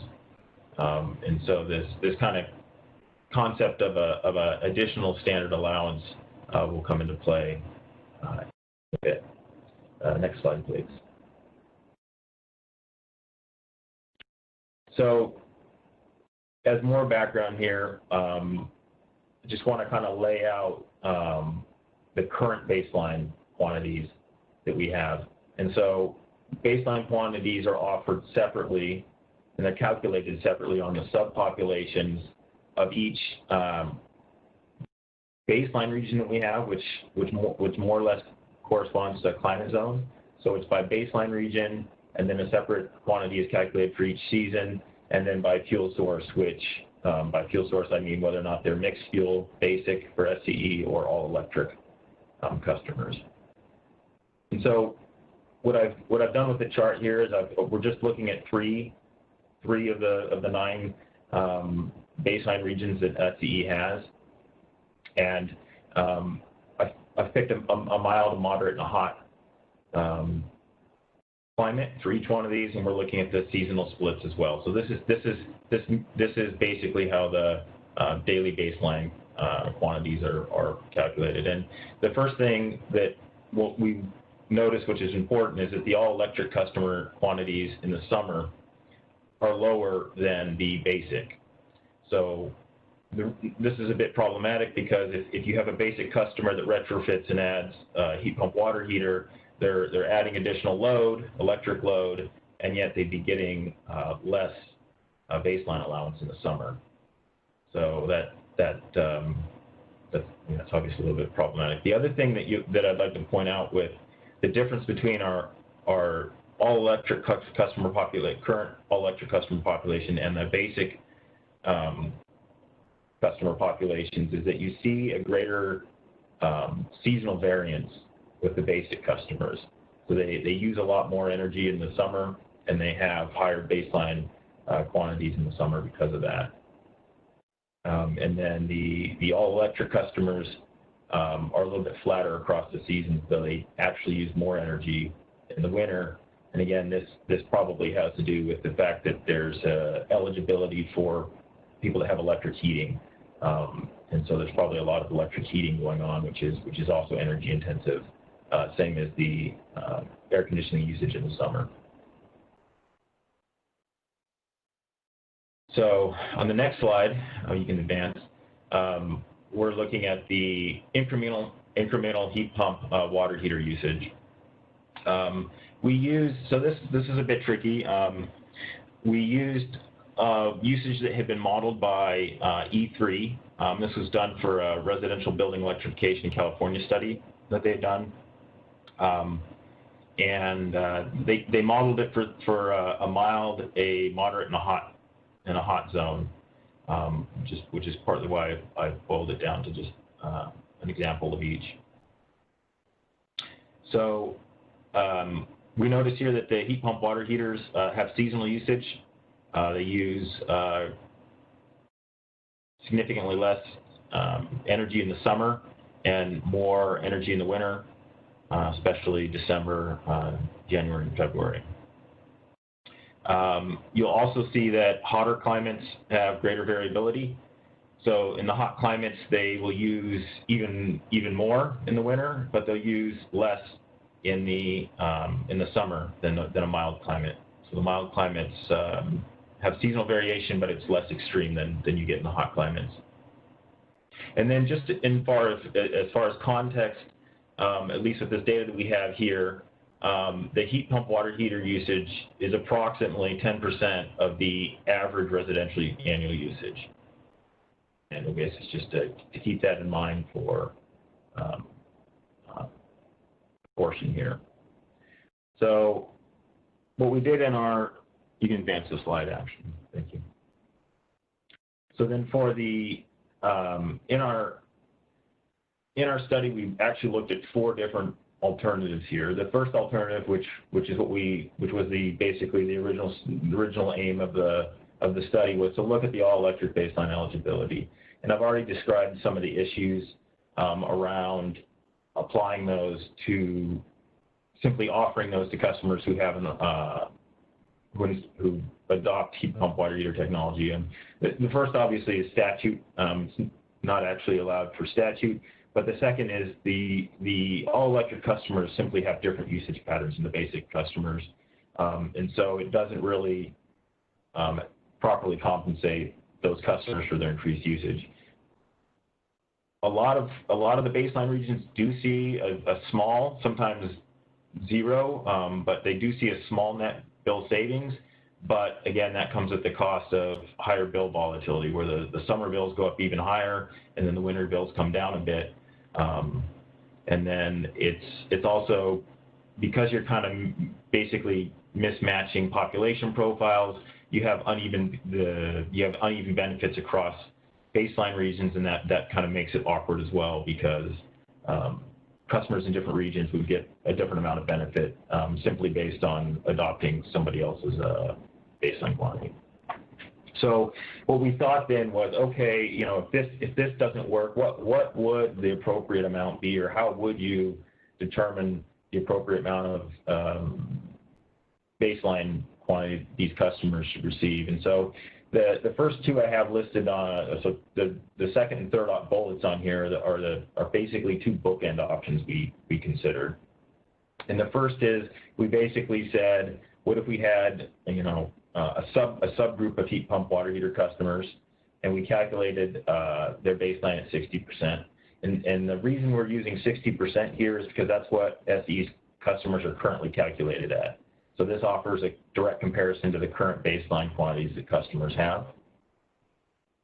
And by subgroup, the way we constructed the subgroup is we actually just took this heat pump water heater usage, and we basically applied it to the entire population, and then we ran our programs that calculate the baseline quantities.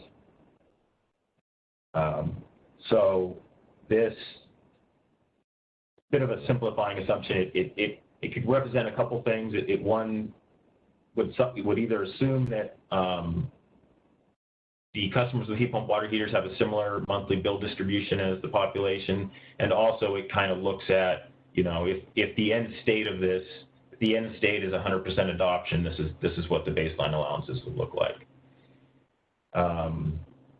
So we looked at that as kind of the lower bookend, and then at the upper bookend, we did the same thing, treated them as a subgroup, but we calculated the baseline allocations at 70%.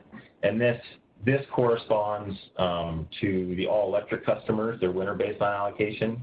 The slight tweak we did in this case was we actually calculated at 70% in the summer too. That doesn't necessarily need to be the case, but we did that as kind of the upper, we chose to do that so we chose to do that partly because the heat pump water heaters are used year-round. You know, part of the reason that the all-electric customers have a different winter percentage is due to that electric heating, which is seasonal usage. And the heat pump water heater, though it does have a seasonal pattern, it's not used seasonally. So we just calculated at 70% for both, and that provides kind of an upper limit. The issue with this, of course, is that your baseline allocations are calculated on the total bills of all of our customers, and so what you implicitly also do is you're off. You know, a lot of that 70% is based on other usage, such as air conditioning and obviously heating, HVAC, and all those things, which tend to be larger loads than heat pump water heaters. So it's quite a bit of extra energy. And so the final option, which is the option that we find the most reasonable and preferable, is what we call the incremental baseline allocation. And the idea here was to offer the customers an additional baseline allowance such that it would offset would basically make them indifferent from a rate perspective. So it would maintain the same average rate that they had before they installed the heat pump water heater and had that additional usage. And then with the incremental baseline allowance too, the idea is also that customers would still be eligible and would still receive their current baseline allocations per statute. And we have kind of envisioned providing an incremental baseline allowance, much in the way that you provide the medical baseline allowance. So then my final slide, you can advance, is a little bit on just eligibility and applicability, as I've labeled it here. And so what we think is that providing an incremental baseline allowance appears to be workable. We think it's a reasonable near-term solution. We would propose offering it to any customer who adopted a heat pump water heater, heat pump water heater. They would get that incremental allowance on top of what they're already provided by statute. We have presented it as being applicable to heat pump water heater customers and not just any electric water heater customer. We do think that long term it would be better and probably cleaner to simply have rates that are technology agnostic, because heat pump water heaters won't be the only building loads that will wish to electrify, and there's other, this could even include electric vehicles as well. So in the long term, we'd like to have technology agnostic rates. Example of this would be SCE's TOUD Prime is kind of going in that direction, we think. And we know that PG&E also proposed a rate, I think in their GRC phase 2. There's the E-Elect. And I don't know, honestly, if SDG&E has anything, but rates such as that, we think, are going in a direction that will be a better long-term solution. The third bullet is Ankit already presented, actually, but again, it's just for applicability reasons, just our all-electric customers make up about 11% of our total residential population. We think that obviously the bulk of customers adopting and retrofitting simply because they're the ones least likely to have the technology, and also because they're by far the largest portion would be the basic customers. And then the fourth point is a very interesting point that we haven't addressed and that some people often ask, and I'd point out that the shapes that we used did not provide any shifting. They did not assume any shifting, at least. And so one of the benefits potential benefits with heat pump water heaters is the ability to shift usage. And so I just point out that we did explore that very briefly in the study we proposed, where we just shifted. Say we don't actually have much science to support this, but we just shifted. We tried shifting 33%. You can do scenarios if you want. And so we looked at shifting 33% from the on peak to the super off peak, which is the middle of the day for SCE, and looked at how that would impact bill savings as well. And there's when we talk about rates and programs that would allow customers to benefit with this technology, DR programs or rates that encourage the use of shifting are also another option. And that's actually all I have. We can take questions now or we can wait. Nate, I'm not sure how you would like to do it. I know this might have been a little bit technical. If people have questions, I'm happy to take them now. Yeah, we're gonna hold off on the questions till the very end, but we do have a few questions that we'll get to when we come back to that. So, all right, thank you. Great. And thanks for your presentation.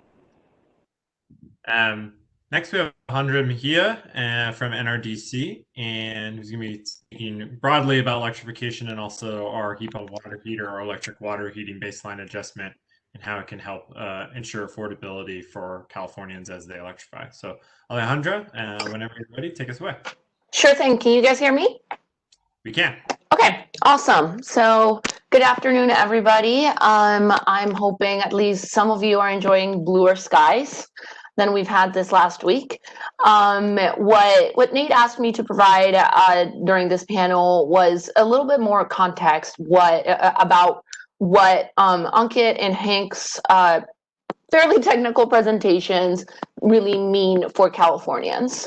And most importantly for the most vulnerable Californians. And so that's what I'll be spending most of my time talking about. Next slide, please. So again, what does this mean for Californians? Who are Californians? What you see on your screen right now is a segmentation or a picture about energy cost burden for low-income Californians.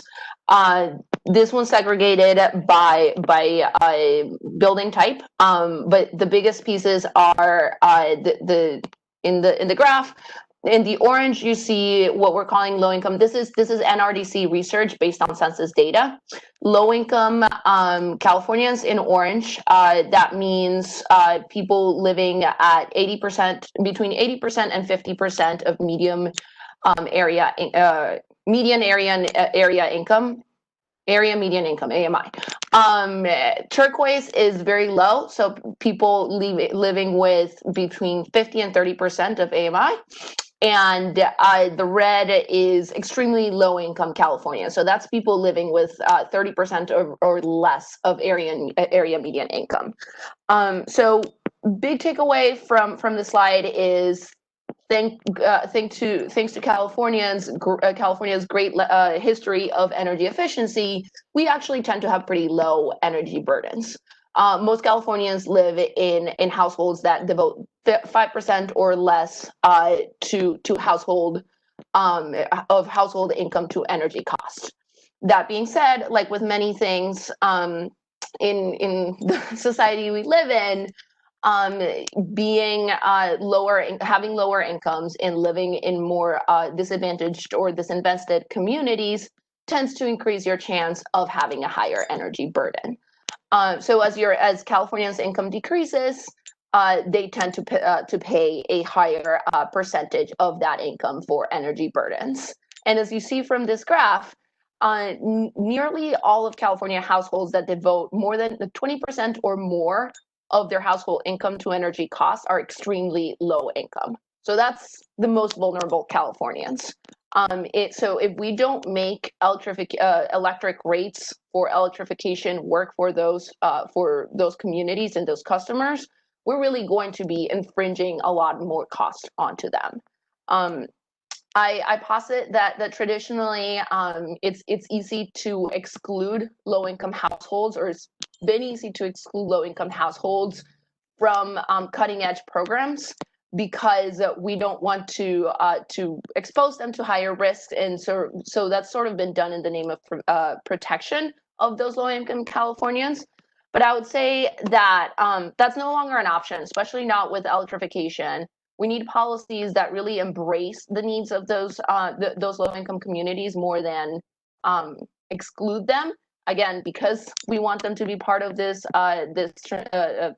clean energy economy, but also because the alternative when we're talking about building electrification is leaving them on a gas system that will have increasing costs. So next slide, please.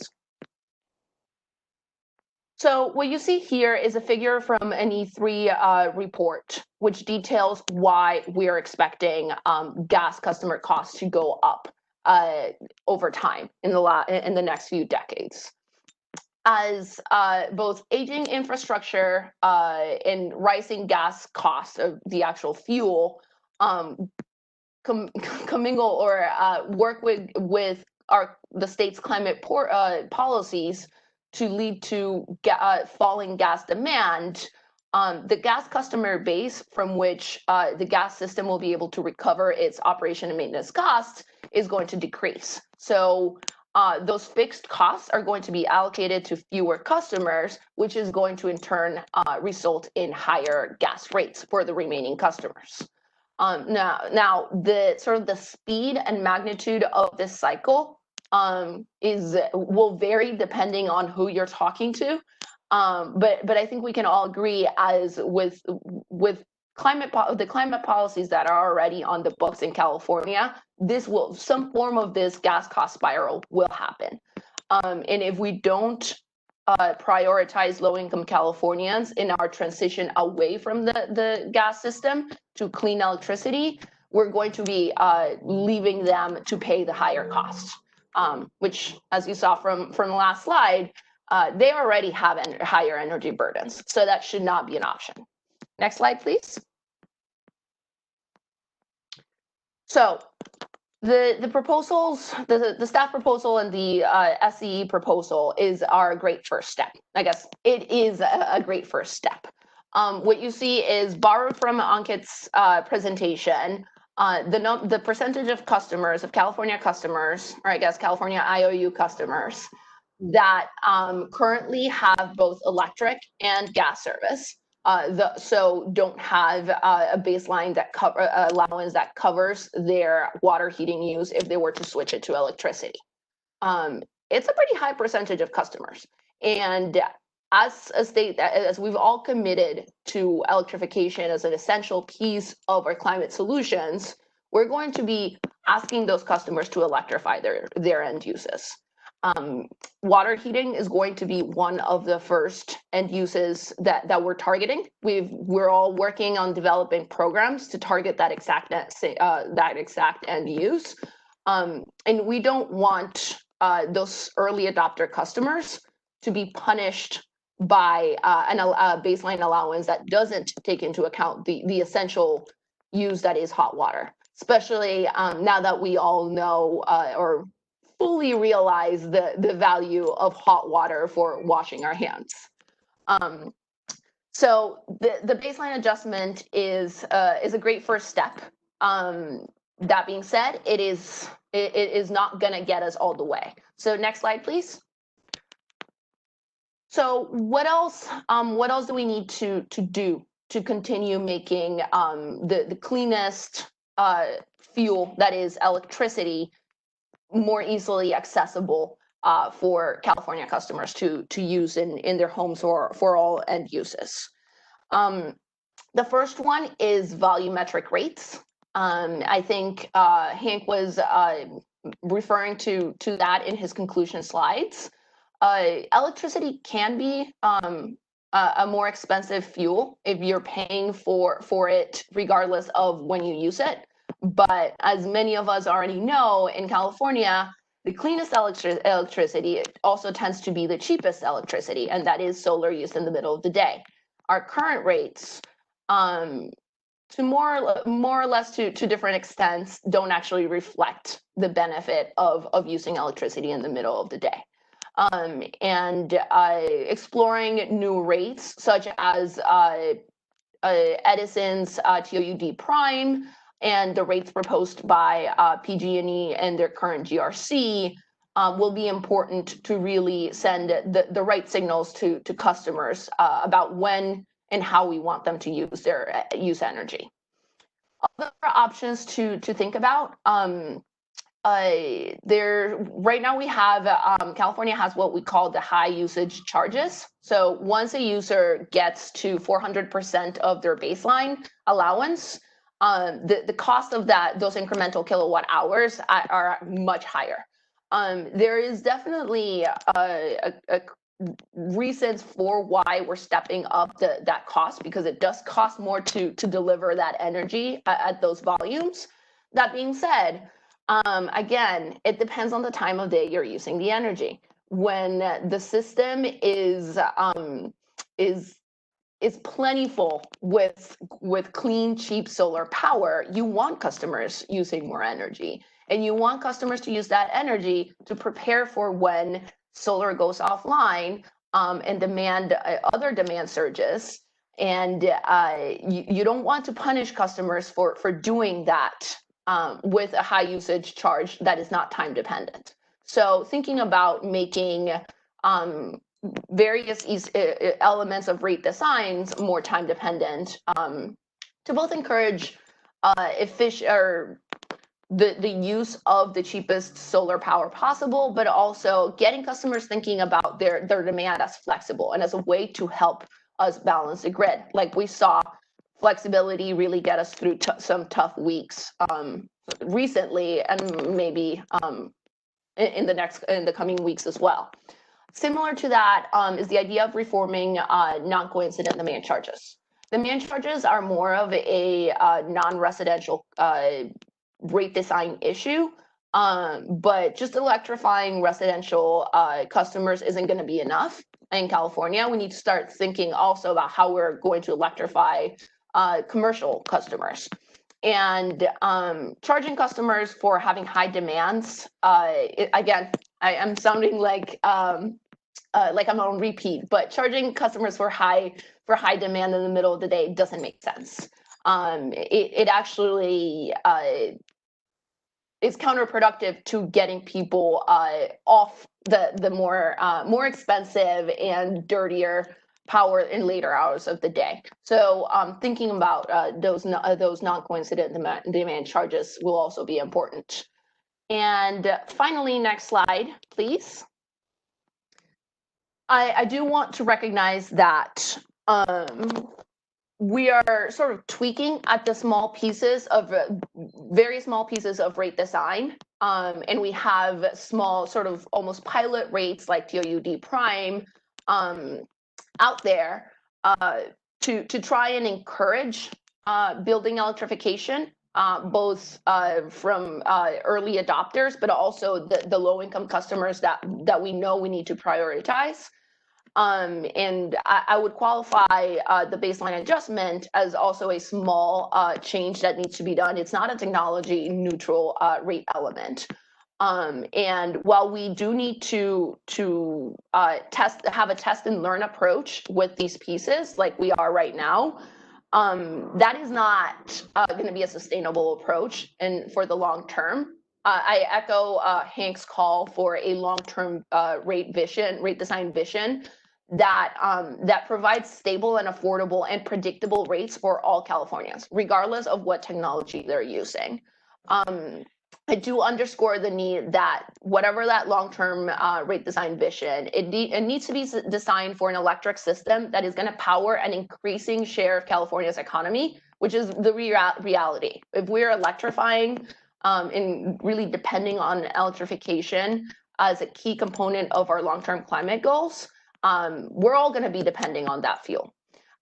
So it needs to lead to a stable, predictable, and resilient system. And a key component of that is going to be appropriately valuing and compensating demand flexibility, which I've hit on like a broken record several times during my presentation, but it's because it's that important.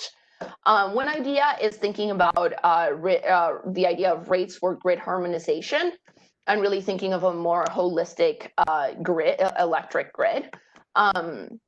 And I guess I'll just leave you all with the idea of, can we think backward? Can we work together to come up with a long-term rate design vision and then sort of think backwards and work, how can our incremental rate design pieces that we're testing and learning from right now, and how can we use those to slowly move towards more stable rate designs? Great. Thank you so much, Alejandra. And here is her contact information if you're curious to reach out and ask any questions. We do have a representative from PG&E on the line, and given the fact that the e-electric rate has been mentioned twice in today's workshop panel, I want to give Gail the opportunity to comment and expand a little bit on what that rate actually looks like and how it could benefit customers with electric water heating and specifically heat pump water heaters. So Gail, we're going to get you unmuted, and once you're ready to go, please give us a shout. Okay, can you hear me? We can, yes. All right, well, thank you for allowing us to add some comments. PG&E supports electrification efforts. And as has been mentioned, PG&E in May of 2020 actually made a proposal for a new optional pro-electrification rate called Schedule E ELEC, E-L-E-C. That's in our 2020 GRC Phase 2, which is currently pending and will receive a decision next year. Just as a top line, the concerns that we have about the baseline are that it will that this augmentation of baseline will provide a much lower incentive of only about a 1.5% reduction to rates than the PG&E ELEC rate, which provides about twice the financial incentive of about 3% savings, or maybe more once load shifting is taken into account. And we really do agree with the basic points that NRDC made about the importance of time of day. In fact, that is what the commission has laid out as its rate vision, is moving residential customers to default time of use. And we're hopeful that customers will take a look at the ELEC rate as well and move to that rate to incentivize them in a meaningful way to adopt these important new technologies.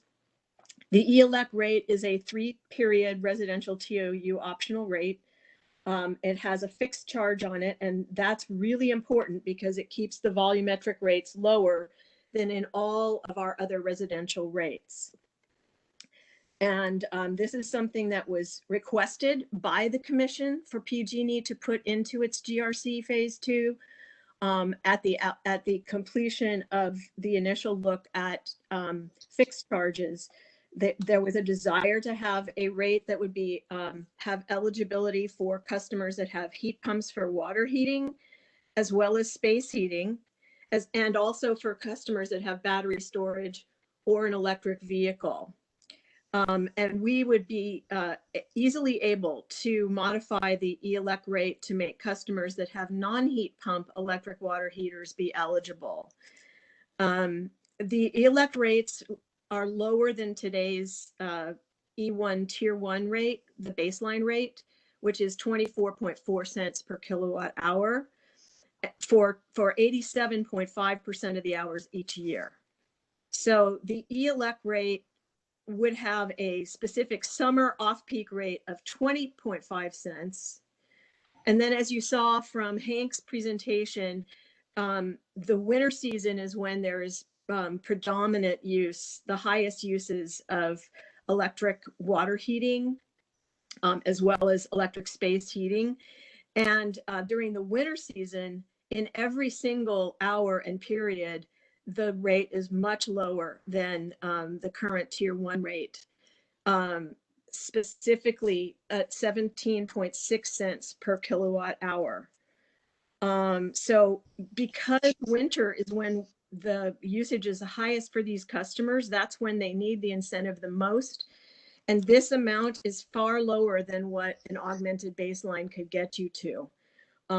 So we wonder whether the 1.5% reduction that would be allowed by what Edison studied in its rate design window would actually, on a financial basis, provide enough of an incentive, even with the other incentives, to really get people's attention. We believe that it's not really an effective bridging effort, setting aside any potential legal issues.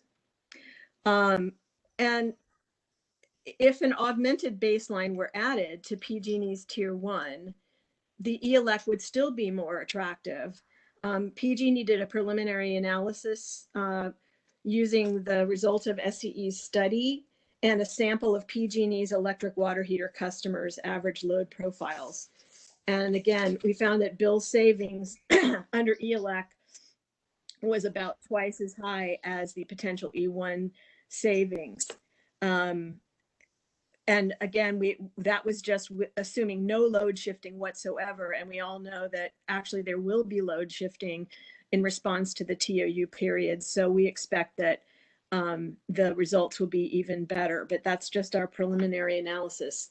One final thing, and that is just there are some significant downsides on a practical basis to trying to do this through baseline. Baseline is already very confusing for our customers. The baseline kilowatt hour per month quantities that determine the amount of usage customers get based on that percentage of the total usage, they're already complicated for us to explain to customers. And they already vary by 2 seasons and 10 climate zones, and whether the customer is basic versus all electric, as Hank and others described, and also by whether the customer is individually versus master metered. So right now there are already 80 different baseline permutations. If an incremental baseline qualification were added now for electric water heating, that number would double, resulting in excuse me, that number would increase to 120 different baseline permutations. The other thing is that this kind of a solution is actually quite expensive and cumbersome, because the collection of such information is not something that PG&E currently does. We find out whether someone's an all-electric customer when they first get onto a rate, and we never have to look at it again. Whereas with this water heating addition, there would be increased costs for all the IOUs, not only to build and administer a larger set of baseline quantities and to check on the specific appliances, but to explain it to customers. So those are some of our initial points. We will certainly provide more of this in our comments, but I appreciate the opportunity to talk about, because the main thing is to get an effective and reasonable way of really incentivizing people to go to electric water heating as well as electrification in general. And I would just add that we agree with NRDC's analysis that the high usage charge that's currently in the tier 1, in our E1 rate, is definitely a drag on electrification and should be eliminated. Great. Thank you, Gail, for all that background information. Hope to see a lot of that in the comments in response to the staff proposal. Also, if you could do me a favor and just drop the application number for the GRC where interested folks could find this in the chat, I'd greatly appreciate it. All right, it's application 1911019, but I'll put that as well. Okay, great. Thank you so much. And with that, I would like to take the next 15 minutes or so, and we'll do our questions. And like the last couple of rounds, we'll start with Mr. Rechtschaffen to see if he has any questions for our panelists. Can you go to Judge McKinney or Nick first? Because I think I want to ask a question, but I'm trying to absorb what I just heard about the ELX or whatever rate. So if I could pass for just a second, Nate. Yes, absolutely. Judge McKinney, if you are ready, we will go to you. I'm ready. So I have, in addition to what I'm going to say right now, I'm going to have some comments at the end about the overall where we are in the proceeding. But just for the this particular piece of the staff proposal, I think there was a question about how the baseline was calculated and why the all electric was, I guess it's lower in the summer. The staff proposal does talk about how those calculations are done. So it would be helpful if people took a look at that, because I was a little surprised at the way it's done. It wasn't what I expected. So that's not really a question unless, well, let's not make it a question. And the other question is, I don't have another question. Sounds good. And I did see that comment in the question in the Q&A, and responded to Marcel with some very kind of high level overview of why the electric. Yeah. So my question with it really, so we can make it a question, and maybe it's something that the two utilities, SCE and PG&E, can answer, are what customers make up the pool on which the baseline is calculated? Is it all customers, or is it just the all electric customers? It's each specific population. Yeah. Oh yeah, sorry.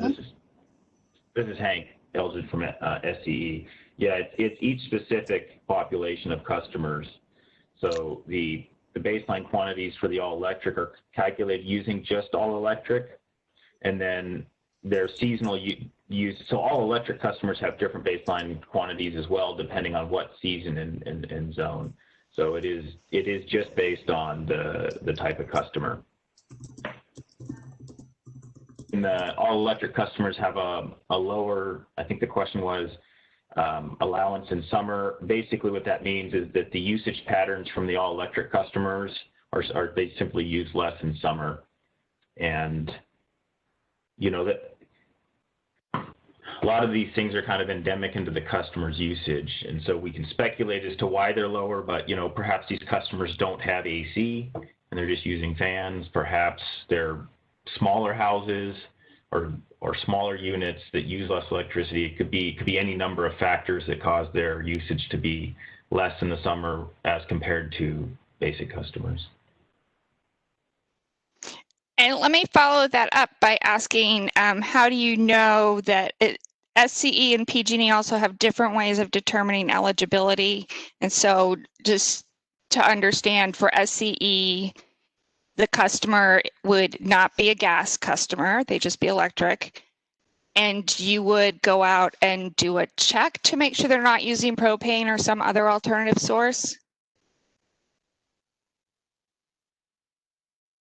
That was for Hank. Yes, thank you. I'm not the one to speak authoritatively on this, so I don't want to give you any wrong information. I don't work with the process for determining what services they have, so I shouldn't opine. We can get back to you. Okay. Though. Okay. Thanks. Nate, I'll get back to you. I think we might have provided this information to Nate earlier, but I'll There is something along those lines in the staff proposal, and then PG&E and SDG&E, I gather, don't do a close check, so they may have propane users enrolled in the all electric. So those are my questions. Commissioner Rechtschaffen, are you ready? I am, Jean. Thank you, Judge. Hank, can I ask you a question? I wasn't quite sure if I heard you correctly, or maybe this will only refer to one part of the different options that you identified for adjusting baseline. You talked about the incremental baseline analysis is comparable to the medical baseline analysis that would make ratepayers indifferent from adding the heat pump water heaters. And I heard PG&E say that their rate would result in savings of 3% compared to, we include load shifting, 3% as compared to the current situation. Maybe I'm misunderstanding, and I guess this is both a factual question and a more policy question. Were you designing those different options with the intent that the ratepayer would be indifferent from the addition of the water heating load, or to have an actual bill savings? And if it's, should we be designing it so that there's a bill saving to encourage electrification? Yeah. So first, let me clarify that when I say it's similar to the medical baseline allocation, it's similar in concept, not necessarily in calculation, because the medical baseline is completely separate. Just to clarify. In terms of whether or not it's so this is a great question, and we didn't really. This is a question to be explored if you wanted to go this direction. The question is how much compensation should they get? What's fair? And that's kind of why we looked at bookend amounts of 60%, 70%, and then we simply ended up choosing. We figured that it was probably fair to offer something that made them indifferent, so that their rate didn't go up as a result of getting a heat pump water heater. But obviously, that could be changed. In terms of bill savings, we basically just made the rate indifferent, and then the bill savings were what they are. Overall bill savings are going to result from the total bill use, total usage at the house. So, I think we also calculated in our study, we calculated as about, I think, roughly 15% of the, they'd be saving 15% off of what they would otherwise incur from installing a heat pump water heater. So that's not 15% off the whole bill, but off the incremental bill from the heat pump water heater would be 15%. And that, works out to like roughly 1.5% off the total bill. Now, bill savings obviously depend on what you're comparing the rate to. We assumed that the customer was on our default rate, which we used as the TOUD, so it's a time of use rate, the TOUD 4 to 9 rate, which has a baseline credit on it. You may know that our default TOU rate has a baseline credit. Our TOUD prime does not have a baseline credit, so if they were to go into TOUD prime, they wouldn't really be eligible for this adder. The other issue that you have with this is also kind of why I pointed out at the end of my presentation, is the shapes we used. The majority of the heat pump water heater usage in these shapes occurs in the on-peak period. And so customers wouldn't really benefit on a TOU period, we don't think, unless they were able to shift their load, which would be, that'd be desirable, but that was kind of another additional step as well that we were kind of simplifying. If I didn't answer your question, please ask me again. Yeah, no, thank you. We can follow up with more detail. There's a lot of complexity there, but I thank you. Great. Next, we're going to go to Nick Zanjani, and I'm trying to get a hold of Karen. Karen, if you can hear me, if we could please promote Gail to a panelist so she can unmute herself and join in the conversation. She is unmuted, or she is promoted. Can you hear me? Yes. Yeah. Yeah. Go ahead, Gail, and then we'll go to Nick. Yeah, I think that this is getting to some really important analysis that hasn't been done yet, and or that what we've done preliminarily is indicating that maybe more needs to be looked at. There are differences between Edison's and PG&E's rates as well as its baselines. Edison has a very different summer baseline situation than we do. And I am not the rate analyst, but the problem for Edison, I think, is that winter is when you really need to have benefit happening for these customers. And solving for that has, by focusing just on Edison's study, hasn't looked at PG&E's circumstance and PG&E's rates. That's why we normally do not do rate design in a proceeding like a quasi-ledge proceeding like this. We do it inside of each utility's rate cases. I recognize the desire for moving quickly here, and we will provide whatever information we can, but I will say there are differences.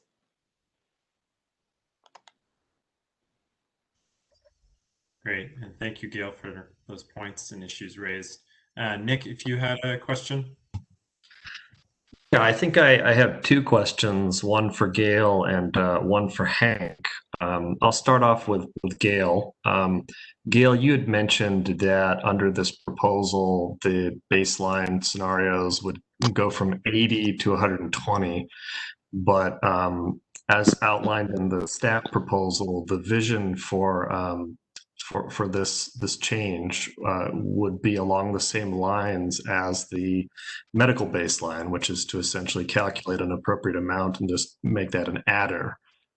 Was PG&E envisioning a scenario whereby they do a complete new assessment of a pool of customers that are all that have just this heat pump water heaters?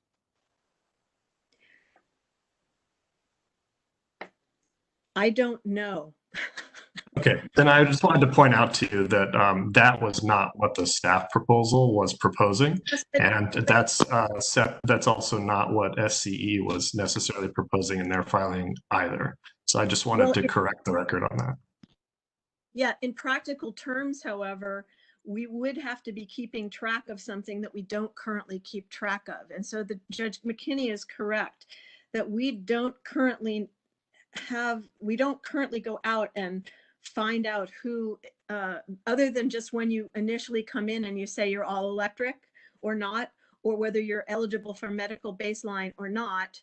You know, these are things that it's not like you can just wave a wand and this be administered without significant cost and effort. And the whole idea of how you would get customers onto this, I think, hasn't been really looked at from the customer standpoint. This is all sort of a theoretical. We haven't piloted anything. We haven't looked at how do customers actually, what do customers actually need, and how would they get on the rate, and how much would it cost for us to do this? Because the cost to do this could well be more than the benefit that it would provide to anybody in terms of their reductions to their rates. The baseline, medical baseline, and the overall baseline were never designed to be very appliance specific. There are listed specific appliances on medical baseline, but then there's a total lump sum amount that's just given to a person that comes in, and they can ask for a second lump sum amount of 500 kilowatt hours per month. So it's never been done on a super precise basis. And partly that's because the original Lifeline program, which preceded baseline, used to have a very complicated list of possible appliances. And you basically had customers saying what appliances they all had. And that basically faltered under its own weight. And that's why the legislature replaced it with the average based 50 to 60% of total usage that's in baseline. Thanks, Gail. My second question for Hank was, Hank, it seemed based on your presentation that you thought that the proposal as outlined in the staff proposal could potentially be a reasonable bridge until we could move more folks onto a more desirable TOUD prime sort of rate. Whereas Gail seemed to think that it actually said explicitly that this would not be a useful bridge. So I was just wanting to get your thoughts on that, Hank.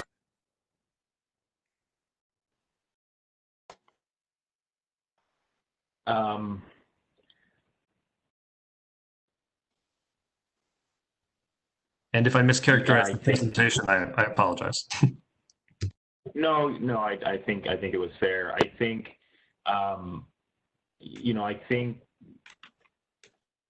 I guess we think it's simpler in the near term, in the sense that it's probably easier to establish than a new rate design. And to NRDC's point, one of the goals, I think, when you're talking about building electrification and even transportation electrification and things that are necessarily going to increase electric consumption is to be able to provide lower energy rates.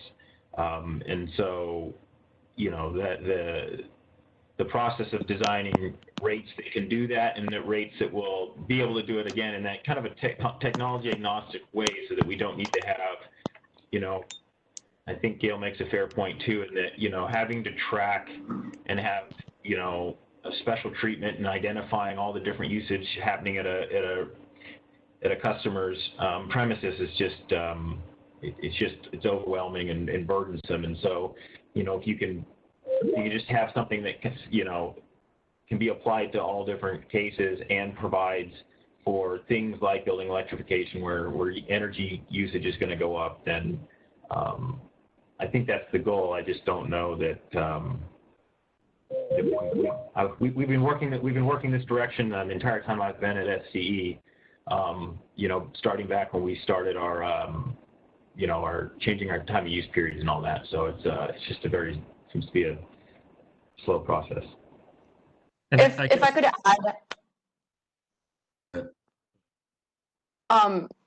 could add to the discussion on this, I think it remains to be determined whether a baseline adjustment is the most direct bridge to a long-term electrification rate, but it certainly is a step. And given the economics as they stand now, getting the ball going as soon as possible is very important. We've been talking for many years in California about transitioning to TOU rates, and that was for years heralded as that was going to be the solution, both in that case for transportation electrification, but now also for this. And we've now seen that that process is going to be much slower than we thought it was going to be. The TOU rates that we're all going to be migrated onto in the next couple of years are not what we need to, what some buildings need them to be to start electrifying in the time frame that we need to start electrifying. And if this discussion has really highlighted anything, is how little we really know. We don't fully understand the load shifting capability. We don't understand what's going to work for what customers. And so I guess my response is there's a value to taking steps sooner rather than later, even if it's not the straightest path forward. It is an action that starts getting some customers there and also allows us to learn. Because what solution works for, if ELEC works for some customers, it might not work for other customers. So testing and learning, there is a lot of value to that, especially when it allows us to move faster than we've been moving. And can I also clarify? Can I also add real quick? Part of the reason that we view the baseline allocation as a near-term solution is partly because it doesn't work as a long-term solution. And the reason it doesn't really work as a long-term solution is as your penetration levels go up, once, if you were hypothetically in a world where every single customer had a heat pump water heater, then when we calculate their baseline allowances, it would already be built in to the baseline allowance. And so in a sense, they'd be getting, you'd be double counting heat pump water heater usage at that point. So, just by nature of how baseline allocations are computed, as the saturation increases in the population, you start already, baseline allocations will start drifting upwards as the saturations drift upwards. So long term, it becomes very convoluted.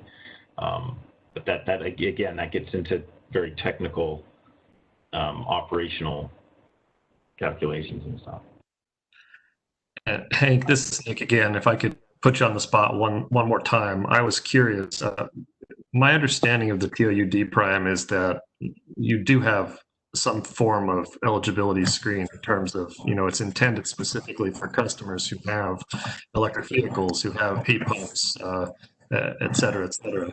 How has the CE implemented those screens, and has it been cumbersome and difficult to implement to determine eligibility for the rate?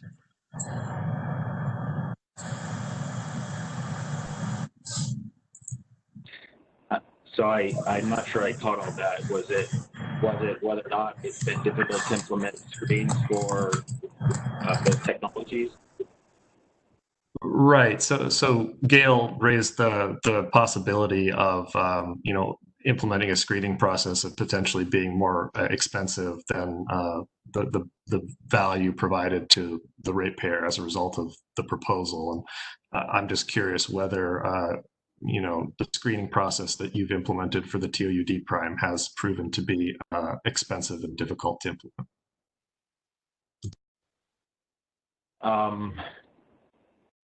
I'll have to get back to you on that. I don't really work with any of the operational stuff there. So as Ankit pointed out, there we do have some issues with the billing being somewhat frozen in the interim. Okay, thank you. if I might just add, what I was trying to say is that it's not a matter of screening. It's a matter of finding. Okay, so basically we're going to be rolling out default TOU of both SCE and PG&E. SDG&E has already rolled it out. SCE and PG&E are rolling it out starting next spring. It'll take 1.5 years, and when customers receive that, they will receive an array of other possible rates that they can also opt into, and they will get a bill comparison. But right now, there's no way to know whether a customer that's doing that bill comparison is thinking about buying an electric, heat pump, water heater. So I think, we do have a separate EV rate, and we do note that in our materials, and to say that if you're an EV customer, you really should be taking this rate. But there are customers that, how to get the customer to come to you and say they want something. That it's not that we'd have trouble screening them once they do. It's just a question of, can you get all these people onto this rate? And honestly, I think that we should be looking at ways of getting people onto the best rate for them. But first we have to get a rate like our ELEC rate adopted, which gives an even greater incentive to large users. So Gail, just to make sure I understand you correctly, the main worry in terms of cost driving and is mostly the possibility of PG&E being forced to identify who might be eligible for this rate and therefore expend resources to find all those people. Is that correct? Yes, and that the adder itself gives such a low signal to these customers at our calculation of a 1.5% savings off of their rate, that it's not enough financially for the customer to actually decide to go in a different direction than natural gas. So I think that's the fundamental place. I'm speaking as Gail Slocum, kind of a policy wonk rather than anything else, but to just say, we all want to find solutions to this. We also want to be cost effective and not try to do something that is going to cost more to try as a bridging method that doesn't give enough incentive, rather than focusing on getting something that really can work. So I'm going to jump in. This is a fascinating discussion and conversation, and I'm glad to see that it's taking place. I look forward again to the comments on the staff proposal as it relates to electric baseline water heating adjustment. And I want to do that because we have 9 minutes left until 3 o'clock. We're going to lose some key stakeholders, and we have some key next steps to review. So I'm going to go to the next slide. Judge McKinney, I see the hand. So yes. Okay. Yes. Good. That's the important slide.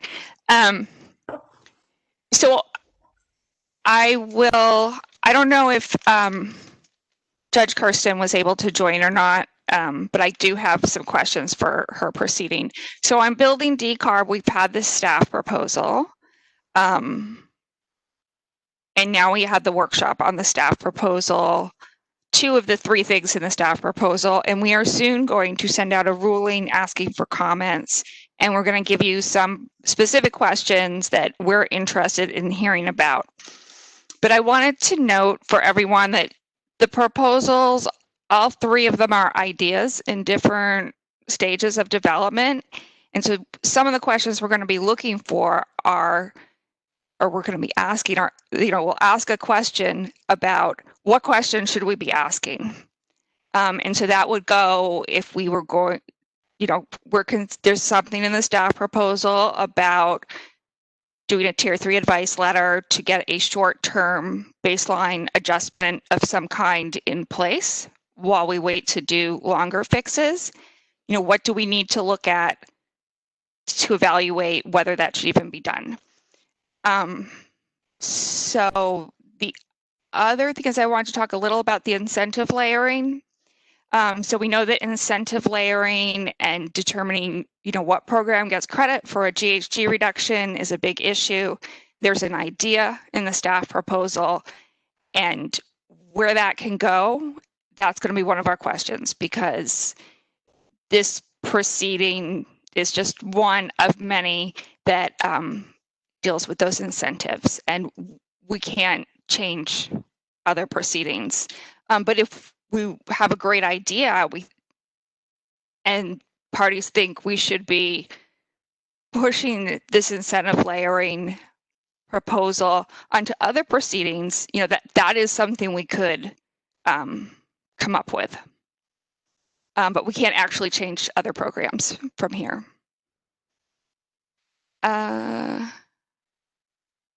So in terms of being on the record, this is a workshop. So the beauty of a workshop is we're not on the record. That means that all of the conversation we just had is not on the record. If that becomes something that parties want to be on the record, that's going to need to be in comments.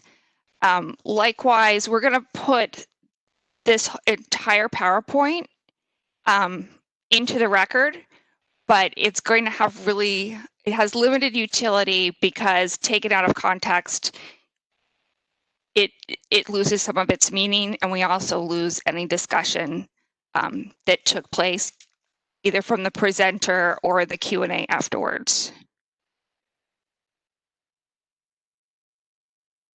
And so those are my comments on that one. And so that one we do, for the comments for Building Decarb, we do already have some deadlines set, and you can be starting to draft your comments now because we're definitely going to want them.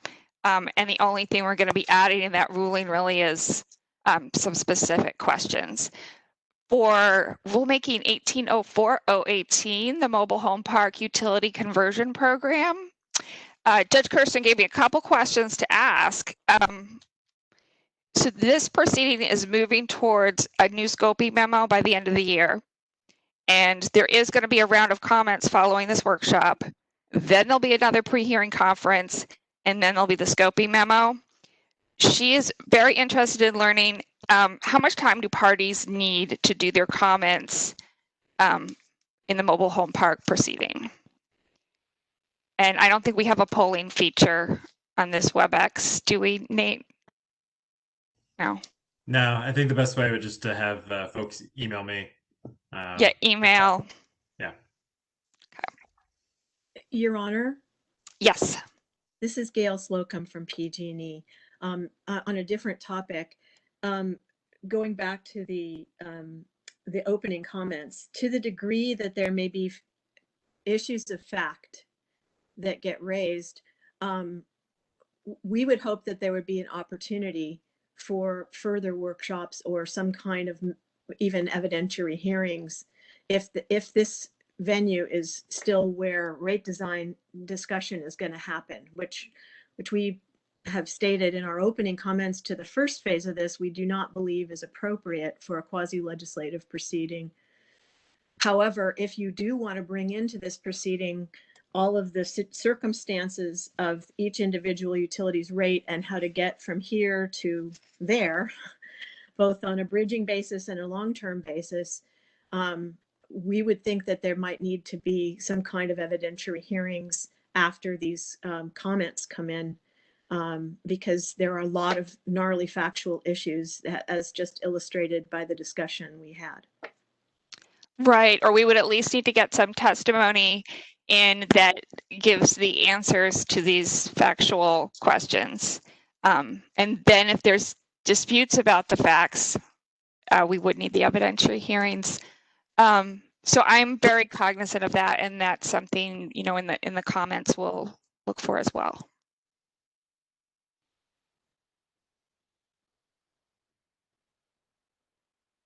Great. Any other comments or clarifications, McKinney? No, that's all I have. Thanks.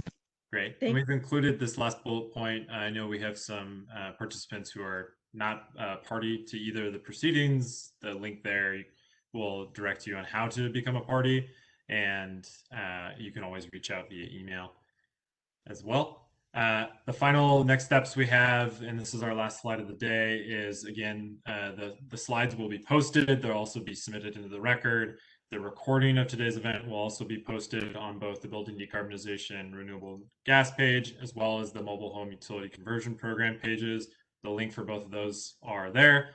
I will be trying my best to get those up within 7 days. I like to allow for presenters to make any small edits or grammar checks before posting and finalizing the slides. So what you saw today was just, you know, there won't be any significant changes to the slides, maybe a lower capitalization, that's it.